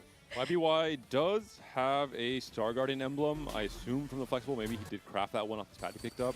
And has an early Poppy, so YBY also potentially a player that will be very scary. Unfortunately, he got an Executioner, which is like pretty much unusable. And I think However, the Star actual Guardian's bonus from the items like one of the better lines pretty to play okay. from Flexible, because you have the chance to just get a lot of value from different emblems. Yeah, fun fact, I won Star Guardian Cup playing Flexible Star Guardian. There we go. It's really OP. YBO has Star Guardian +1 and what's the other one? Executioner and Luchador. Luchador, Yeah. yeah. Okay, so with the Braum. Yeah. 2 good ones, one bad one. Hopefully, YBO gets a Reforger. Has an Akali just for Like now, at least to use the Executioner is so like just trying to get good as an much actual value item. possible. And then obviously pivot to strongest board. Finds a Yumi also, Shaco. Already slamming the Jewel Gauntlet, so additional damage here. This is the battle of the 2 cost rerollers from the Americas, Katarina versus Janna. I guess not all value picked up already from the Prismatic Ticket, so this should be a win for Dayhua with a 3-item Janna now online. Pretty good spot econ-wise as well. Yeah, his items are good too. Janna. And I mean, overall, looking like another strong tempo lead for Dayhua in Stage 3 and Stage 4, like you mentioned, Robin, which is what this comp and just entire 2-cost bucket needs to succeed. That was a really bad loss by Shaco. That's like your worst nightmare. You 5 loss into win 3-2 into fight someone 3-3 stronger than you. Unlucky. Significant 4 cost here. YBY finds the Bolivar to go more deep into that Wait, Jinx who did Volley Shaco lose flexible to? line. Has a Luchador +1 already, so just really, really strong setup. The pieces are falling in the perfect places for YBY in this game number 5. We also have a couple of players that have started to get some Crystal Guardian in. So Womong, Sol, also Sungyup all have a 3-piece of this Crystal Gambit in. I wonder if anyone is going to consider trying to lose streak throughout like Stage 4 and double down at all. Yeah, maybe just looking for some additional pump. And now Ironbox not going for the Kog'Maw at the end. Trying to figure out right now Bastion. So probably just thinking about Fast 9 here and Seraphine. I wonder if it's Akali. He's holding the cannon and the Jarvan as well. I think Red Buff is quite underrated on Akali with the right item builds. I'm not sure if exactly Donkor Shojin is one of those. I know Pyromaniac was also pretty strong on Akali in the patch that she was everyone's nightmare. I think Ironbog will still play Kog'Maw, but he is holding. Oh, he sold Jarvan and Cannon. I'm pretty sure he's playing Kog'Maw, but rolling on 4-1. This spot doesn't really look good though. No copies of Kog'Maw makes it kind of Yes. hard. And no Econ Augment. It's going to depend on the second artifact, right? That he gets from Living Forge. Yeah. True. Yeah, I don't think he can play Gobo's Kog'Maw started from to here. put some good stuff together though. At least the Malphite 3, but still missing out on the Stivir. And the Shen is going to be a very difficult unit to get again, I fear. A lot of people trying to put in that Bastion frontline, preparing for the level 9 if they get there. Yeah. Dowa win once again, now leader in HP. 5 win streak and trying to maintain it fully here on stage 3 with the Janna. Looking strong. Beast item, as Robin mentioned, so write it down. Last games of the set, you find this Radiant. It might be too late. No, you have a few games still. Give us the biz for next set units. We're ready to get the new page going for TFT. I wonder if Go's gonna hold extra copies of Janna as well, playing the crew. It might be the one thing that can throw Daehwa off his element coming into stage 4. Something interesting here is that Daehwa kept Mage on Janna. He still has 2 recruits, but he decided to keep Mage because I think he just high rolled 4 heavyweight frontline, so he doesn't really need a veteran right now, which is a really good play from Daehwa. Doesn't have the Yasuo either, or the Rise at this point. Ooh, it's tough though. This is a big win. Gobo's down a Prismatic with Tiniest Titan, so I mean, probably should be a loss here. And Gobo, I like the augment pickup with Tiniest Titan. I think Crew has a time in the game where they are very fragile before finding TF, before hitting the Ziggs tree in particular, where you start losing a lot of life, and Tiniest Titan kind of helps with this. Neutral rounds, YBY, next round. No. Ball repair. He can't keep getting away with it. 66 points, might break 70 after this game 5 with this setup here. One more emblem coming through, an artifact coming through for Ironbog as well. Gonna wait to pop it in stage 4 to get the all the gold generating augments out of the way. Have better chances at hitting some of the base artifacts for the Kog'Maw. Yeah. As Robin said, Ironbog here roll like 15 gold, maybe a little more, finds 1 Kog'Maw. Yeah. So again, not on his side at all. The thing is, who could use Dawncore? With Dawncore Shojin? You could pick. I have no idea. I think it's Lich. Is it Lichbane? It might be Lichbane. Maybe just like full cast, yeah. It's like after every cast you do like. Fingers crossed for the APAC, or one of the APAC goats. I think you slam Gunblade here though and get like a. Manazane? Manazane. That might be too much casting. I think there's an Sniper's upper focus. limit. Took Manazane. She got it. But it's because he has Braum. Manazane Braum. It's pretty good, right? Oh yeah, definitely good. Kog'Maw 2. Okay, the Braum is such a big hit here. That's crazy because you get the 6th Bastion in so early. And start healing some HP if you win. Yeah. And wow. And someone to hold the Manazane. Wow, that's quite nice. Okay, like hitting the Braum is pretty Nice time good. found as well on the Braum, so really going to elevate him as a secondary carry, not just another Bastion on this board to buy time for the Kog'Maw to scale. Facing off against YBY1, who hasn't rolled yet. This should be a win for Ironbog, who has spiked a little bit earlier, but the roll down coming in from YBY1 will be pretty scary now. He's on a Volibear pair already. If he hits a Volibear too early, he can maybe just push directly to 9. Yeah, great angle right now. Taking a huge loss here. Actually trying to maintain as much of preserve from SP as possible. Final prismatic right now. Everyone playing full tempo. YBY sword overflow, amazing, doing the dual carry with Jinx and Bolivar. Holy items. I think someone won a very important game somewhere else. I say here's some major celebration. No Jinx. Might be what Daehwa, maybe what Daehwa Prismatic was. Oh no. Wow, 0 Jinx. YBY was trying to stay open to mentor mech maybe, but with the Rise, but they just ended up selling them, and now been punished. Hasn't found a secondary carry, has a lot of swords, he has to slam as well. Belt overflow, just trying to give more time. Is it time for Janna to run? Atomic Kabuko? Let's go. If any player I think would want to go for that, it's Daehwa. I tried that this tournament, and I realized that it's not good when everyone's playing. Oh, come on. Lie to me, Robin, please. Okay. They just throw your Kabuko to the back, and it explodes nobody. Fair enough. 2 Star Guardian emblems here for YBY1, which is insane. YBY high roll matchmaking. This guy's going past 9. YBY has a blue buff, Gen 1. Bolivar, the one making the difference. Important for the Bolivar just to stay alive. He has a lot of tankiness in the comp, so he just needs the Boli to be the main carry here. This is what happens when you have no Yukon augment. You kind of get stuck in spots like this, but the thing is, if you do hit, you're really strong. Do you think he can make it to level 10? Who? YBY? Yeah. He has to make it to 9 first. No. He's stuck. He's level 8. He's probably level 8 this game. The entire game, probably. Hit the Jinx. Super stable now. Finally. No Reforger for the Executioner. Wow. Tailoring. Wait, this is not even full Wait. Oh, wait. There's a new Tailor rule where you only need like 5 or 6 plus Star Guardian. Don't look at me. You're the one that should know, Robin.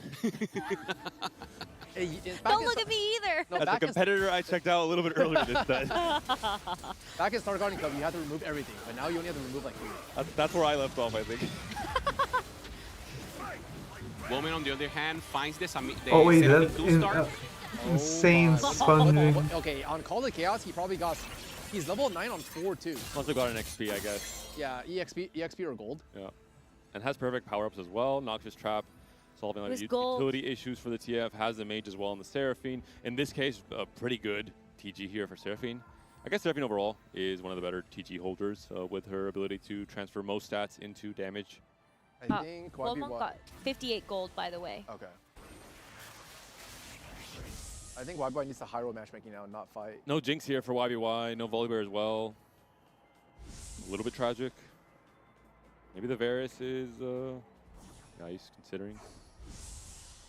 Gobble still, we're seeing he only has Severe and Malphite 3-star. So also should be falling off.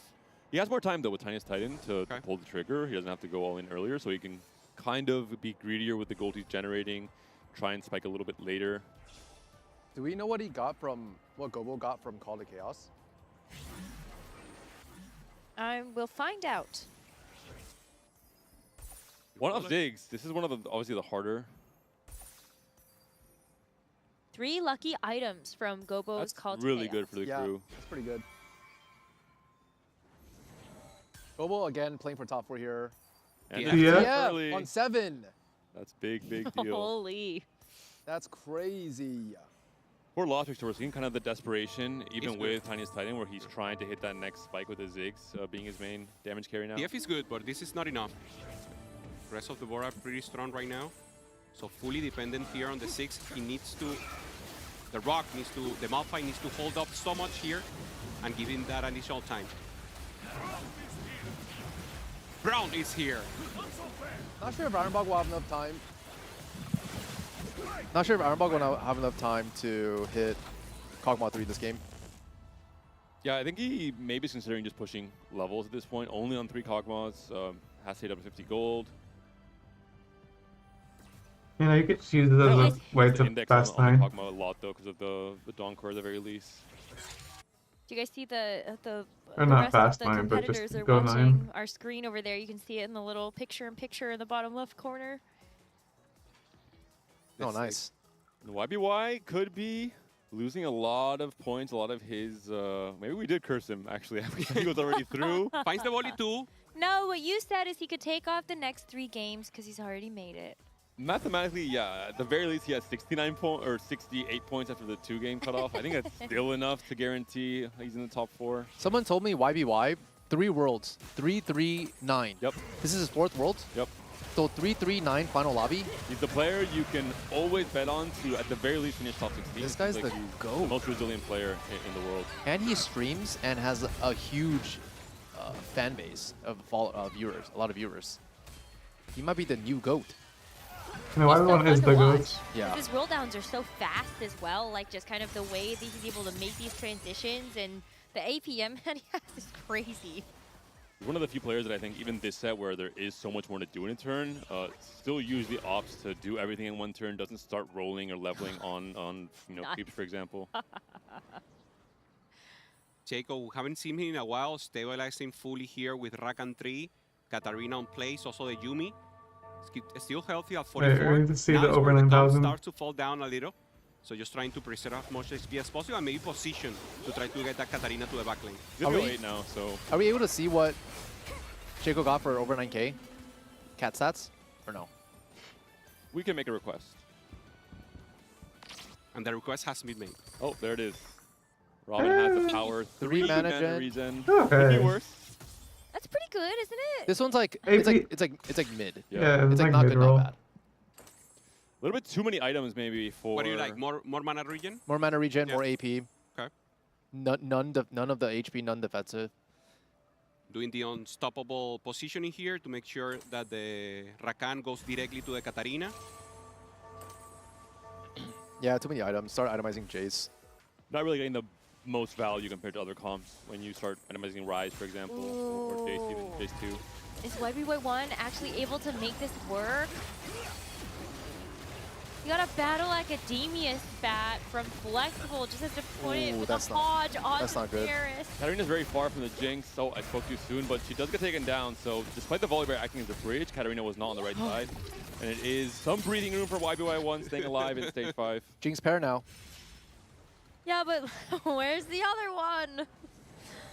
But when YBY fights Fast 9, he's dead. Unlucky that he didn't get a single Reforger this game. There's no way that he gets one until the end of stage 5, is there? Like, if it comes at all? What is Sale playing? Very interesting Bronze for Life board. Oh my. With Yone main carry. Bronze He for did life. win the last fight. If he can stay alive, if he can top 4 with this board, I'd be very, very impressed. Oh. Important fight here. Volley versus volley there on the left. I've never seen Yone carry, but it doesn't look that bad here. Never. You must have seen at least once. Oh my. YBY8. I feel like it had to happen at some point with how he's done. It's just a roll down. First We 4 saw the roll down games, on. It didn't have to happen. It's Panda's fault. He just scores in completely. The roll down You fault. stay quiet, he's on, fine. On 4-1, he had goes 50, again. 60 gold to roll on 8, and he didn't find. He had a Volibear pair on stage 3. Yeah, no, YBY1 got completely screwed by the He's roll down. uncontested. There's no one except for Sil playing a Volibear 2, but no one's playing Jinx this lobby as well, where we have seen Panda really doesn't want to three-way take contest. your... Goes there. He goes. Listen, okay, let me break it down for you. This is the same player who hit Yuumi 3 before finding a single copy of Leona while playing Garen Hero Augment on level 8. I heard about that. This is the same player who hit a Twisted Fate 3. At some point, the karma has to come back the other way. It is not my fault. I was in that TFT game. I was playing crew, and I was like, okay, if I had a TF right now, I'll be back. I heard you say. And then I scouted YBY. He has 8 TFs. I was like, okay, no TF for me then. Maybe he respects you so much as a player that he was trying to make sure you couldn't hit, and then ended up hitting the 3-star. On the left, Ghost. And on the right... Oh, wait, he hit? Oh my god, Ironbot got Kog'Maw 3. Gobo my. I think Gobo is dead. Wow.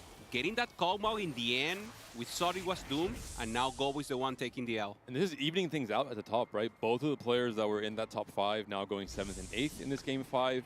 That doesn't really change much because he's still kind of locked. Fighting for those 4 spots, so now a little bit further behind. Gobo most likely. Like, I think even with a 7, Gobo isn't really at much risk of not making it. I think this is a great game played by Ironbog. He didn't get like impatient and didn't overroll, and I think that was a reason why he was able to hit Kog'Maw 3. So really well well played by Ironbog. I think part of that is the Braum buying him time to That's not have true. to roll more. You know, hitting the because he Braum has that saved the game. that other element of power on his board. The Braum was like a +3 or 4 placement, I think. Yep. Also someone to hold the Mana Zane because every other artifact was bad. And the red buff, where you normally just have tanks. Yeah. For Shaco on the right, finds the race too. Also with Executioner in place. It's not insignificant at all. Can help him burst a little on that front line. Decides to switch and goes back. So strong side on the right and goes directly against Bolivar. Wait. Dehua does not have Rise yet. Whoa. He has 3-item Yasuo with Rise items. Part of that is Shaco, right? Holding, well, Shaco's dead, so 3 rises back into the pool. Oh, rip Katarina could Shaco. not That's not good. come out ahead against this very unique Fast 9 board from Sil with the Bronze for Life, Yone, Gwen, carry. Okay, Sil's a beast. Isn't Sil a beast? Yeah. Actually, What other beast player mode. would do this? I would do that. I don't know, Nobody. Maybe Sangyup. He's the only other like off-meta APAC player that I've seen this tournament. Yeah.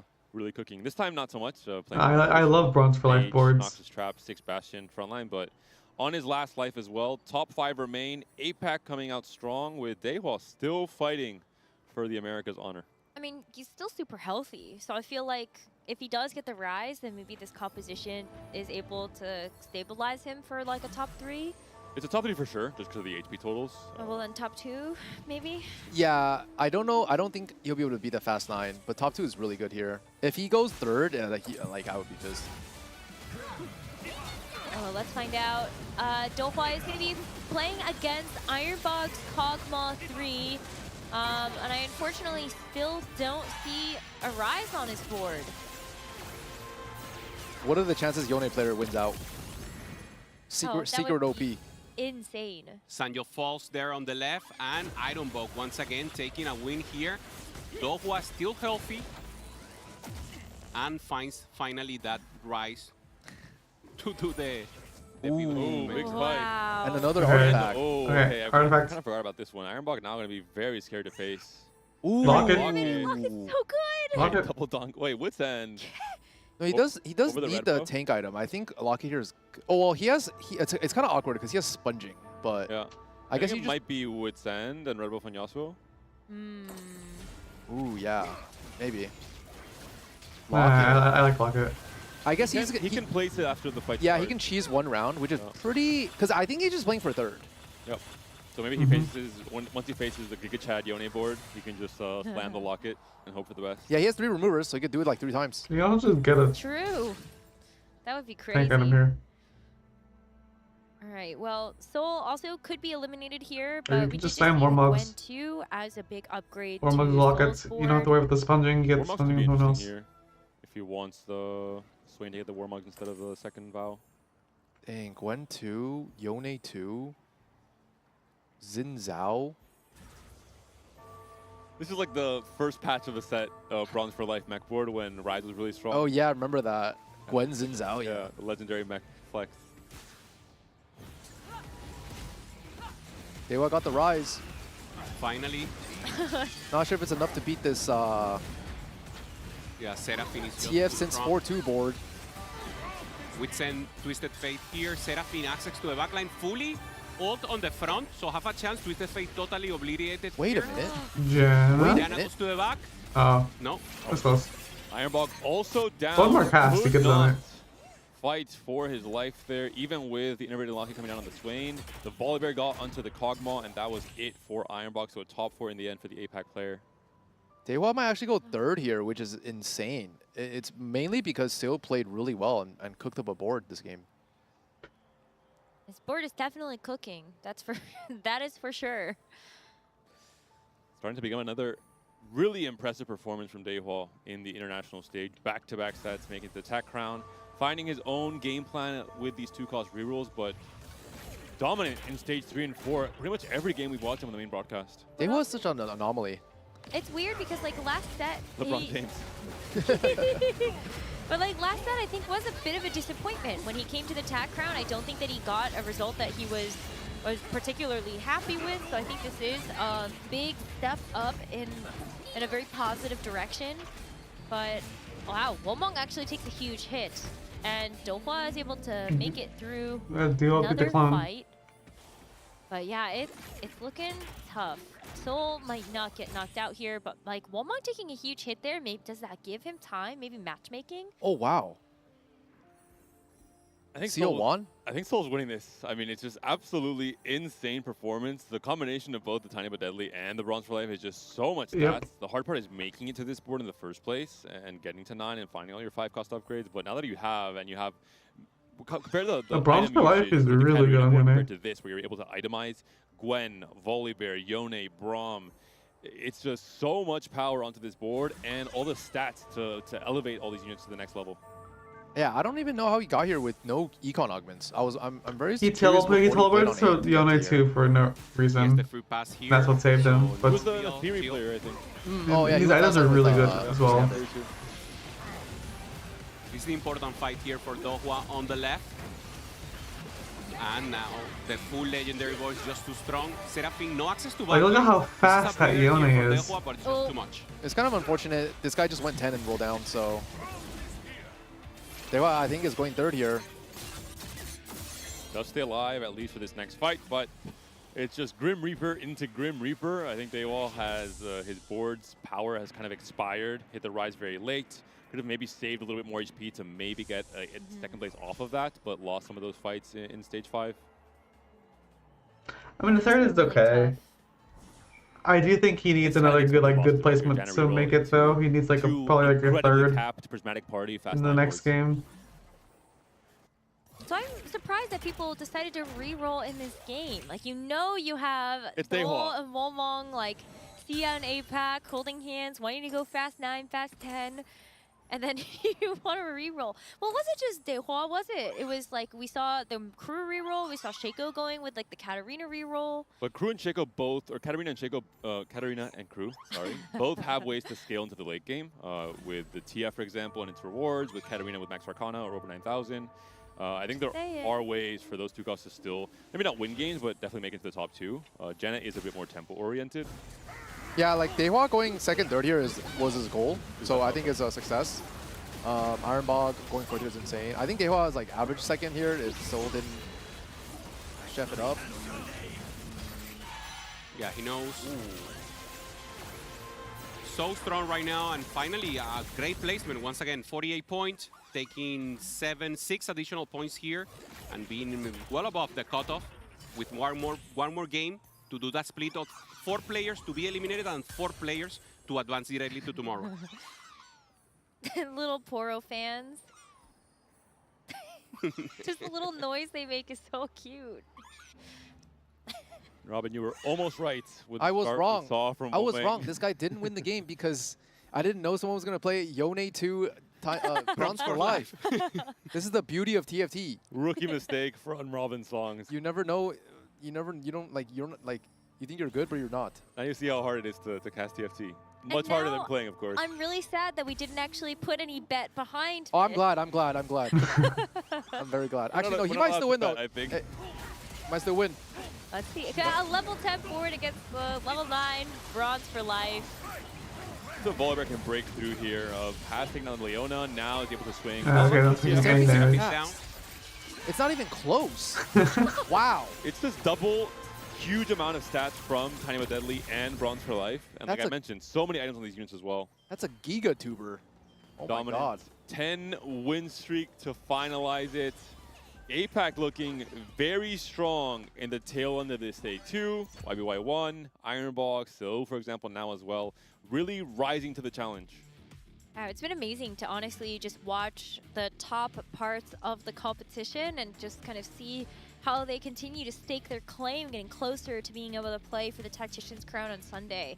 And I think it's going to be boards like this, creativity like this, that are really going to have to take the cake at the end of it. Normally a player that is this creative maybe managed to achieve maybe 1 or 2 positions. He won the lobby, playing something totally different, new tech. And I mean for the handbook, Robin. You can add it to your handbook. I will. If this was Worlds Checkmate, this would be such a hype win. Like, no, they didn't win with like Bastion level 9. They won with Yone. Maybe it's a mistake. You're leaking the tech early, and if there's Prismatic Party tomorrow, maybe more players will angle for this specific true. line. Delete your VOD. Delete your VOD. It's too late. We see every single competitor watching already on the big screen.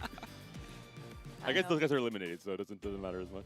No, but eyes wide. Hey, maybe you share the tech. Everyone is now turning into like Yeah, backseat coaches from here probably on out, needs right? a first. No, but jokes aside, I feel like this was just such an interesting game to watch. Just from the very Ironbog get-go, we probably had Prismatic eliminated. Party. There were clearly 2 very different directions that our players decided to take things. Whether it was being able to go for those fast 9 boards, didn't work out quite so well for Songyop, but for everyone else that also decided to go more of the reroll route, I feel like they were just kind of just getting edged out by the competition with these boards that Sol and Wombong were able to put together.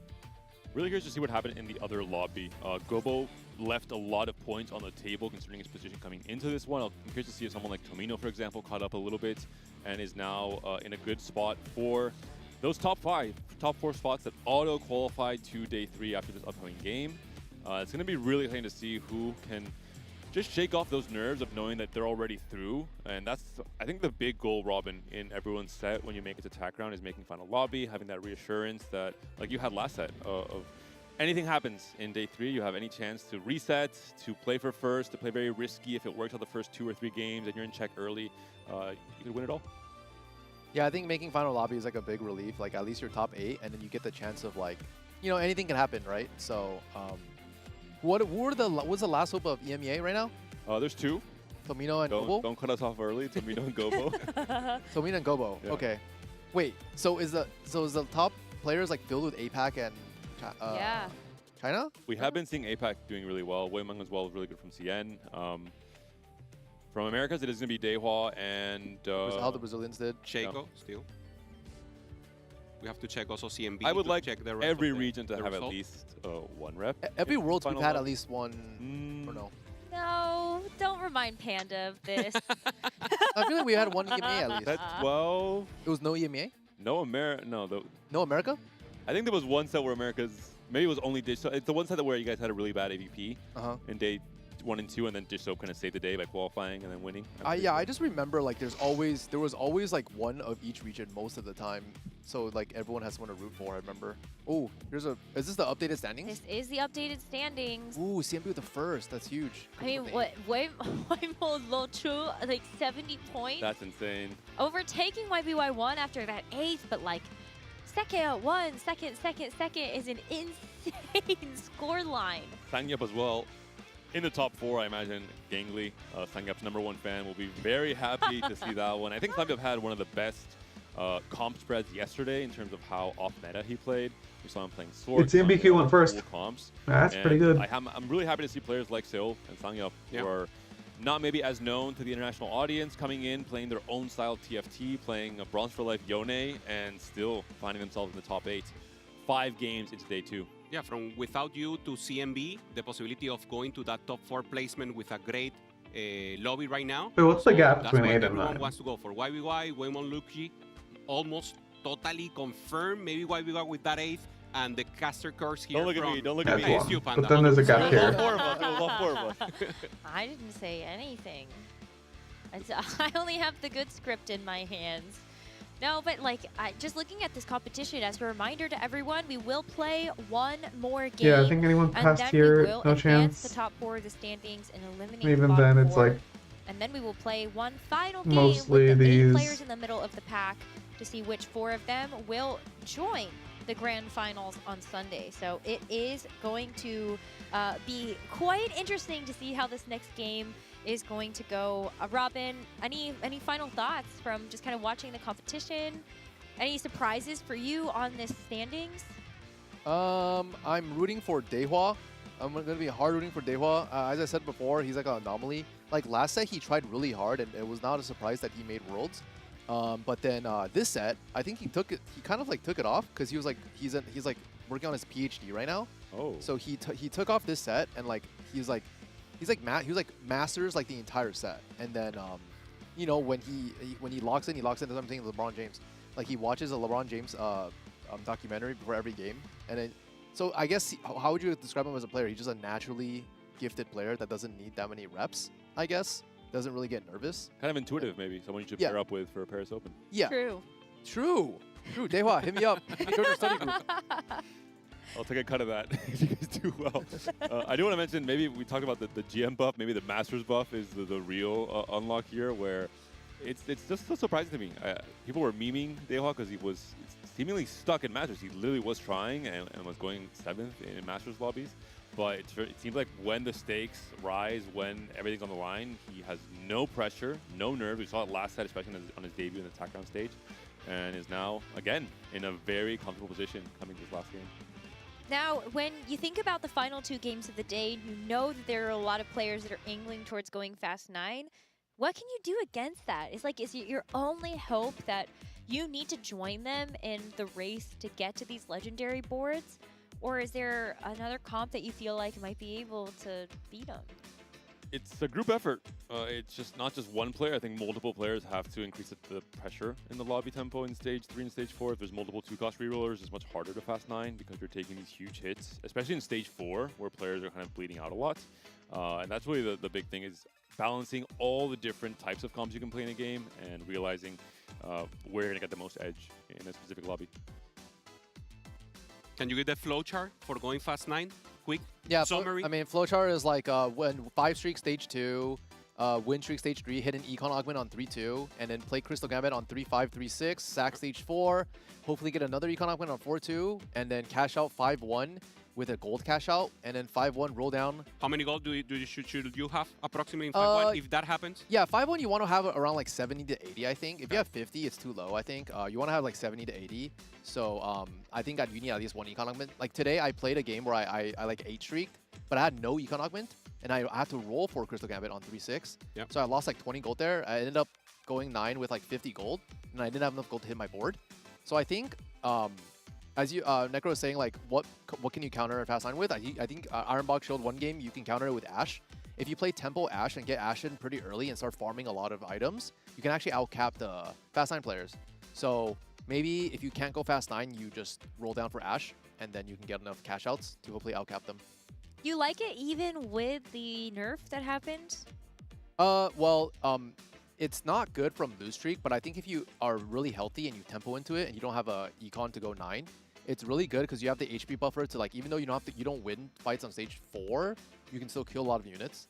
And then once you get like that 1 mana Zane, you can probably like outscale the Fast9 players. It's more surviving the stage 4 and snowballing stage 4 and part of stage 5. If you achieve this, then the stage 6, because you have so many more resources, you can actually just outbeat the players who have their full board set up on 9. I feel like you can feel that tension. Only 16 players left now. You can see some people relaxing. I think Tomino is like really. Tomino, what was that? Tarte Man, I think, was saying he thinks Tomino is like one of the most underrated players right now. Yeah. Everybody thinks Tomino is like not a big known player and like just thinks like he's not that good. But Tarte Man, he said he's like a beast and super underrated. Is it his first Worlds or? Yep.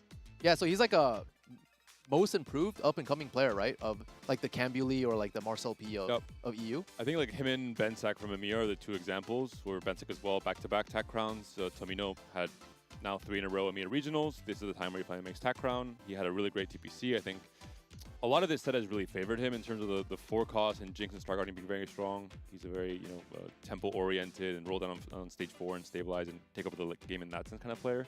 But he also had a pretty high win rate, I think, in like TPC 3 especially, where Jinx had the upside of winning games as well. And just has been scaling more and more as a player, become more and more confident. I think for a player like him, this is the real test of you make it to the attack round stage, great, you're consistent in EMEA, but how can you do internationally? Do you feel nerves like Gobo did the first time he was here? Do you feel more pressure? Do you kind of crumble and have to come back stronger next time? Nope. First time, he comes in. Maybe had a good start, so got confident off of that. But I'm really happy to see, especially someone like Tomino. He's from Slovakia. Yeah. Doesn't have many other players to prep with. It's much harder to be a lone wolf at TFT, especially this set with power-ups and the complexity there. But he has surprised even me. I'm a pretty big supporter of him since the very start of the set. So hats off to him. We'll see what happens in this next game. Yeah, he said he has no. We're like, who do you study with? He's like, no, I don't study with anyone. He has I was like, a group NLV, but no disrespect to them, they're not elite tier players like we have with Coco and other French players, etc. So maybe he'll find more respect after this performance and find players to prep with next set.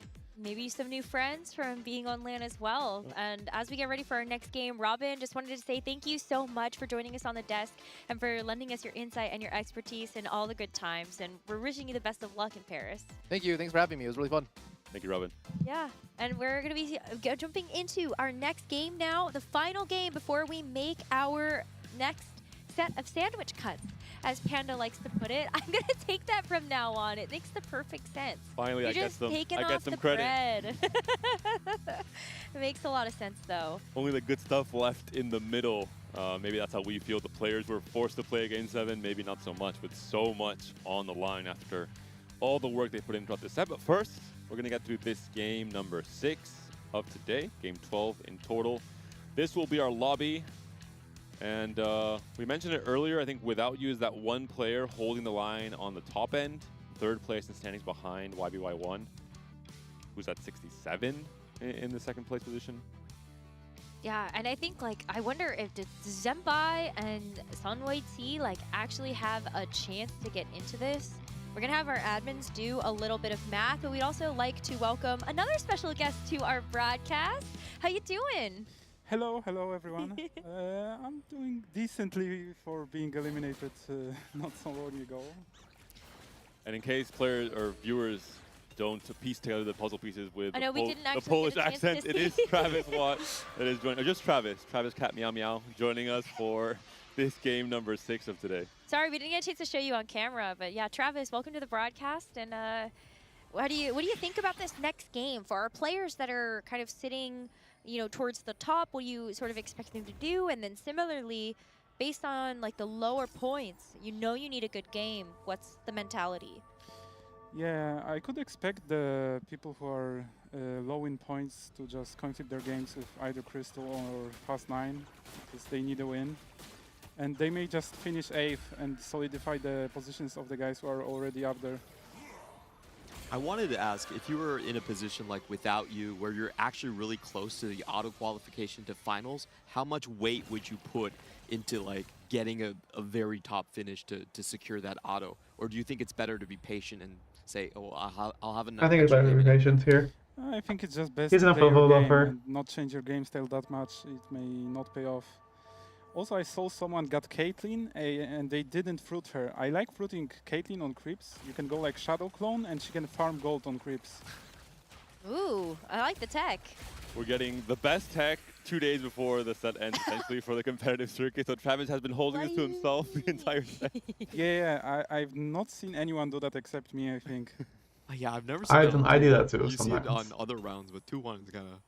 Or maybe not fruit, but I do intentionally play Caitlyn. Especially when you get free cost from the carousel, like Because if you get like, Galaxy, sometimes that can help you make it 10 works, a lot of the around times. earlier, and that makes a big Gold difference. augments coming through for our competitors. Without You has the option to cook something up with Cooking Pot. Maybe Treasure Hunt as well. We've been seeing a lot of today with the crew in particular.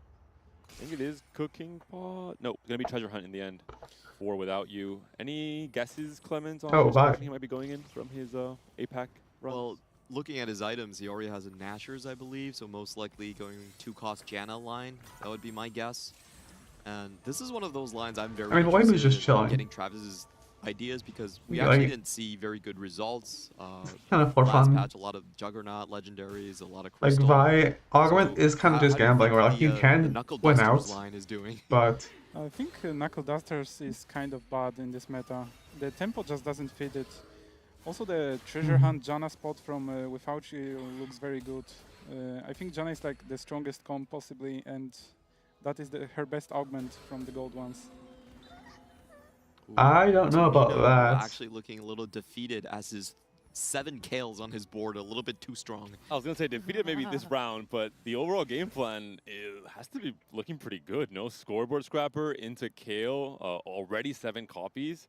It's a pretty insane start here for Tomino, a player who was in the top 4 most of today. That's an insane start. Lost a few of the last. This component's a lost little lot of weird, points in but the last few games is now I think 7th or 8th.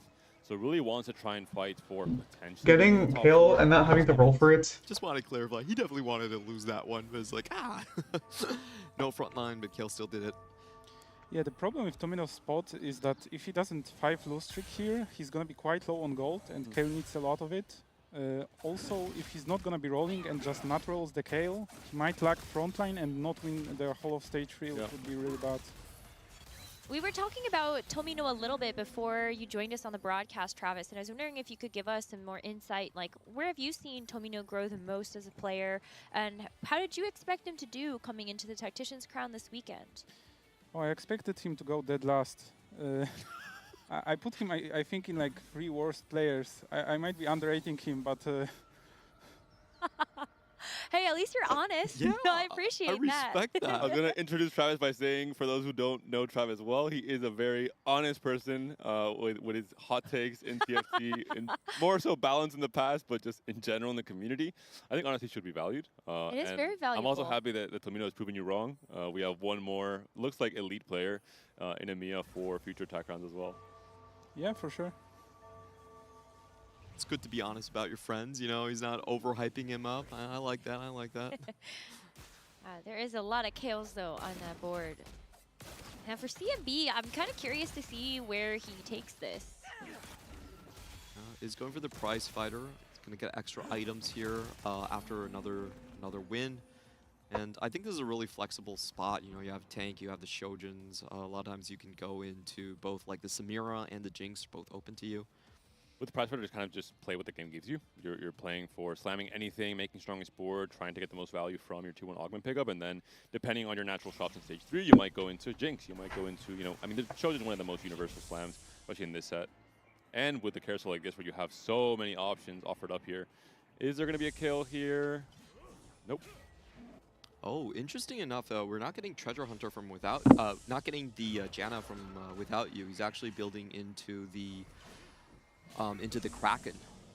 So if we're thinking about 2 cost, yeah. And Xayah did not have the best performance yesterday. It was like a 5.5 AVP. What's your take on Xayah coming into this game, into this tournament, Travis? I think she's like good from win streak personally. Yeah. He got Xayah with bow from Carousel, which is huge. Also, this spot is interesting. He's like guaranteed to lose streak if someone doesn't full open because he has aim for the top. Mm-hmm. Obviously, a very evident Ashe setup here from G2 for now. A player who came into today looking really strong, representing CN, had a pretty rocky start to day 2, and now is in a position where he has to be kind of the hero again coming into these last few games. Yeah, there's a lot of Kraken angles in this lobby. Kind of surprised about this. Soundwave's also with the Kraken built already. And the Xayah. Do you think there's going to be a lot of Ashe? Ashe kind of feels bad, but there is at least one person angling her, I think, with aim for the top. G2 at 13th place currently, so I think he needs a pretty big win if he wants to make it to the top 8. He's going to go for a riskier line. Ooh. I think the top 8 cut, or I guess it's going to be a little bit lower because the top 12, really, the 12th position that gets through to the game 7 at the least. It'll probably be around 56, 57, I have to imagine.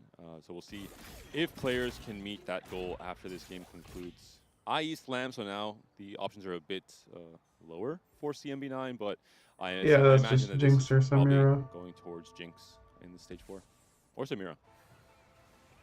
I mean, CMB doesn't need that many points in order to actually just move forward to play the next game. So I think starter Guardian Jinx, if you think it's going to be relatively uncontested, may as well go ahead and just kind of pick your lane and stay in it. He could also try and fight for the top 4 spots, right? I think there is a mathematical outcome where he could finish for sure. 4th and just not have to stress the game 7 as a whole. So it is that interesting spot, Clement, you mentioned earlier with Without You, although from a lower position, of is it worth risking everything to try and get the top 4 immediately, or is it worth just playing more stable and looking at the 2-game span across games 6 and 7?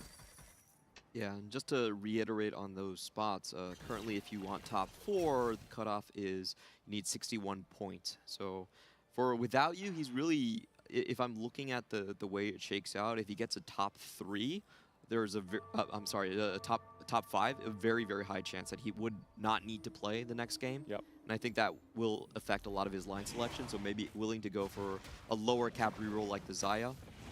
I was a huge believer in Xayah, but you know, my Xayah champion Marcel didn't do so hot this tournament, so we'll see how it ends up. In this spot, it's good though.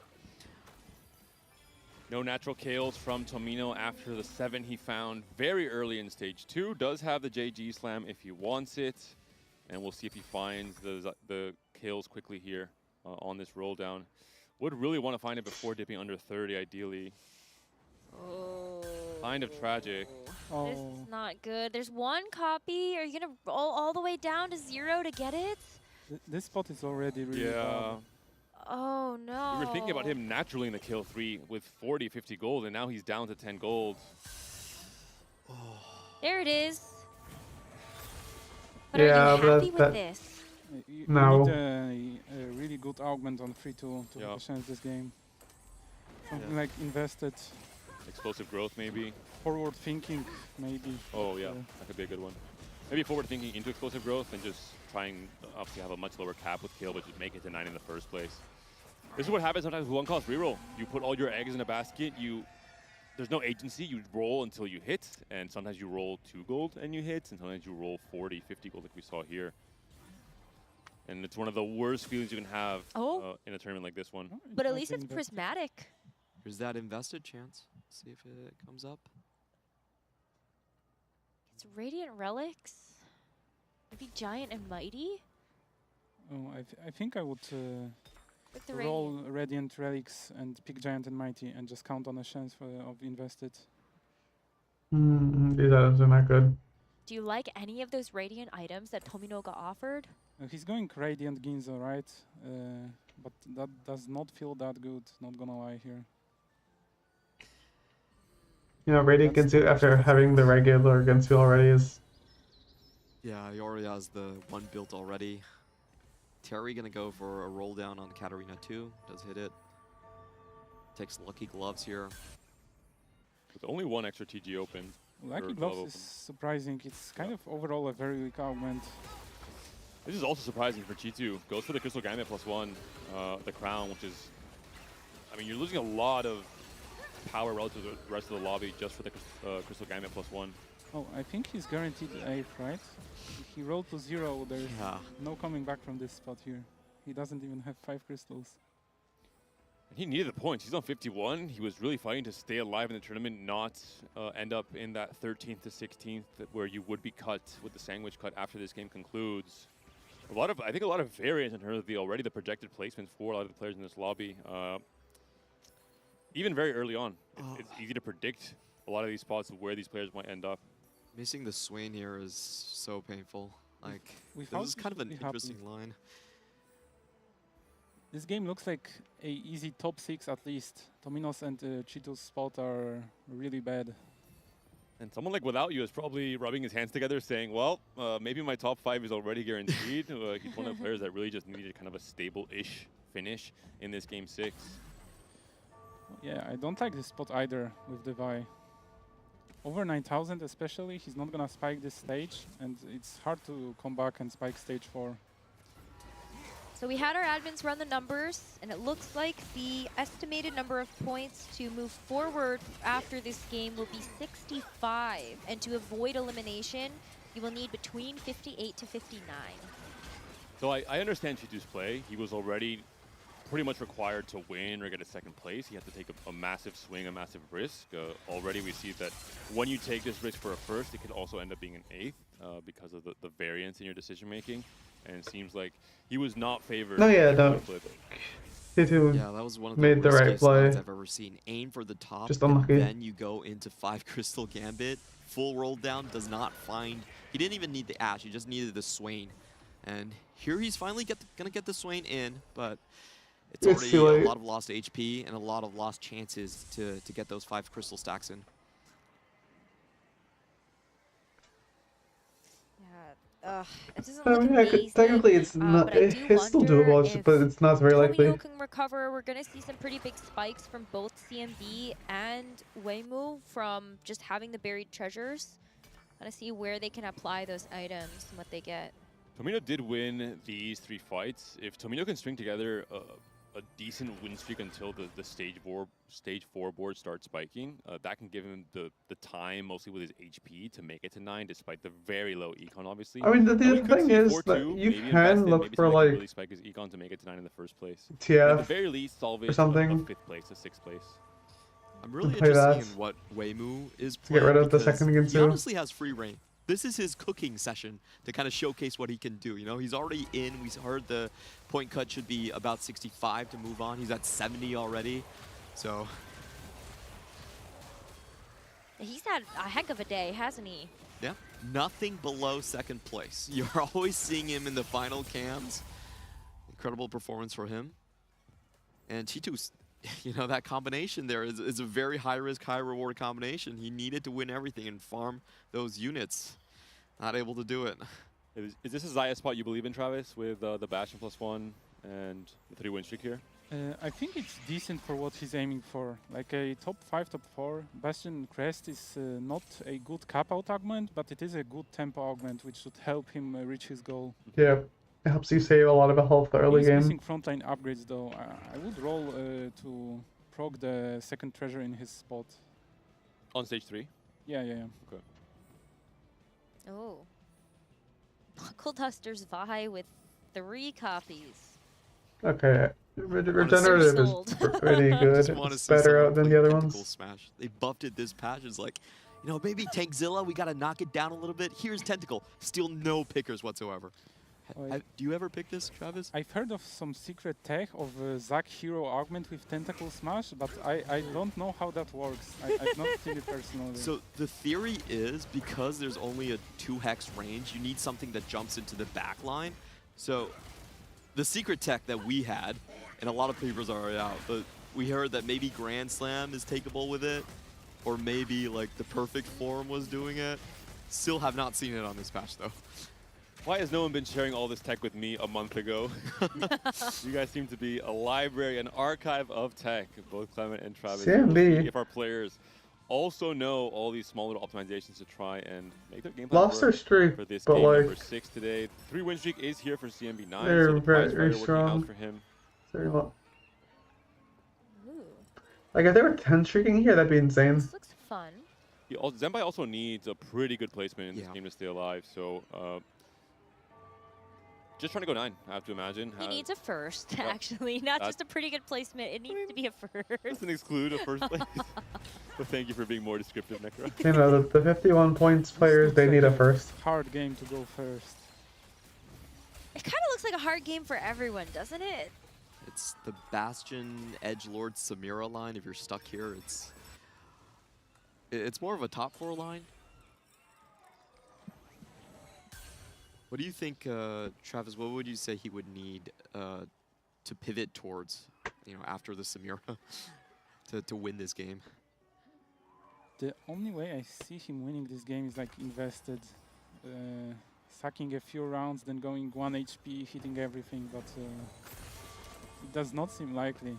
Okay. Talking about full hitting everything, the last roll. Through 4 without you on the treasure hunt. Has the Xayah 3 now, should be extending this win streak to almost to stage 4, adding pressure to the lobby. Anyone facing that without you should be losing these fights in stage 4. So anyone that is trying to greed out go 9 could have a harder time doing so. Yeah, this should be a top 5 at least, so I think he's happy with his current spot. Should be enough to get into, just get out of the next game. That'll be quite nice. Going for some late night hot pot in Chengdu. It's always a nice thing to do there, so recommend it.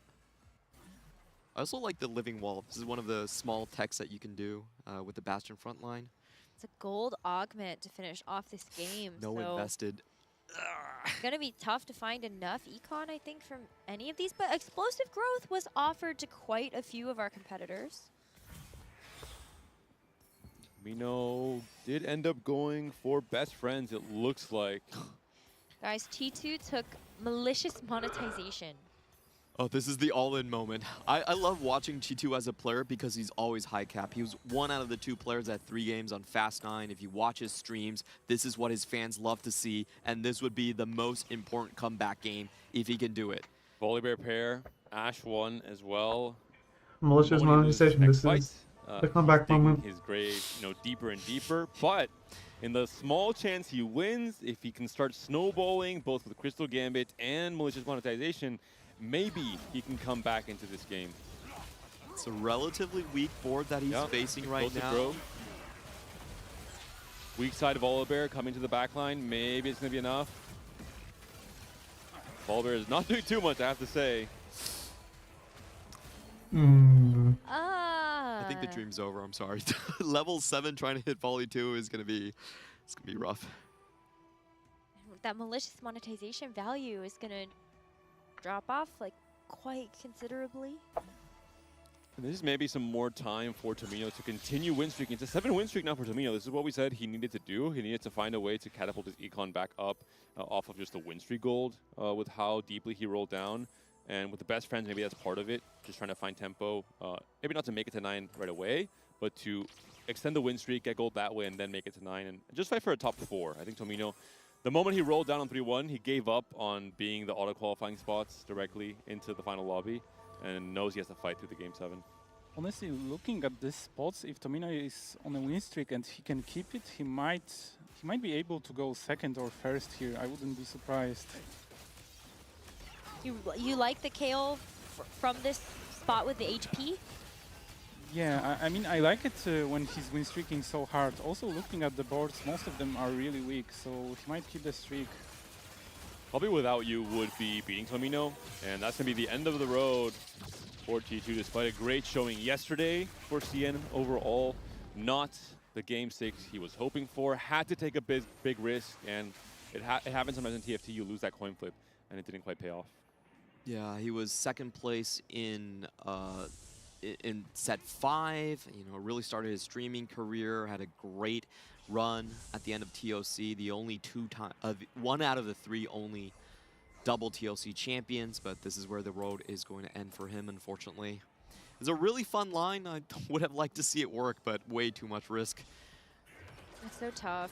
Yeah, there are a couple of players in this lobby that I feel like have had some not so amazing luck, but as we actually do take stock, a lot of our rerollers finally hit.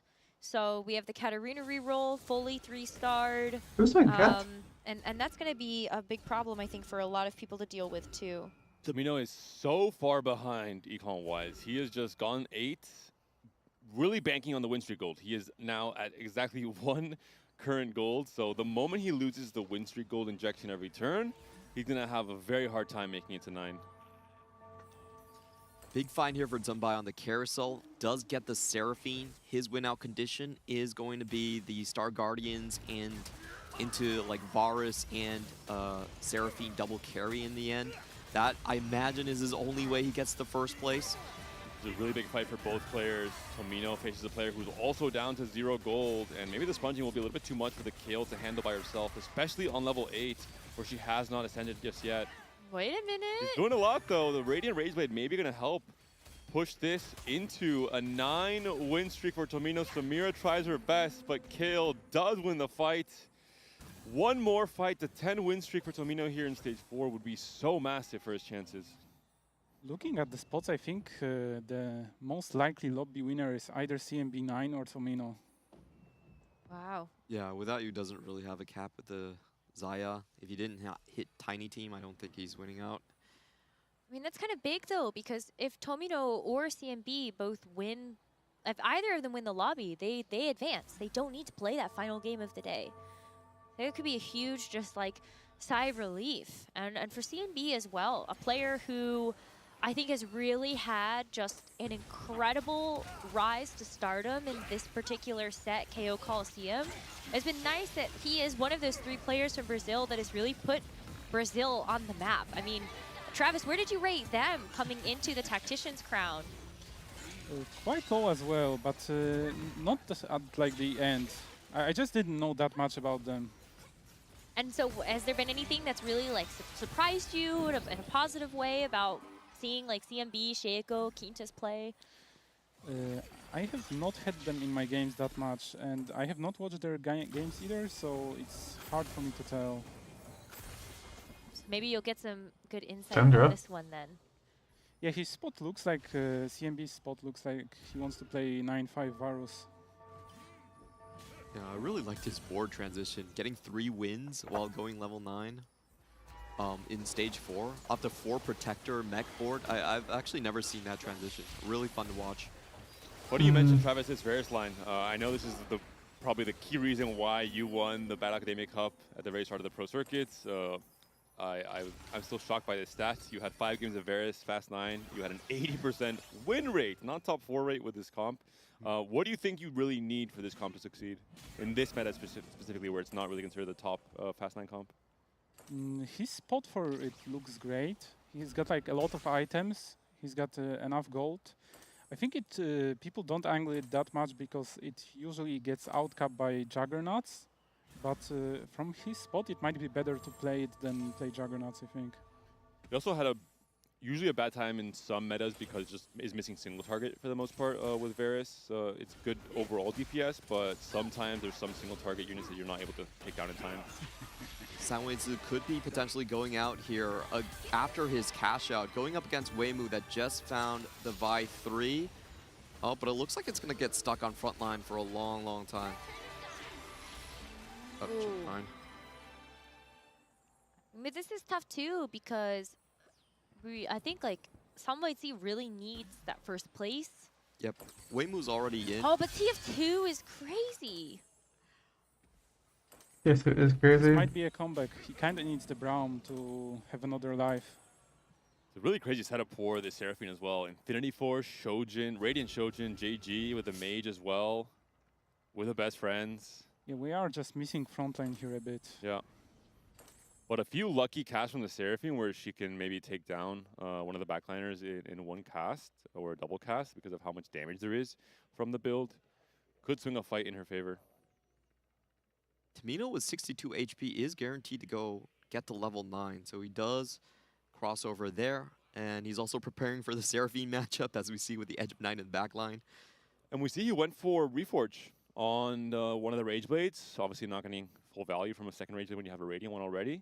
Gets the Edge of Night. I'm not sure if off the Reforge Yeah, it or depends. off You the could build like you later could on, fit into the both. stage 4 You know, PvE TF is round, hard but to hit because makes it everyone for a else. much better build, especially against this Everyone else matchup playing it. maybe, where she can survive an initial Seraphine ult and then scale into the later fight. But yeah, on no, level 9 reforging into Zumbai, seemingly one Edge of of our Night. I mean, Edge finalists of from Night's really Cyber good. City down to the last life. That's definitely We better. did see on the end of stage 4 that he was finally found one Jinx. He now needs to complete the Varus 2-star. Does he have the gold for it? No.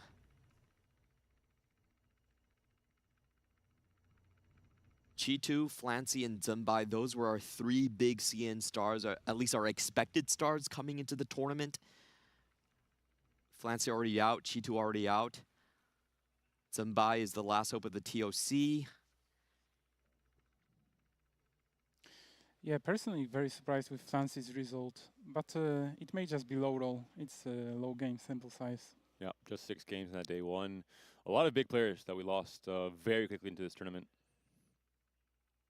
I feel like it's a lot of the newcomers to the Tactician's crown, kind of like yourself, Travis, that have done so well at the TAC crown.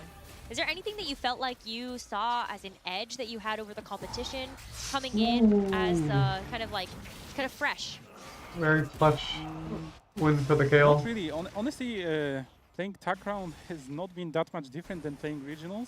I would say regionals might be even harder for me for some reason. I feel like I had some bad games and was close, so I'll try to get here again and make the final lobby that time. What a tough loss for Zumbai. TLC has been completely eliminated, and look at this carousel. There was a Varus sitting directly in front of him.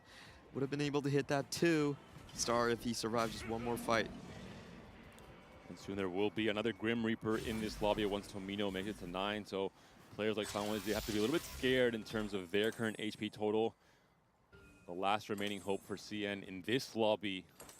I think the moment Sunway hits a Leona too, he wins the lobby. His backline is really insane. He's just lacking the front. And Tomino doesn't really have a chance to do anything but go 9. He can't really kind of pivot the kill board into the Wraith variation, even if he wanted to. Even the Lee Sin 2 might be hard to find. He has Lee Sin paired though, so there's the potential. Yeah, and with 3 members out, Without You is basically mathematically in, at least from the sim that we've heard. He's at least going to be getting 67 points, which is relatively safe into the auto advance.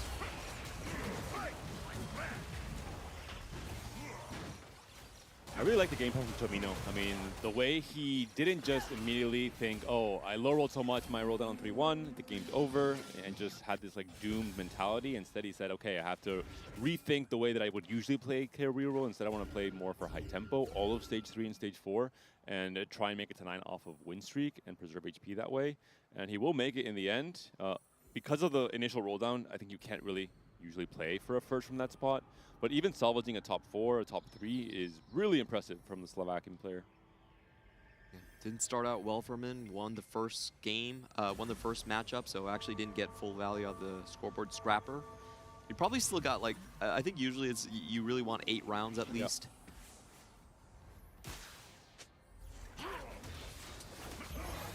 See if the Katarina can jump carry into was the the back line. cat There's fire. no bridges here. Should be safe. But they just never showed him. Would be a really big win for Tomino if he can get it. This Katarina isn't scaling as well, so shouldn't really be a threat coming into stage 6. It's only going to be the head Holy, that Rakan. Expected win for now until Tomino gets to level 9. Katarina should have the upper edge. Yep, for sure. Just a hemorrhage one. Yep.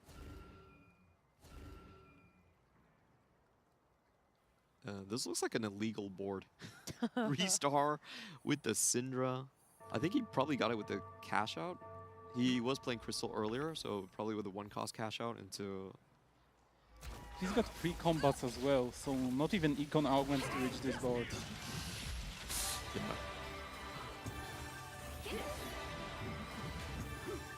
That's going to be a little bit tough, I think, for Tomino if someone is already locked into first place, like someone's board here. At the very least, Tomino can cushion his the requirements he'll have in Game 7 if he doesn't make the top 4, where he can be kind of like without you in this game, where you play more for something like a reroll, you try and go for a 5th or a 4th, and that can already lock you in.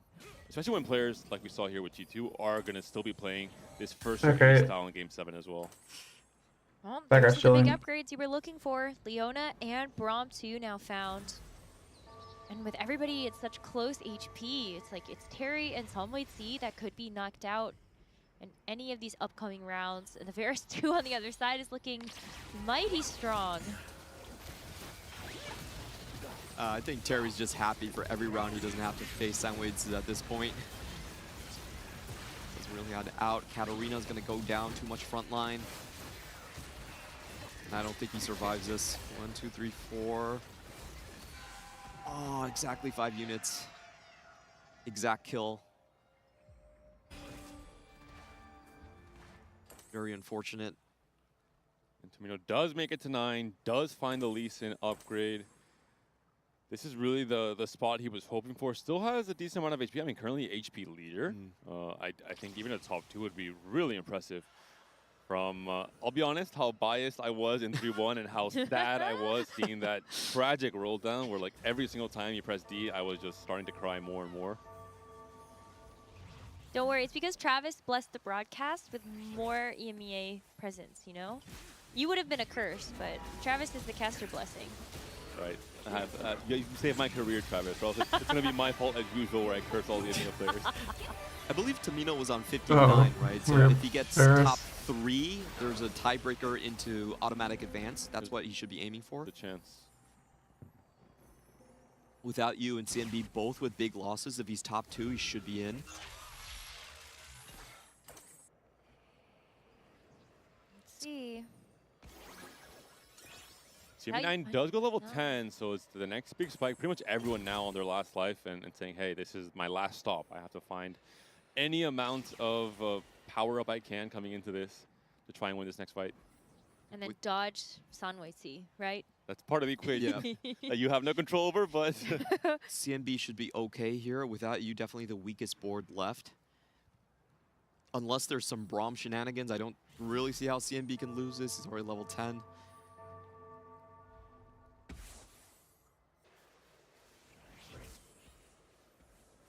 How does this matchup look, Travis, as the Varus expert?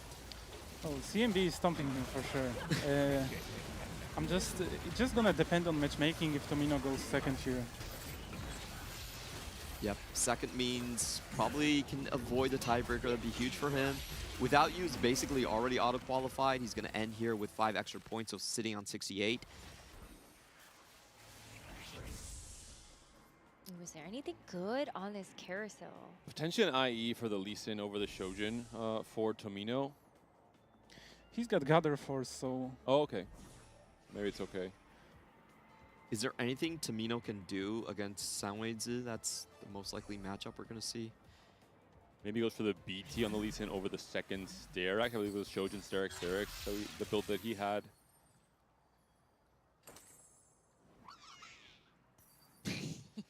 The Seraphine looks so scary. The Boros. We're going to see which one Soundwaves actually plays. Who's the real Soundwaves? The ghost version of Soundwaves might actually lose because the power of friendship is not there for Seraphine. Yeah. So that could be the difference maker here. Probably will be. And we haven't touched on the Mace's Will as well. I mean, just the amount of crit and the damage from this Seraphine ult is so big. CMB will be facing Soundwaves' real one. Oh, scary. Do you think that Tomino can actually beat either of these ghosts? I think it can beat the ghost because the Seraphine is just that much weaker. Right, well, it looks like we are going to have a winner between this one, and the Seraphine might just be able to do it. Another cast, and CMB does get eliminated. Looks like Tomino very lucky on the other side to be able to have hit that ghost, and that is going to be a top 2 for him. And this is maybe a great example for Tomino, not just knowing what comms to play and executing well, but the mental fortitude you need to do well in a tournament like this one, to have his consistency over 3 sets as well. A lot of players I know would have just lost their minds after that 3-1 roll down, hitting KO on essentially 0 gold. But Tomino seems to be, at least from our perspective, very, very composed throughout this entire game. And I'm really impressed. I think the real factor in separating players from good to great is how they do from a bad position, how they salvage placements, how they turn things around in their favor. And it was a really good showing from Tomino here. Yep, but now he does have to face the Grim Reaper. Yeah, I think we all kind of know how this one's gonna go, but maybe there will be some surprises. Travis, what do you think? This just a win for Sunway. I don't think there will be any surprises here. He's probably just happy about the matchmaking. Just to be able to get that second place. Sounds about right. What a great game for Tomino, but you know what? Did the anti proc already? Oh? Oh? There was a surprise. Tomino wins the fight here. Wait, it's the kill Okay, winner. but like, wait. So hold on. Let's analyze this. Travis, is there any way?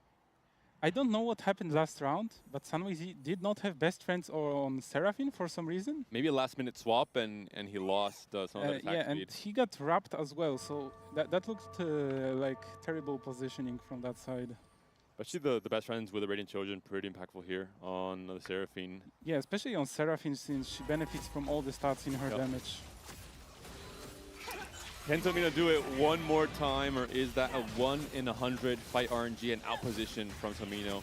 We'll find out in stage 7. So I would say out position. Out. Sangwazi lost a lot of his Poro fans. F in the I chat. would say blunder Poro, slash unfortunately, on that, good on that fight one loss, RNG. now should be on the last life, and Tomino does find a Braum to upgrade, so a tiny spike in his favor. Yeah, but Sunway just went level 10.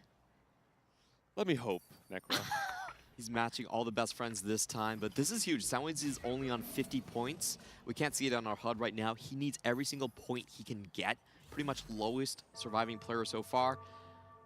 It would be one of the biggest missteps if somehow that Lee Sin's on the same side. If that Lee Sin is able to creep I mean, into the getting back line. Luchador in for Braum should be enough. Braum, And also guaranteed best friends. Anti-Braum, Sangwazi's Braum as well. The Seraphine ult is the big one. If Seraphine ults onto the kill, that could be huge. But the kill waves coming with the TF and Seraphine clumped on the right-hand side. Seraphine's down. This is it. Tomino has done it. Looks like taking down the main carries. There's only Syndra left alive. Sound like Tomino wins the game. 0 gold on 3-1 with this KO3. What a comeback from the Slovakian player.